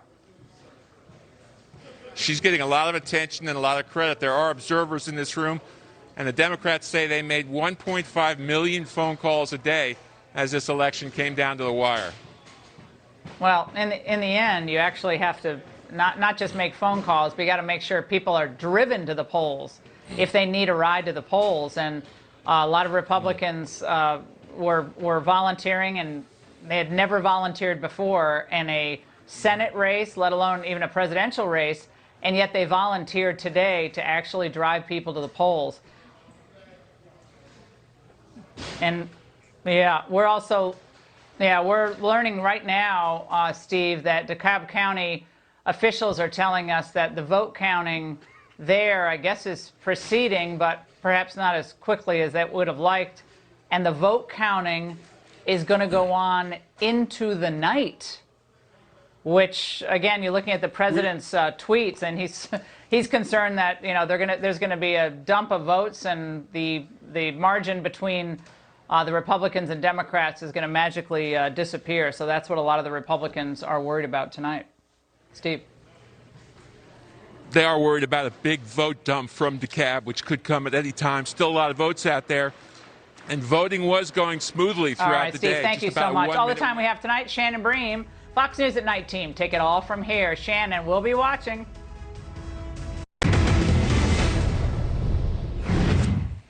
At this moment, the two Georgia Senate races are too close to call. Votes still being counted. The tallies and totals have gone back and forth. We are monitoring key counties for Republican turnout in the wake of President Trump's 11th hour rally there, and the strength of those mail-in ballots largely favoring the Democrats who want total control of Congress and the White House. We are told to expect Senator Kelly Loeffler to speak any time now, though the results are far from certain, so stick around for that. We'll take you there when it happens. And we've got new video from inside the massive Georgia World Congress Center in Atlanta, where they're counting absentee and mail-in ballots. There's some brand new developments. On the left, you can see some blue posters from earlier in the evening. Those barriers there. Well, election observers complained they couldn't see the counting. So a judge then ordered the entire floor reorganized. Now the barriers have been rearranged. That's what you see over on the right. But some observers say 10 feet away, still too far for them to be able to actually properly observe what's going on. We're going to take you there live. And at 1 p.m. Eastern tomorrow, Congress will meet to certify the results of the presidential election presided over by Vice President Mike Pence. The district tonight is teeming with supporters of President Trump who want Republicans to challenge the November election. More than 100 of them in Congress say they will do that just hours from now. Brett Baer, Dana Perino, Katie Pavlich, Juan Williams, they're all here with us tonight for extended coverage. Hello and welcome to Fox News at Night. I'm Shannon Bream in Washington. Let's go straight to Bill Hemmer now in Georgia, digging into all the data that could give us some clues as we wait. Good evening, Bill. Shannon, good evening to you. I'll show you first of all, the Purdue and Ossoff matchup right now. 11 o'clock on the East Coast, and here's your difference. Purdue has increased his margin now to 118,000 votes. We'll see how that stacks up in a moment here, Shannon, as we go around the map. The other one here with Loefller and Warnock at the moment, she's hanging on to a lead of about 85,000. When you go into the counties, you can see some weaknesses for both sides, frankly, and I'll show that to you, Shannon, as we move throughout the map. But just come back here and put up, sorry there, right, okay. Back to Purdue and Ossoff here. It just changed again. This is real-time data, Shannon. It changed. You see it when we see it here on the map behind us here at 119,000, just shy of 120,000 votes. So where are the votes left on the map here? Well, Floyd County, it took a while to get a vote in here. Heavily Republican, Purdue's doing very well up there. This is county seat is Rome, Georgia. Big rally back in late October for the president. We expected Purdue to do well here, but they were a little hesitant to release the results, but they clocked in about an hour ago. For the Democratic side, we're just hearing that down here in Savannah and Chatham County, where Ossoff has a lead, with about 58% of the votes, still about a quarter of the vote to be counted here. The election counting officials in Chatham have called it for the night. They're going to resume, apparently. That's what we're getting now, the reports early tomorrow morning. So will that matter? could that matter? Let's go back 2 months ago, and I'll show you what the results were. Very close percentage-wise. Ossoff with about a 20,000 vote lead over Perdue, and you come to today, the percentage is right there. Point being, regardless of what happens in Chatham County, the margins seem to be the same as they were 2 months ago. Really not an edge for one side or the other, so we shall watch that. Come on out here to Atlanta, watching all these counties. I think the big story, as of this hour, Shannon, is what happens in here. This is Fulton County, and just to the east of it is DeKalb. The reason I say this, a lot of Democratic votes there. Ossoff did really well 2 months ago. I just take you back to November. Look where he was. I mean, the real votes here at 300,000 to about 61,000, that's where Democrats find a ton of votes. And you still have about 60% of the votes still out as of this hour. So there's going to be a dump at some point, but DeKalb County is working slow throughout the evening. We can say that. Another one I'm watching here, Cobb County, has still got a little bit of the vote out here as well. This margin seems to be matching up yet again between Ossoff and Perdue and the way we saw it back in early November.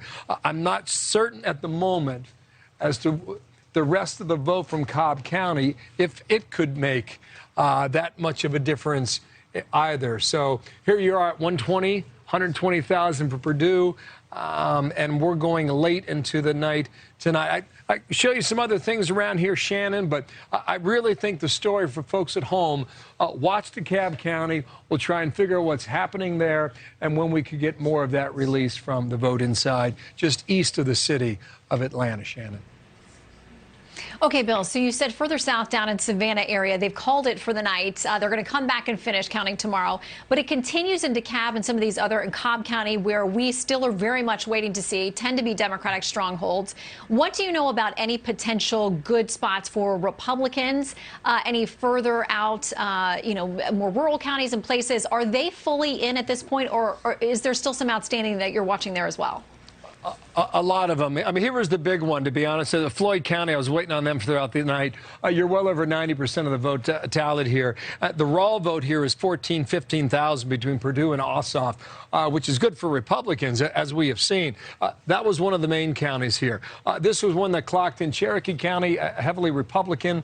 About 2 hours ago, we saw a major dump, and when that came in, you saw the margin. Easy winner here for Perdue in Cherokee County. This is Forsyth County, another one just shy of 70%. Hall County is another one just northeast of Atlanta. Fewer votes there, however, between Forsyth and Cherokee, but still, it ranks 13 out of 159 counties, so there are votes to gain. Those are the ones I would point to here. Houston County is just south of Macon, Georgia here. This is one of those early indicators, Shannon. A lot of folks in Georgia said, watch Houston County. If Republicans pour it on there, they might do throughout the state. I'll show you. Perdue at 36,672. 2 months ago, he was at 41,428. So what does that mean? What could that tell us in the end? The entire vote's not in just yet, but Perdue seems to be getting a raw vote that is less than what he would expect in Houston County. However, it's not over yet. Just some more time to go, Shannon. Back to you. There is. All right, we're going to keep an eye on DeKalb County. Let us know as other, as you said, dumps or chunks are going to come in. Thank you for all the data. Good to see you, Bill. I see you, Shannon. Georgia's record early voting numbers expected to favor the Democrats. So how are Peach State Republicans feeling tonight about the Election Day turnout numbers? Correspondent Peter Ducey is reporting live from GOP headquarters in Atlanta. What is the mood tonight as we all wait, Peter? Shannon, I just spoke to a Republican official who is involved with this runoff effort, who told me that when you turn off Twitter, things seem like they are a lot more positive, or at least they have a lot more opportunities to come out on top. This official told me that they believe Kelly Loeffler and David Perdue tonight have a narrow path, but they do have a path, and that they wish that things were a little bit broader, but they're looking at the numbers right now. They think that they still are very much in this, and that it is relatively early as far as these things go, even though, of course, it is now ticking towards midnight and the day after Election Day. inside this hotel right now. Kelly Loeffler is watching the returns come in with her parents as a few hundred, as a crowd downstairs in a ballroom, a few hundred strong, that skews very young for an election night event like this, is watching Fox on some big projector screens, and they're flanking a large screen that has the Georgia Secretary of State's official website on it that lists the returns in real time as they are coming in. So everybody down there has a good idea of what is going on. We've been in and out. It seems like it's pretty festive. People are socializing, people are eating, people are drinking, and just waiting to see what is going to happen. We were just told as you were coming to us that we should not expect to see Kelly Loeffler within the next half an hour or so, that she wants to have a more definitive idea of what the results are before she addresses this mix of staffers and supporters and organizers who have gathered here in Buckhead to, they hope, to celebrate. The Republicans earlier today were feeling very optimistic. They liked the way that things were shaping up in terms of the turnout earlier in the day, but there was a last-minute push in the 6 p.m. hour with text messages and phone numbers, phone calls to phone numbers that they had to tell Republicans to go get in line. They were trying to run up the score on Election Day to try to counter what the Democrats and Democratic organizations were doing in the weeks ahead and the months ahead, or weeks in this case, with early voting. And now they just wait to see whether or not they got enough people in line to help them match the Democratic early vote totals in the big cities like this one. Shannon? Yeah, and we continue to wait on Fulton and DeKalb, which could be critical numbers. Peter Doocy, we'll check back with you. Thanks so much. President Trump's supporters pouring into Washington tonight in support of Republican lawmakers' plans to challenge the Electoral College certification of Joe Biden's victory tomorrow. White House correspondent Kevin Corke has the very latest for us. Good evening, Kevin. Good evening, Shannon. No matter what happens on the Hill tomorrow afternoon, tens of thousands, if not hundreds of thousands of the president's strong supporters will lift their voices right here in Washington. They will speak with one accord, calling on Congress to, in their words, stop the steal. Awash in red, white, and blue, they arrive by the thousands to the nation's capital. They say to save democracy, a journey unfolding just a day before the certification of the still contested 2020 presidential election, but not before they raise their voices and their objections to an election that was, in their view, stolen. On Wednesday, the demonstrations are expected to begin as early as 7 a.m. and move from the Ellipse to the Capitol throughout the day. At 11 a.m., the assembled will hear from their leader, the leader of the free world, as President Trump delivers remarks from the White House. Then at 1, the certification process begins on Capitol Hill, a process go into January 7th. Why? Well, because there are expected to be numerous objections to the certification, particularly involving the states of Arizona, Georgia, and Pennsylvania. Each successful objection could then take up to 3 to 4 hours of debate. However, because Democrats control the House and GOP Senate support for objecting to the certification is relatively soft, it's still expected that Biden and Harris will be certified at some point, barring a surprise move by Vice President Mike Pence, who will preside over the process and who the president today insisted on Twitter has the power to reject fraudulently chosen electors. Missouri Senator Josh Hawley was the first to signal his support for objecting to the certification and has been leading the charge to upend the election on Capitol Hill. Last night, protesters targeted his home, harassed his family and neighbors, a familiar intimidation tactic used by left-wing activists at the homes of prominent conservatives, including Kentucky Senator Mitch McConnell and even Fox's own Tucker Carlson. No arrests were made in any of those instances, nor when left-wing vandals set fire to historic St. John's Church. But the same can't be said. The professed leader of the Proud Boys, Enrique Tarrio, who was arrested in Washington and banned from entering the city following vandalism and weapons charges. Now, obviously, everyone is hoping for a very peaceful day here in the nation's capital. Still, we are told that we should expect massive traffic restrictions tomorrow and a very heavy law enforcement presence here in the nation's capital. And of course, we will have live coverage throughout the day and night right here for you. Shannon, back to you. We sure will. Every minute of it. Kevin, thank you. You bet. president has made his level of support for Senators Kelly Loeffler and David Perdue clear by rallying the base for the two Republican candidates with this warning. If you don't show up, the radical Democrats will win. A lot of people say, oh, well, Trump, maybe he wants it that way. No. You know what I want? I want a great country. Let's discuss the Trump effect in Georgia with Fox News' chief political anchor working around the clock tonight. Brett Baer, good to see you. Hey, Shannon. Okay, so you know Georgia well. You're there on the ground. So I was going to say, you know, Bill has walked us through the fact that we're waiting for big numbers in DeKalb County, a big Democratic stronghold. What are you watching for tonight, and what's your sense having been there on the ground? Used to live in DeKalb County, and they are waiting for the final votes there. Here is a development just in the past few minutes. An official there telling reporters about what's left wrote down 171,000. Well, minutes later, said that he transposed one number, and it wasn't 171,000 votes left, it was 117,000 votes. Well, that's a difference of 54,000 votes in an area that's 80% Democrat. That is a huge difference as far as what's out there when you look at around the state. So this is kind of just in the past few minutes what we're hearing from DeKalb. Now, is there enough in the rest of the state? Right now, Republicans are performing at about 69% of the day of vote. They underperformed, though, in the mail-in ballot in the early vote. And so they're doing the math, going around the state, cobbling together what's left in the counties. David Perdue, if we put up, I think you have the race boards, David Perdue in this race is outperforming where he performed before. He's also outperforming Kelly Loeffler by about 33,000 votes at this point. It's changing every second.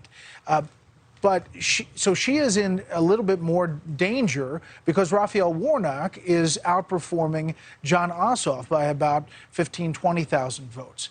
So as you're looking at it right now with what's left on the table, it is possible that this could be a split and Perdue could squeak out a win. It's also possible that Kelly Loeffler could squeak out a really narrow win and Republicans win too. But it's more probable right now that Democrats are poised to win 2 Senate seats. And I don't think you're going to be able to call this. Already we've heard Chatham County, which is Savannah, has stopped counting for the night. So I think we're going to wait until tomorrow until you get down to what could be 10, 15, 20,000 vote difference in each one of these races. I mean, it's been a nail-biter for weeks now, watching the polling. It's been razor-thin margins the entire time. And so far tonight, that seems to be holding true. We've been tracking the Fox News voter analysis, talking to voters there on the ground about what motivated them, why they voted, the importance of who controls the Senate in these two races. What's the factor? 98% said that was the factor for them. 2% said it wasn't. And, Brett, now we know that this is what it all comes down to. I mean, what happens with these two races, with the potential of Vice President-elect Kamala Harris working as a tiebreaker there in the Senate, what's really on the line now as we wait for these two races to be decided?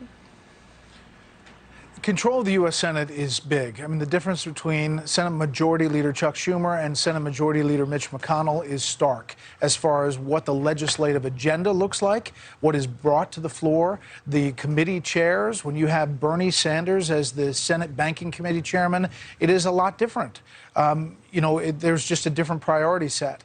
What they can get done, because of moderate Democrats, they're probably not going to be able to do away with the filibuster. You heard Joe Manchin on my show weeks ago saying he's not for that.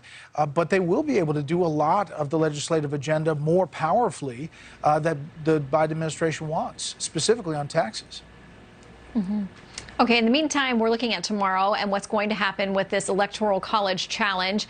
We have a dozen or so senators, more than 100 House members say that they will object to various states as they come forward. This could drag on for hours. It's part of the process. There's been a big debate about whether it is a showboating kind of situation. We've talked to members, both of us, who say they feel like this is their constitutional duty to stand up and do this, while you also have conservatives saying it's my constitutional duty to not do this. So there's a split, and a lot of this is now coming down to looking at Vice President Mike Pence presiding over this. Here is what President Trump said about the vice president. And I hope Mike Pence comes through for us, I have to tell you. I hope that our great vice president comes through for us. He's a great guy. Of course, if he doesn't come through, I won't like him quite as much.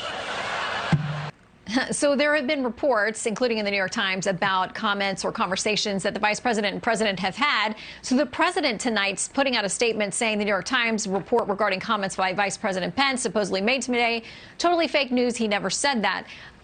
This is a tense thing now because there's a lot of pressure on the vice president by numerous sides and how this plays out tomorrow. Yeah, a couple of things. One, I'd note that that statement came from President Trump's office and not Vice President Pence's office. And I do think that the Vice President's office has been signaling throughout the day that he is going to follow the law, the letter of the law, and not overstep that. I think you're going to see a lot of focus on what is said on the floor, how the arguments are made. But at the end of the day, Vice President Pence is going to travel overseas, and he is going to, once this is over, tomorrow, be going overseas for a trip. I think that if the reporting is accurate, and we have no reason to believe it's not, from who we're talking to in Washington, he's probably going to do the vote as it comes down, just as, and not step in any further. Because he doesn't believe he has the power to do so. Well, as you say that, we get the vice president's schedule officially from the White House for tomorrow. It says 1 o'clock. Vice president presides over joint session of Congress to count electoral votes. We will all be watching and coverage around the clock here on Fox. Brett, thank you so much. Great to see you. This is going to be a nail biter. Stand by, because this race here is not over by any stretch. Either one really could go either way. Yeah, we'll track it through the night. Thank you, Brett. So, as we're monitoring the latest in Georgia, we're also looking to the streets of Washington at this hour. There has been some unrest. We'll tell you exactly what's going on. Our panel, Juan Williams, Dana Perino, and Katie Pavlich break it down next.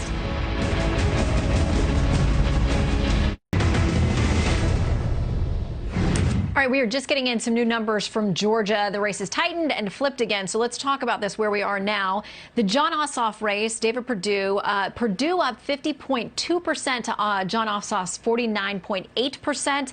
On the other race, Raphael Warnock now ahead 50.2% to Kelly Loeffler's 49.8%. We're now, I think, at about 96% in. We've been waiting on some large reports from DeKalb County, which is a Democratic stronghold. I'm not sure if that's where these latest numbers are from, but we're inching closer, still 4% of the vote out. We're told that one county has stopped counting for the night. Others continue. We know that they are processing mail-in and other ballots and early ballots as well. We'll keep you updated as these numbers continue to trickle in tonight. So let's check in with our panel for a bit of reaction. Co-hosts of The Five, Juan Williams and Dana Perino, and Fox News contributor Katie Pavlich. Welcome to all of you. Thanks for having us. Hello. Hey, Shannon. Okay, so Dana, we were told that Republicans had to have a very strong turnout today. They were feeling confident, cautiously optimistic. Tonight, listen, this thing is down to the wire. It may be a while before we know. What do you make of where the numbers are as they stand right now? Well, as Brett Baird just said, that it could really go either way, and we have to wait through the night. We might have to wait through the morning because, as you said, Chatham County, they're going to pause for the night, but the other counties keep coming in. I think that one thing you have to say is that black turnout has been incredible, and they have shown that they can come out in numbers even bigger than in the general election November 3rd. So that's one part of this. The other thing is that in some of these Republican counties, they haven't had as high a turnout as they had hoped, but enough to keep them extremely competitive with narrow paths in order to get to the victories. The other thing I would point out, Shannon, is unbelievably, the polling that a lot of people were very skeptical of was almost spot on for where we are right now. This morning I saw a poll that said it would be 49-49 and 49-49. So that's about where we are right now, so we'll have to stay tuned.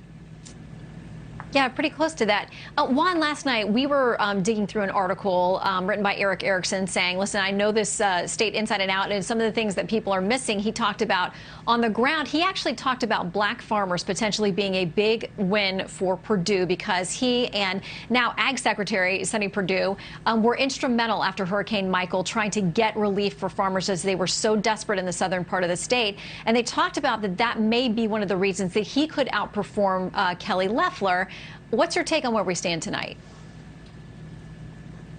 Well, I just want to pick up on what Dana said. I think if you just look at the numbers, it's, clearly highly partisan. Republicans have stayed with the two Republican candidates. Democrats, though, especially black Democrats, have overperformed what they did in the November presidential general election. And this is really true, picking up on what you're talking about, Shannon. If you look at the so-called black belt across the middle of the state, which you go from Augusta across to Columbus, right in the middle of the state, those are heavily black counties, a lot of small farm communities that and it looks like those people have had a very strong reaction, especially to the idea that you could have the first black senator from the state of Georgia, Raphael Warnock. And from what we've seen of the numbers so far tonight, he has more of a substantial lead over Kelly Loeffler than Ossoff has over Perdue. So I would say that's the key in my mind. I mean, I look at those numbers that we've had so far, and it's not just blacks, but it's also the Latino community more strong in terms of support of the Democrats than they were in the general election. Well, and our numbers for now, just to be clear, do show that David Perdue is still leading Jon Ossoff. It's very tight in both of these races, one Republican leading, one Democrat leading, and still about 4% of the vote we're told to come in. Katie, there had been a lot of talk about whether there would be a suppression somewhat of the GOP vote for people who were angry, thinking that these senators had not done enough to support President Trump and his challenges to the election there in Georgia. Do you think that was much of a factor? Well, the Perdue campaign earlier in the night was very confident about the turnout and said that they felt that they were going to have a good night based on early turnout. Now, those numbers may have changed, and there has been this strange kind of trying to reconcile this idea that the presidential election was rigged, but people should still go out and vote regardless, even though their vote may not count or be disenfranchised. Now, President Trump was in Georgia last night trying to tell people that they should go out to vote, that they should overwhelm the system with enough voters to overcome what he called disenfranchisement and fraud. We'll have to see at the end of this if that was the case. But I think the bigger issue here is that the far left is gaining ground in places all across America. Arizona is one of them, but in Georgia in particular, this is supposed to be a reliably red state. And Raphael Warnock and Jon Ossoff are not Joe Manchin Democrats. They are far left California-style Democrats, and still these elections are this close. Now, we don't know the outcome yet, but the idea that the left was able to swoop into Georgia, get a number of new Democrats registered, and take these runoff races to this close of a margin against usual, typical Republicans in Georgia really says a lot about their organization, and the Republican Party is going to have to catch up and defend their turf. And I would say looking at Texas in the future is something they really got to keep an eye on. Mm-hmm. And Dana, on election night, there were dire predictions for Republicans in the House. I don't think a single House Republican who ran for re-election lost. They actually picked up a lot of seats. There's still an undecided race out there, which a lot of people think is ridiculous at this point on the calendar. So there was talk that maybe the discussion of radical socialism and defund the police, so all those kinds of things hurt the Democrats in the general election. But again, this seems to be a much tighter race, and that's been the same argument. It's one the president made against these Democrats too. Is that argument losing its edge? Is it now becoming so used that it's less effective? Boy, I wish I had a strong, concrete answer for you. I don't think we know. And what Katie says just now about that, in Georgia, you could elect a Democrat, right? But to have a Democrat that would be this far left as Raphael Warnock or Jon Ossoff, that seems like a leapfrog, right? That they just leaped over your general moderate Democrat. And I'm thinking even in places like in Colorado, the Democrats, that is now pretty much a blue state. I grew up there. That was a red state. It's a blue state now, but still much more moderate. This is a little bit different. I don't know exactly how it happened. But I do think that this turnout effort by Stacey Abrams is something to pay attention to. Let me give you one example. We know that in Republican circles, that 24,500 registered Republicans that voted in the primary in Georgia did not turn out to vote in the general election. And look, that election turned out to be, 11,779 votes, whatever that is, that number. So those 24,500 could have made all the difference. One of the things that Stacey Abrams' group did is they even targeted young people that would turn 18 between November 3rd and January 5th, make sure they were registered and get them to turn out to vote. That is some grassroots organization. Very impressive that they were able to do that. I don't necessarily think that that means that they're going to win both of these races, but that they're this tight says something about her operation. Yeah, and the numbers continue to fluctuate. We will keep everybody informed on those. Juan, Dana, and Katie, thank you all for staying up extra late past your bedtime with us tonight. Good to see you. Thanks, Shannon. Thanks. Good night, Shannon. Guys. Okay, breaking news out of California on the coronavirus. Tonight, they just took a radical step. We'll explain next.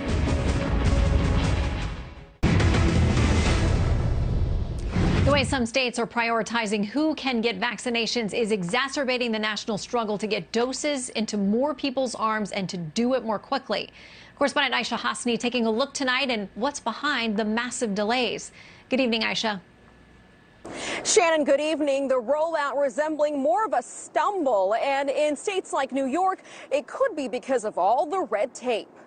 It is the hottest ticket item since Beanie Babies, and yet states like New York City can't seem to hand out the COVID vaccine quick enough. Out of the 8 million people living in New York City, only 110,000 have gotten the shot. Governor Andrew Cuomo blaming hospitals, even threatening fines, but Mayor Bill de Blasio calling on the state to cut the red tape. Why don't we stop talking about fines and start talking about the freedom to vaccinate? He wants to move to phase 2 now and start vaccinating people over 75. People over 65 will have to wait till phase 3, behind teachers, first responders, even transit workers. New York isn't the worst state, though. Michigan stands 44th in the country for vaccine distribution. Only 28% of the state's doses have been given out, inviting some harsh criticism. Tori Sachs with Michigan Rising Action wrote Director Gordon should resign from the Biden transition team immediately to focus on distributing the vaccine to Michigan's most vulnerable. But other parts of the country are marching to a different beat. Regular guy David McMillan randomly got a Moderna shot at a D.C. grocery store when first responders missed their appointment. The district's Department of Health allowing vaccines to be given to anyone if they're about to expire. And a Northern California county broke all the rules when it rushed to give away 600 doses in just 2 hours after a freezer malfunctioned. In Florida, the rollout labeled a train wreck by the mainstream media over images of seniors camping out for the shots. Wasn't bad, a little cold, a little chilly.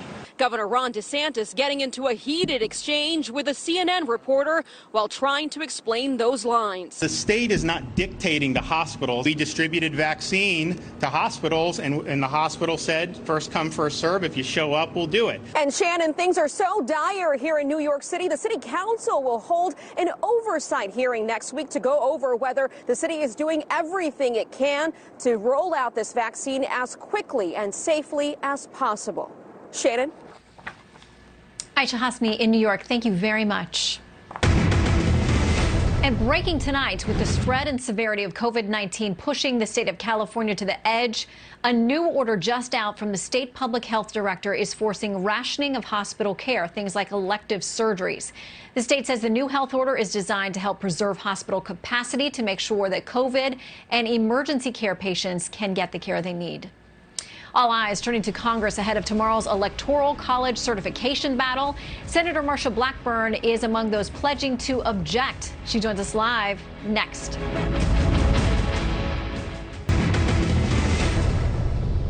Just getting in some brand new numbers from Georgia, and we've been calling this a nail biter. It is the very definition of that. So now, with 99% of the vote in, Jon Ossoff, 50%. Senator Perdue, 50%.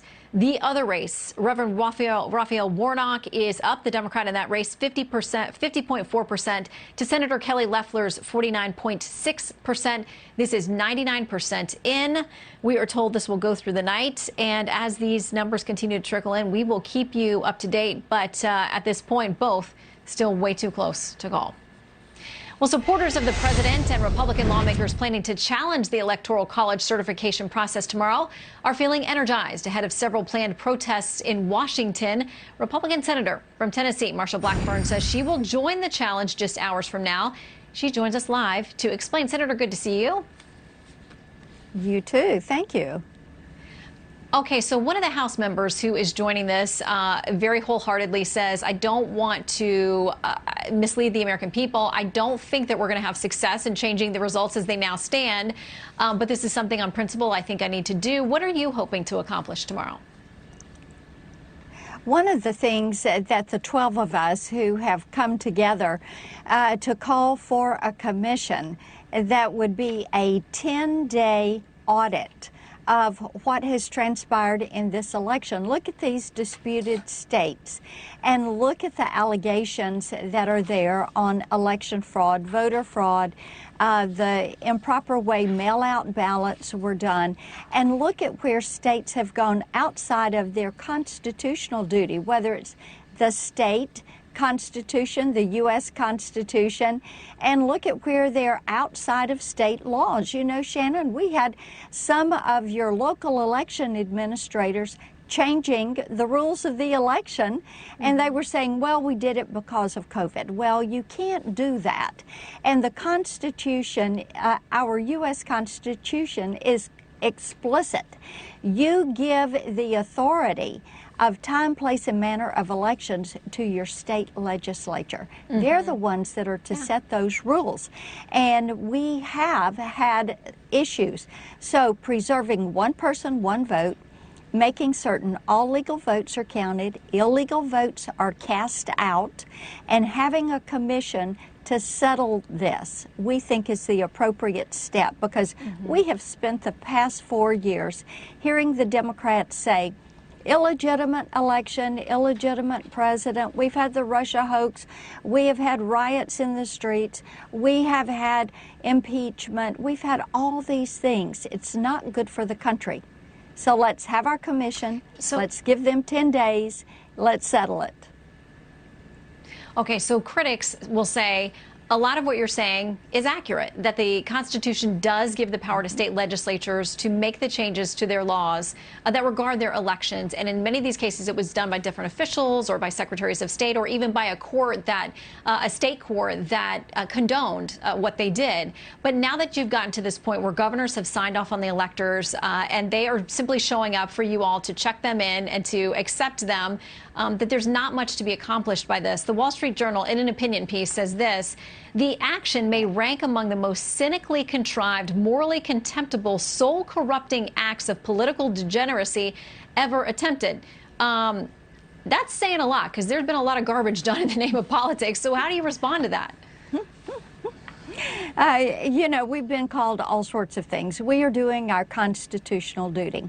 Now, you can go back and look at 2017, 2005, when Barbara Boxer led opposition, 2001, when there have been objections. The Democrats have carried those out. They carried them out in 1969, and people thought that was a really good thing when they expressed their concerns.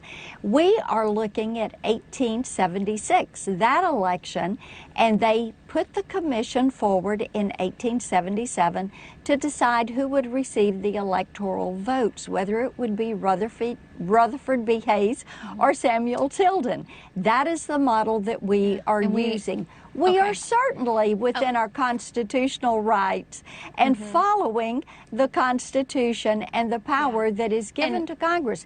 We don't want federalized elections. We want to make certain we respect the Electoral College.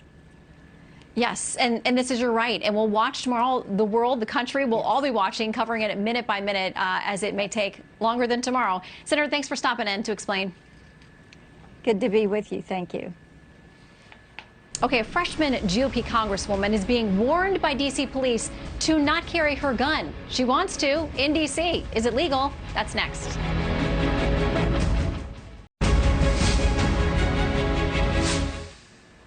Washington, D.C.'s complicated gun control laws are getting a fresh test in the early days of the 117th Congress, thanks to new Colorado Congresswoman Lauren Boebert, who has vowed to carry her firearm around town.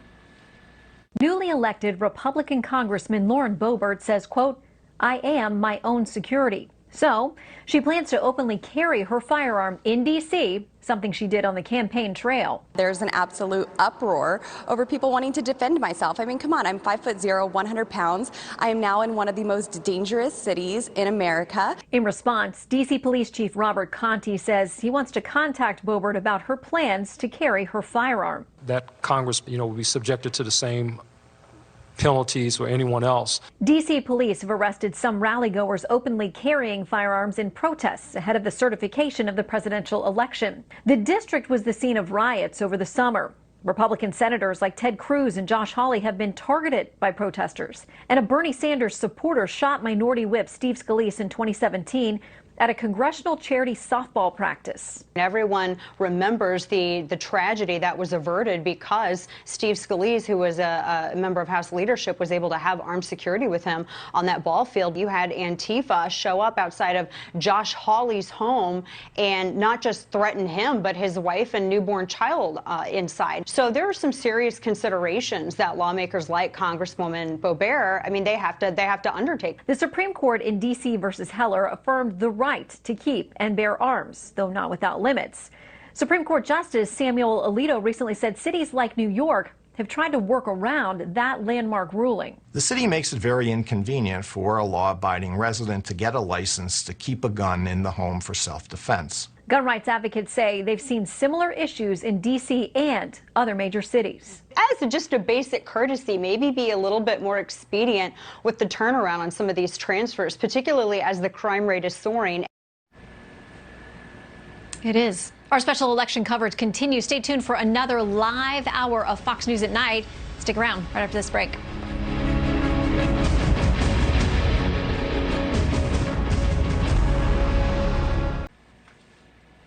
Welcome back to Fox News at Night. We extend our coverage an extra hour to keep you up to date on all the breaking news tonight. We are monitoring two huge stories.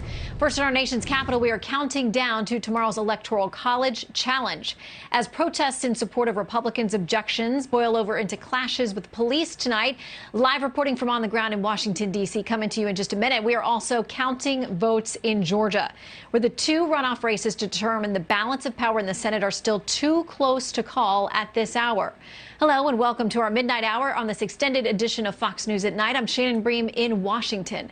Our breaking news coverage continues. For the very latest live from Atlanta, we check in with correspondent Steve Harrigan.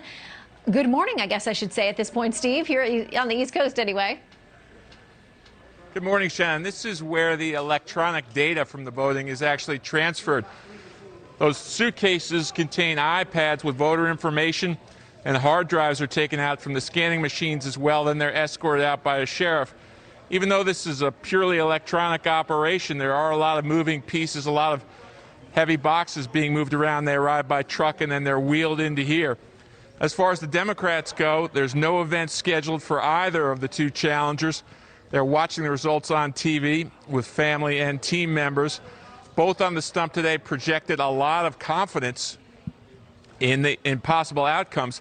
Confidence for a couple of reasons. One, turnout was tremendously high, not only early voting, but day of. In some places around Atlanta, day of voting was higher in this runoff elections than it was in the general election back in November. And of course, those districts around Atlanta, heavily Democratic.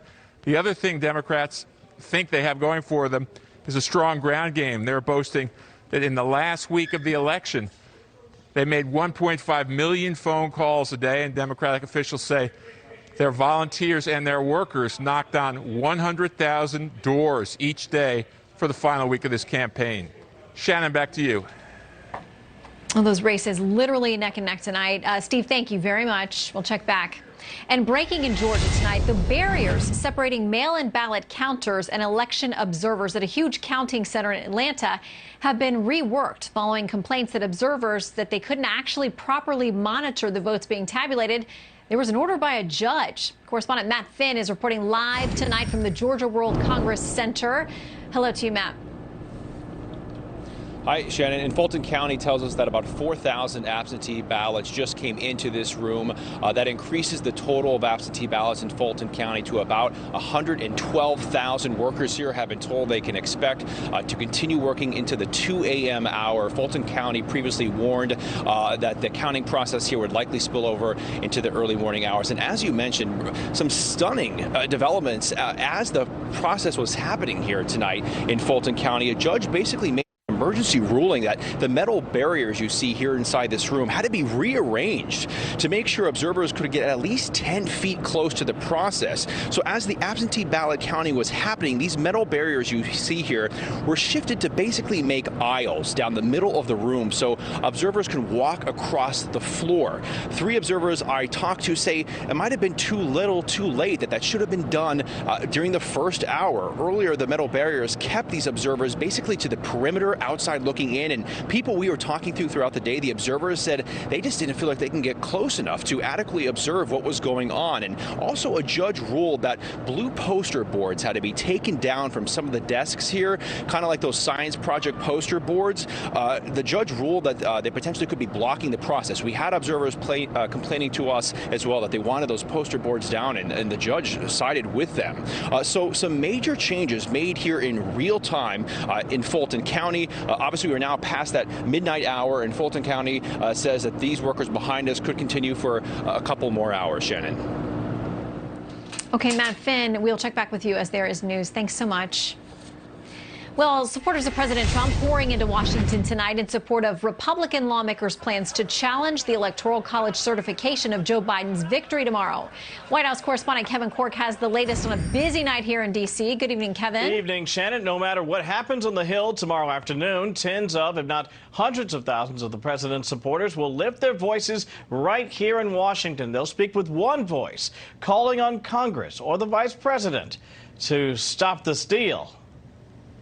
Awash in red, white, and blue, they arrive by the thousands to the nation's capital. They say to save democracy, a journey unfolding just a day before the certification of the still contested 2020 presidential election. But not before they raise their voices and their objections to an election that was, in their view, stolen. On Wednesday, the demonstrations are expected to begin as early as 7 a.m. and move from the Ellipse to the Capitol throughout the day. At 11 a.m., the assembled will hear from their leader, the leader of the free world, as President Trump delivers remarks from the White House. Then at 1, the certification process begins on Capitol Hill, a process that could easily go into January 7th. Why? Well, because there are expected to be numerous objections to the certification, particularly involving the states of Arizona, Georgia, and Pennsylvania.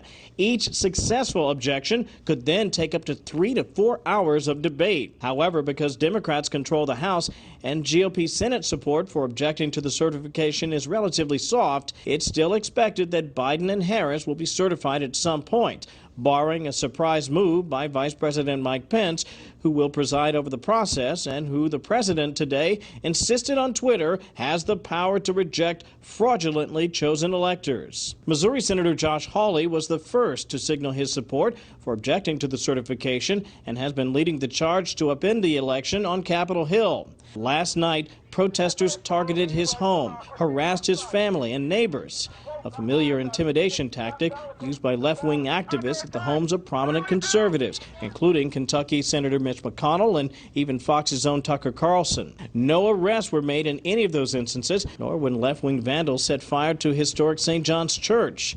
But the same can't be said the professed leader of the Proud Boys, Enrique Tarrio, who was arrested in Washington and banned from entering the city following vandalism and weapons charges. So we're expecting tomorrow to be a very busy day here in the nation's capital. We're also told to expect massive traffic restrictions. So if you are making your way here tomorrow or over into the evening, be sure to be aware of that, as well as a very heavy law enforcement presence. Of course, we'll have live coverage throughout the rally and throughout the day and evening. Shannon, right here. Back to you. We sure will. Kevin Cork, thank you. You bet. So the presidency will officially be decided tomorrow or early Thursday once Congress certifies the Electoral College. But believe it or not, questions still linger about 2 House races. Congressional correspondent Chad Pergram has that story for us tonight. Good evening, Chad. Shannon, Republicans may falter in their efforts to undo the Electoral College and award President Trump a second term, but House Democrats may yet be able to reverse the outcome of a congressional race in Iowa. Meet Marionette Miller Meeks. Her title is Congresswoman. For now. A freshman Republican from the Hawkeye State, Miller Meeks flipped a seat from blue to red after Democrat Dave Loebsack retired. Miller Meeks beat Democrat Rita Hart by what Iowa election officials say was a scant 6 votes. But just how long Miller Meeks will be in Congress is unclear. The Constitution gives the House the power to decide its own members.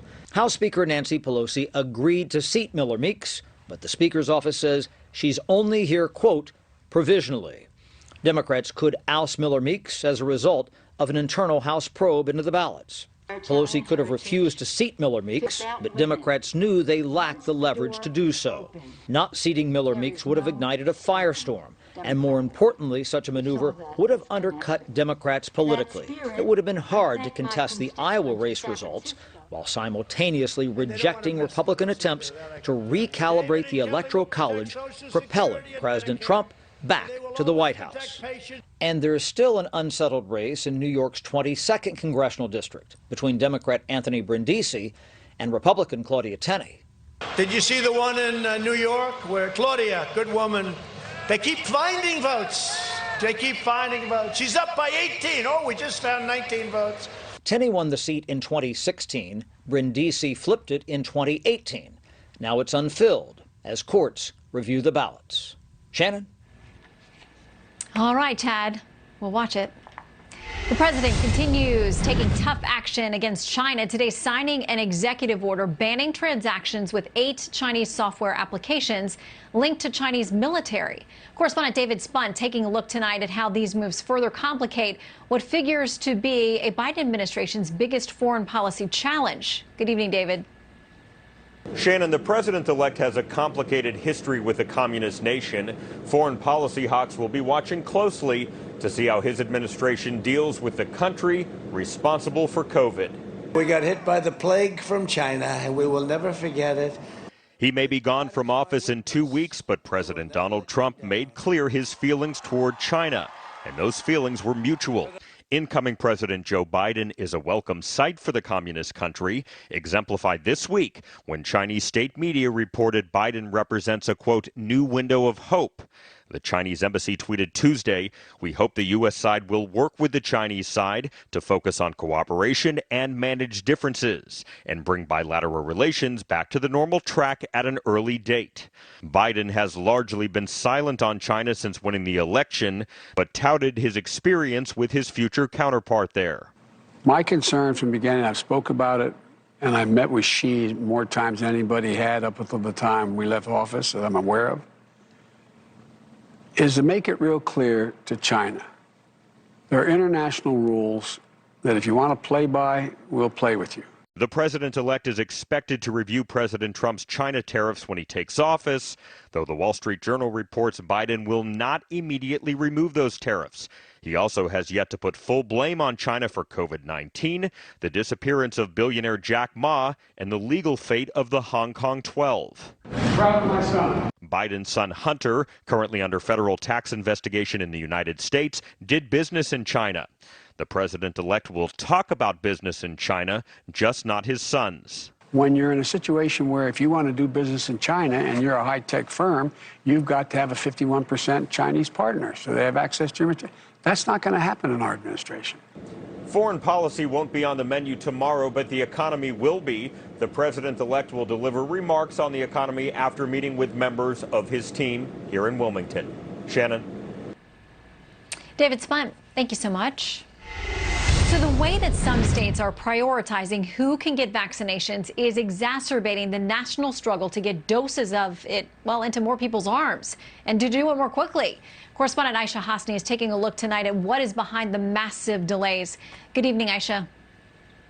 Shannon, good evening. The rollout resembling more of a stumble, and in states like New York, it could be because of all the red tape.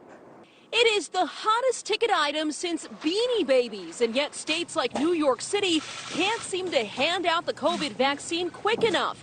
Out of the 8 million people living in New York City, only 110,000 have gotten the shot. Governor Andrew Cuomo blaming hospitals, even threatening fines. But Mayor Bill de Blasio calling on the state to cut the red tape. Why don't we stop talking about fines and start talking about the freedom to vaccinate? He wants to move to phase 2 now and start vaccinating people over 75. People over 65 will have to wait till phase 3, behind teachers, first responders, even transit workers. New York isn't the worst state, though. Michigan stands 44th in the country for vaccine distribution. Only 28% of the state's doses have been given out, inviting some harsh criticism. Tori Sachs with Michigan Rising Action wrote, Director Gordon should resign from the Biden transition team immediately to focus on distributing the vaccine to Michigan's most vulnerable. But other parts of the country are marching to a different beat. Regular guy David McMillan randomly got a Moderna shot at a D.C. grocery store when first responders missed their appointment. The district's Department of Health allowing vaccines to be given to anyone if they're about to expire. And a Northern California county broke all the rules when it rushed to give away 600 doses in just 2 hours after a freezer malfunctioned. In Florida, the rollout labeled a train wreck by the mainstream media over images of seniors camping out for the shots. Wasn't bad, a little cold, a little chilly. Governor Ron DeSantis getting into a heated exchange with a CNN reporter while trying to explain those lines. The state is not dictating to hospitals. We distributed vaccine to hospitals, and the hospital said, first come, first serve. If you show up, we'll do it. And Shannon, things are so dire here in New York City. The city council will hold an oversight hearing next week to go over whether the city is doing everything it can to roll out this vaccine as quickly and safely as possible. Shannon? Aisha Hasmi in New York. Thank you so much, Aisha. Well, after rallying at Freedom Plaza in Washington earlier today, hundreds of Trump supporters made their way to Black Lives Matter Plaza over by the White House, where tensions then began to rise. Senior correspondent Mike Tobin is there reporting on what's happening tonight. All right, Mike, what is the latest? Just keep walking. Okay.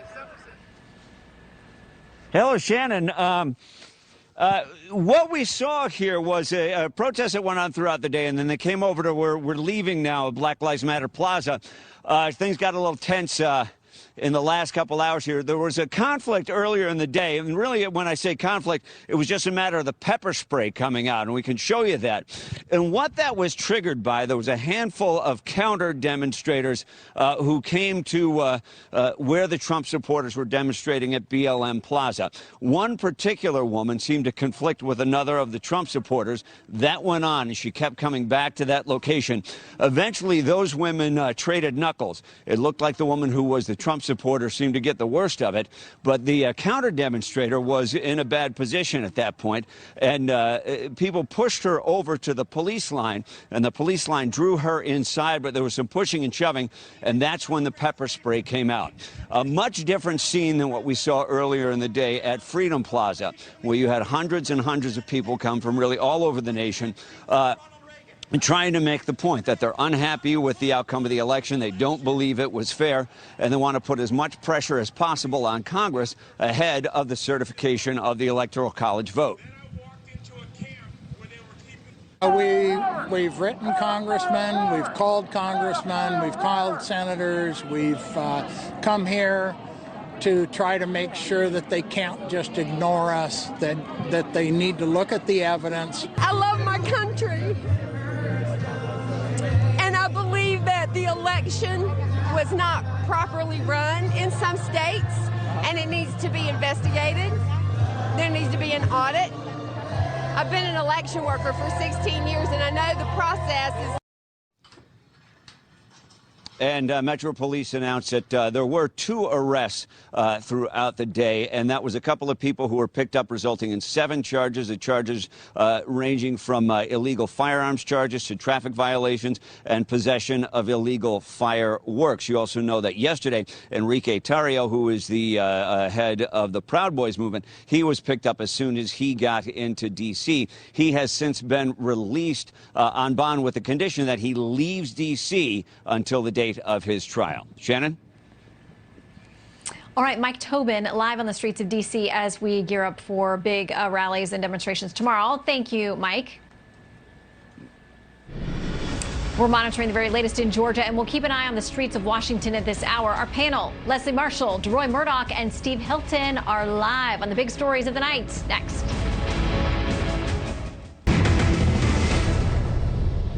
All right, we will update the results out of Georgia as we have them in just a minute, but now we want to take you to Senator Kelly Loeffler speaking live. Every single Georgian, every single American, stay in the fight with us. We are going to keep fighting for you. This is about protecting the American dream. I'm never going to stop fighting for this country, for the American dream, for each one of you, so that every Georgian has a voice in Washington. I work for you. I don't owe anyone up there anything. We're going to get this done. God bless you. Thank you so much. God bless Georgia. We're going to get this done. Thank you. Okay, she is sounding positive tonight as these races are too close to call at this moment. A quick update. In the Jon Ossoff-David Perdue race, it is tied at 50% even for each of them. Now, in Senator Loeffler's race, she is down to the Democratic challenger Raphael Warnock, 50.4% to 49.6%. That's with 99% of the vote in. We know that there are ballots that are continuing to arrive. We're told in Fulton County, some mail-in or absentee ballots. I'll have to clarify that. But another batch of those just came in. As you know, that is a Democratic stronghold. There have been outstanding votes into Cobb County, another Democratic stronghold. So we will keep an eye as these things continue to trickle in through the night and the counting continues across the state of Georgia. Okay, let's bring in now Fox News contributor Leslie Marshall, National Review contributing editor DeRoy Murdoch, and host of The Next Revolution, Steve Hilton, on our top stories of the night. Welcome to all of you. Hi, Shannon. Hi, Shannon. Hi, Shannon. How are you? I'm doing good. We now wait on pins and needles to see about these 2 races, control of the U.S. Senate. If Democrats are successful in picking them both up, they will control the Senate, the House, and the White House. DeRoy, how does that prospect come across to you? Well, I'm sort of chuckling at the news we just heard that ballots are just starting to come in Atlanta, even though the polls closed 5 hours ago. Maybe there's a completely legitimate explanation for that, but that sort of thing makes me nervous.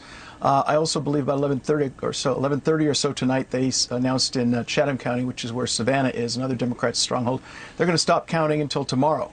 This is kind of like what we saw November 3rd. So I would urge GOP election observers, stay right close to that building, keep your eyes open for anything unusual. If anything funny happens, grab a whistle, blow on it loudly, be a whistleblower, and point out that if anything funny is happening. So eternal vigilance, especially tonight in the key places where that needs to happen.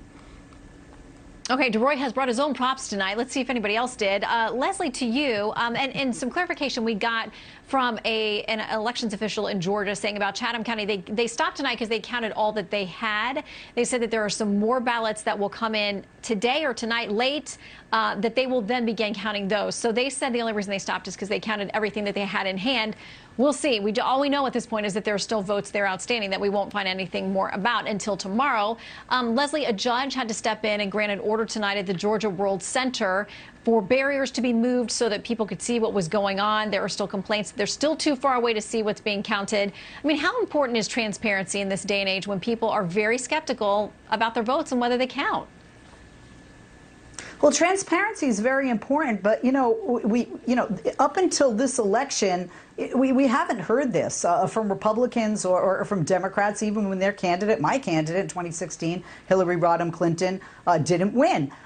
The Republican Party within the state of Georgia doubled the amount of poll watchers from 4,000 to 8,000. So now they have double. Now they have their ruling in their favor to be even closer. So even though I predict that if the Democrats win both seats, and I predict they will right now, and I'm a pessimist normally, Shannon, I wasn't that confident up until about an hour ago, and I have to say that if the Democrats win, I guarantee some of those poll watchers are going to say something was funky, but then again, if it was the Republicans who won, they wouldn't say that. That's the problem that voters have. That's how come I think we're seeing states like Georgia flip from red to blue. Okay, let's be honest, though. If Republicans won both of these races, don't you think there would be some Democratic challenges? I mean, Democrats have challenged things all along, as Republicans have, when elections don't go their way or when they think there are real issues. No one's going to forget about Al Gore, who exhausted every opportunity and legal avenue, as he should have the right to do, back in 2000. I can't believe it's been 20 years ago. And I think in Georgia, it's if you're within a half a percentage point, you can request a recount. For now, Purdue is still up there by around 1,200 votes. It looks, Steve, I should never do math because that's why I went to law school. So because there wasn't any there. So I'm not going to get too, all we know is they're too close to call at this point. But Steve, we still have a House race that's not called either out of New York. I know. By the way, I do have a prop. It's a pen. I can maybe do some math with a pen and paper. Not as exciting as the whistle. Right. You're exactly right on that point. And what it emphasizes is that we actually have, in the greatest country in the world, with all our wealth and resources and ingenuity and fantastic businesses and all the rest of it, a totally broken and dysfunctional electoral system. As you say, still 2 months after the general election, we have congressional races where they're still counting. We still don't have a result. We have complete banana republic abominations like ballot harvesting. How can any serious democracy have a system where it's not one person, one vote, but one union activist, 156 votes? And the Democrats want more of that. That's what they were pushing for. And that's why so many people, 80% or so of Republicans, 40% of all Americans, you've even got 4 million or so Democrats, according to the polls, who don't believe that in the general election Biden was legitimately elected and have no confidence in the system. That's what we have to take seriously. And it's no good just brushing it all off and saying it's all because Trump's lying or Fox News propaganda or whatever. It can't be the case that so many millions of Americans are so brainwashed that they have these concerns. The concerns are real because the problems are real and we have to fix them. Okay, panel, stick around. We've got much more to discuss. Coming up, why the World Health Organization is disappointed in China over an investigation into the origins of COVID-19, a rare rebuke of China from the WHO. We'll tell you more next.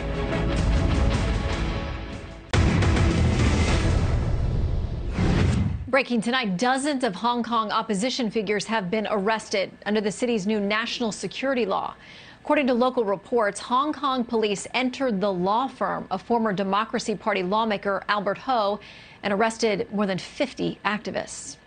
The World Health Organization says now it is disappointed in the level of Chinese cooperation into its investigation of the origins of the coronavirus pandemic.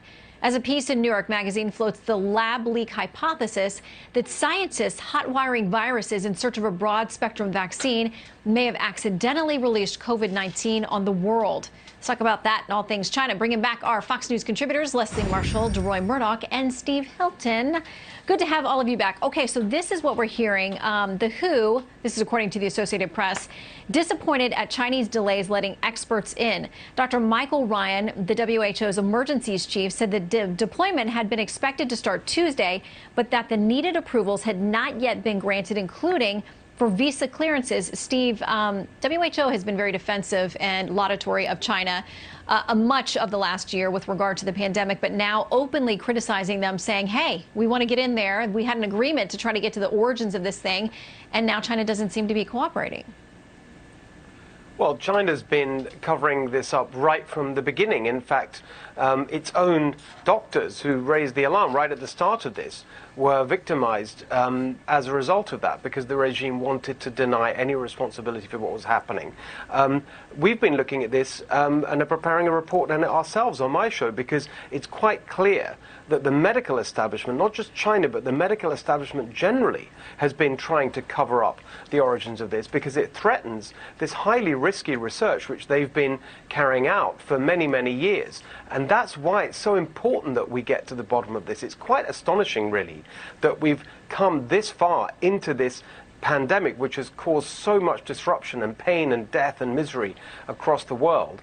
And there's been this complete lack of curiosity to really get to the origin of it. And the WHO, I think, should have been doing this much, much sooner and been much, much more aggressive. And the Chinese authorities need to be held to account, but so does the medical establishment that's been pushing this dangerous research. So Matthew Pottinger, who is a deputy national security advisor to the president, said this. He says there's growing body of evidence to say that a laboratory leak or accident is very much a credible possibility. Even establishment figures in Beijing have openly dismissed the wet market story. So, Leslie, some movement even away from the official talking points there in China. Oh, no, definitely. Here's the problem. We really can't believe anything China tells us, can we? I think we knew this before COVID. We certainly know it since COVID has started, whether it's numbers or where it came from. You know, I've mentioned before my husband's a physician, and I asked him, I said, can they really, pinpoint where it came from?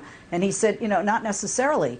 Now we have, 2 mutations of this virus. Here's the problem. We do need cooperation from China with regard to this pandemic for us to be able to continue to go forward, whether it's with vaccines or whether it's looking at different mutations that have come from this virus. That's essential, and it's very difficult to do when you don't have a nation cooperating not only with the World Health Organization, but the rest of the international community, because this virus, this pandemic, is affecting everyone worldwide. And DeRoy, China talking about they hope that there is a window of hope, I believe are the words they use, something similar, to move forward with the U.S. What challenges do you see for a Biden administration along those fronts? I think, as you say, window of hope, I mean, that sounds laughable given the way they've behaved over the last year or so. You can forgive a neighbor of yours who has an accidental fire who... DeRoy, I'm sorry, I got to stop you for a second. If you guys will stand by, we want to drop in to Raphael Warnock. He's taken a lead, a very tight one, in the Senate runoff race against Kelly Loeffler. He's speaking now. Let's listen to him. And picked her youngest son to be a United States Senator. So I come before you tonight as a man who knows that the improbable journey that led me to this place in this historic moment in America could only happen here. We were told that we couldn't win this election. But tonight, we prove that with hope, hard work, and the people by our side, anything is possible. May my story be an inspiration to some young person who is trying to grasp and grab hold of the American dream. And so, Georgia, I am honored by the faith that you have shown in me. And I promise you this tonight. I am going to the Senate to work for all of Georgia. No matter who you cast. Okay, you've been listening in there as that race is still too close to call. Senator Kelly Loeffler, his opponent, saying that the job is not over. They're going to fight to the finish. So that race not yet called. The Secretary of State there in Georgia also saying that they will have to get into sometime, at least tomorrow, maybe beyond. There are military votes to come in later this week, but they're going to try to get the counting of everything they have done by tomorrow. Of course, we're covering it around the clock. Okay, mainstream media continues to attack Florida Republican Governor Ron DeSantis, plus Democratic Governor Jay Inslee's administration caught using a hiring practice he himself has deemed racist. The lightning round next.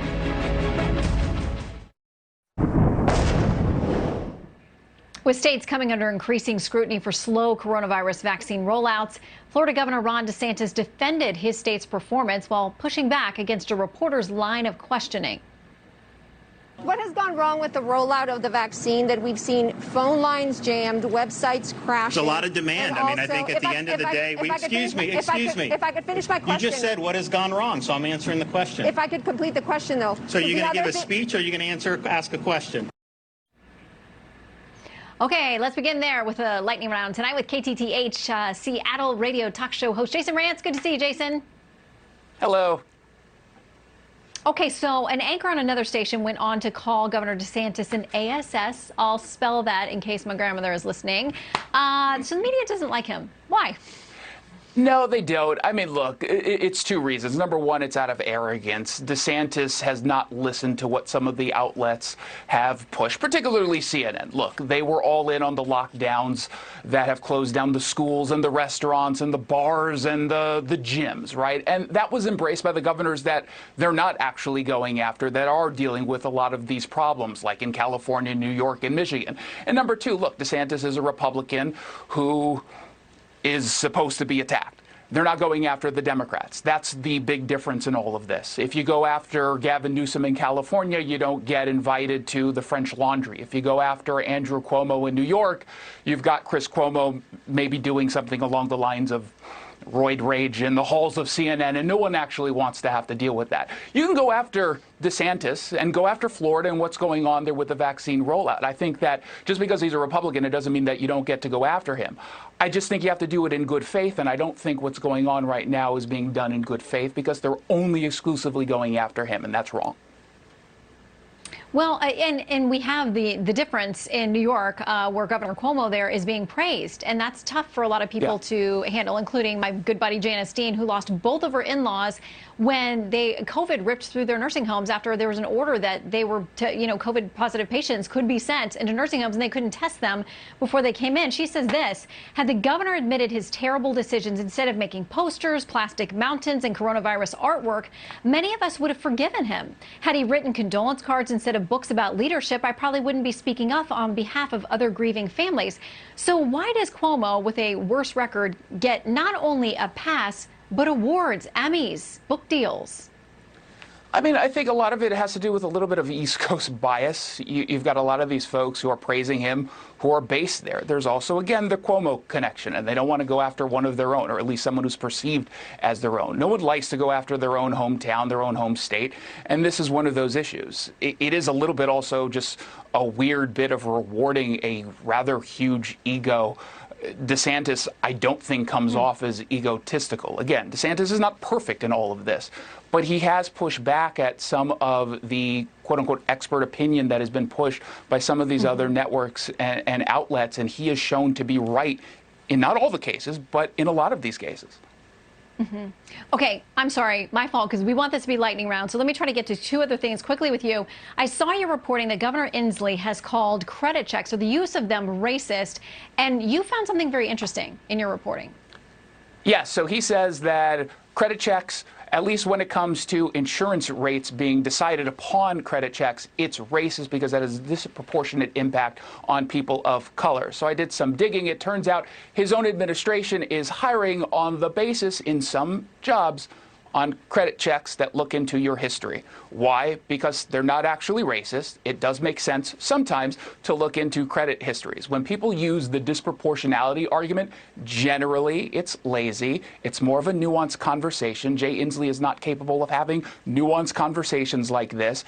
It's just virtue signaling. He's known for it. 2020 was the year of everything is racist, and 2021 is going to be the year of just focusing on equity, which means you're just going to throw out a bunch of progressive buzzwords, and that's all he's doing here. It's very, very easy to get caught up in this kind of hypocrisy when that's all you're doing. Okay, another controversial topic is that about trans athletes. A British study in the Journal of Medicine says this: we confirm that use of gender-affirming hormones are associated with changes in athletic performance, and demonstrated that the pre-treatment differences between transgender and cisgender women persist beyond the 12-month time requirement currently being proposed for athletic competition by the World Athletics and the IOC, essentially saying people who are not born biologically female but transition still seem to have a physical advantage over women who were born biologically women when they compete against each other. Is that right? Yeah, I mean, look, generations of girls and women fought for the rights to compete in sports, to get fair access to scholarships and competitions, and biological men, on average, are more athletic than biological women. Acknowledging that trans women have a little bit of an unfair advantage over biological women is not offensive. It's not controversial. It's not meant as a slight to transgender women. It's not meant as a green light to make fun of or dismiss the experiences of transgender women. It's just a fact. And we do have to have an honest conversation about this. It's just patently unfair to the girls who are competing. And this idea that gender is simply fluid and we can just wipe our hands of the conversation and move on and pretend that all is well, it's just not true. And there are some nuances, again, to these issues that we do have to embrace. And simply just saying, well, no, it's not, it's settled. It is not. There are some implications to just accepting some of the progressive talking points on these issues, and this is what's happening here. Yeah. And I think one of the problems with having a conversation is people are now so afraid they're going to use the wrong language or terminology that makes them fearful to even engage in the conversations. All right, Jason Rantz, keep us updated what's going on there in the crazy West Coast. Good to see you. Thank you, Shannon. She has pledged to do it. Now, a freshman GOP congresswoman is being warned by D.C. police not to carry her firearm around town. Is it legal? That's next.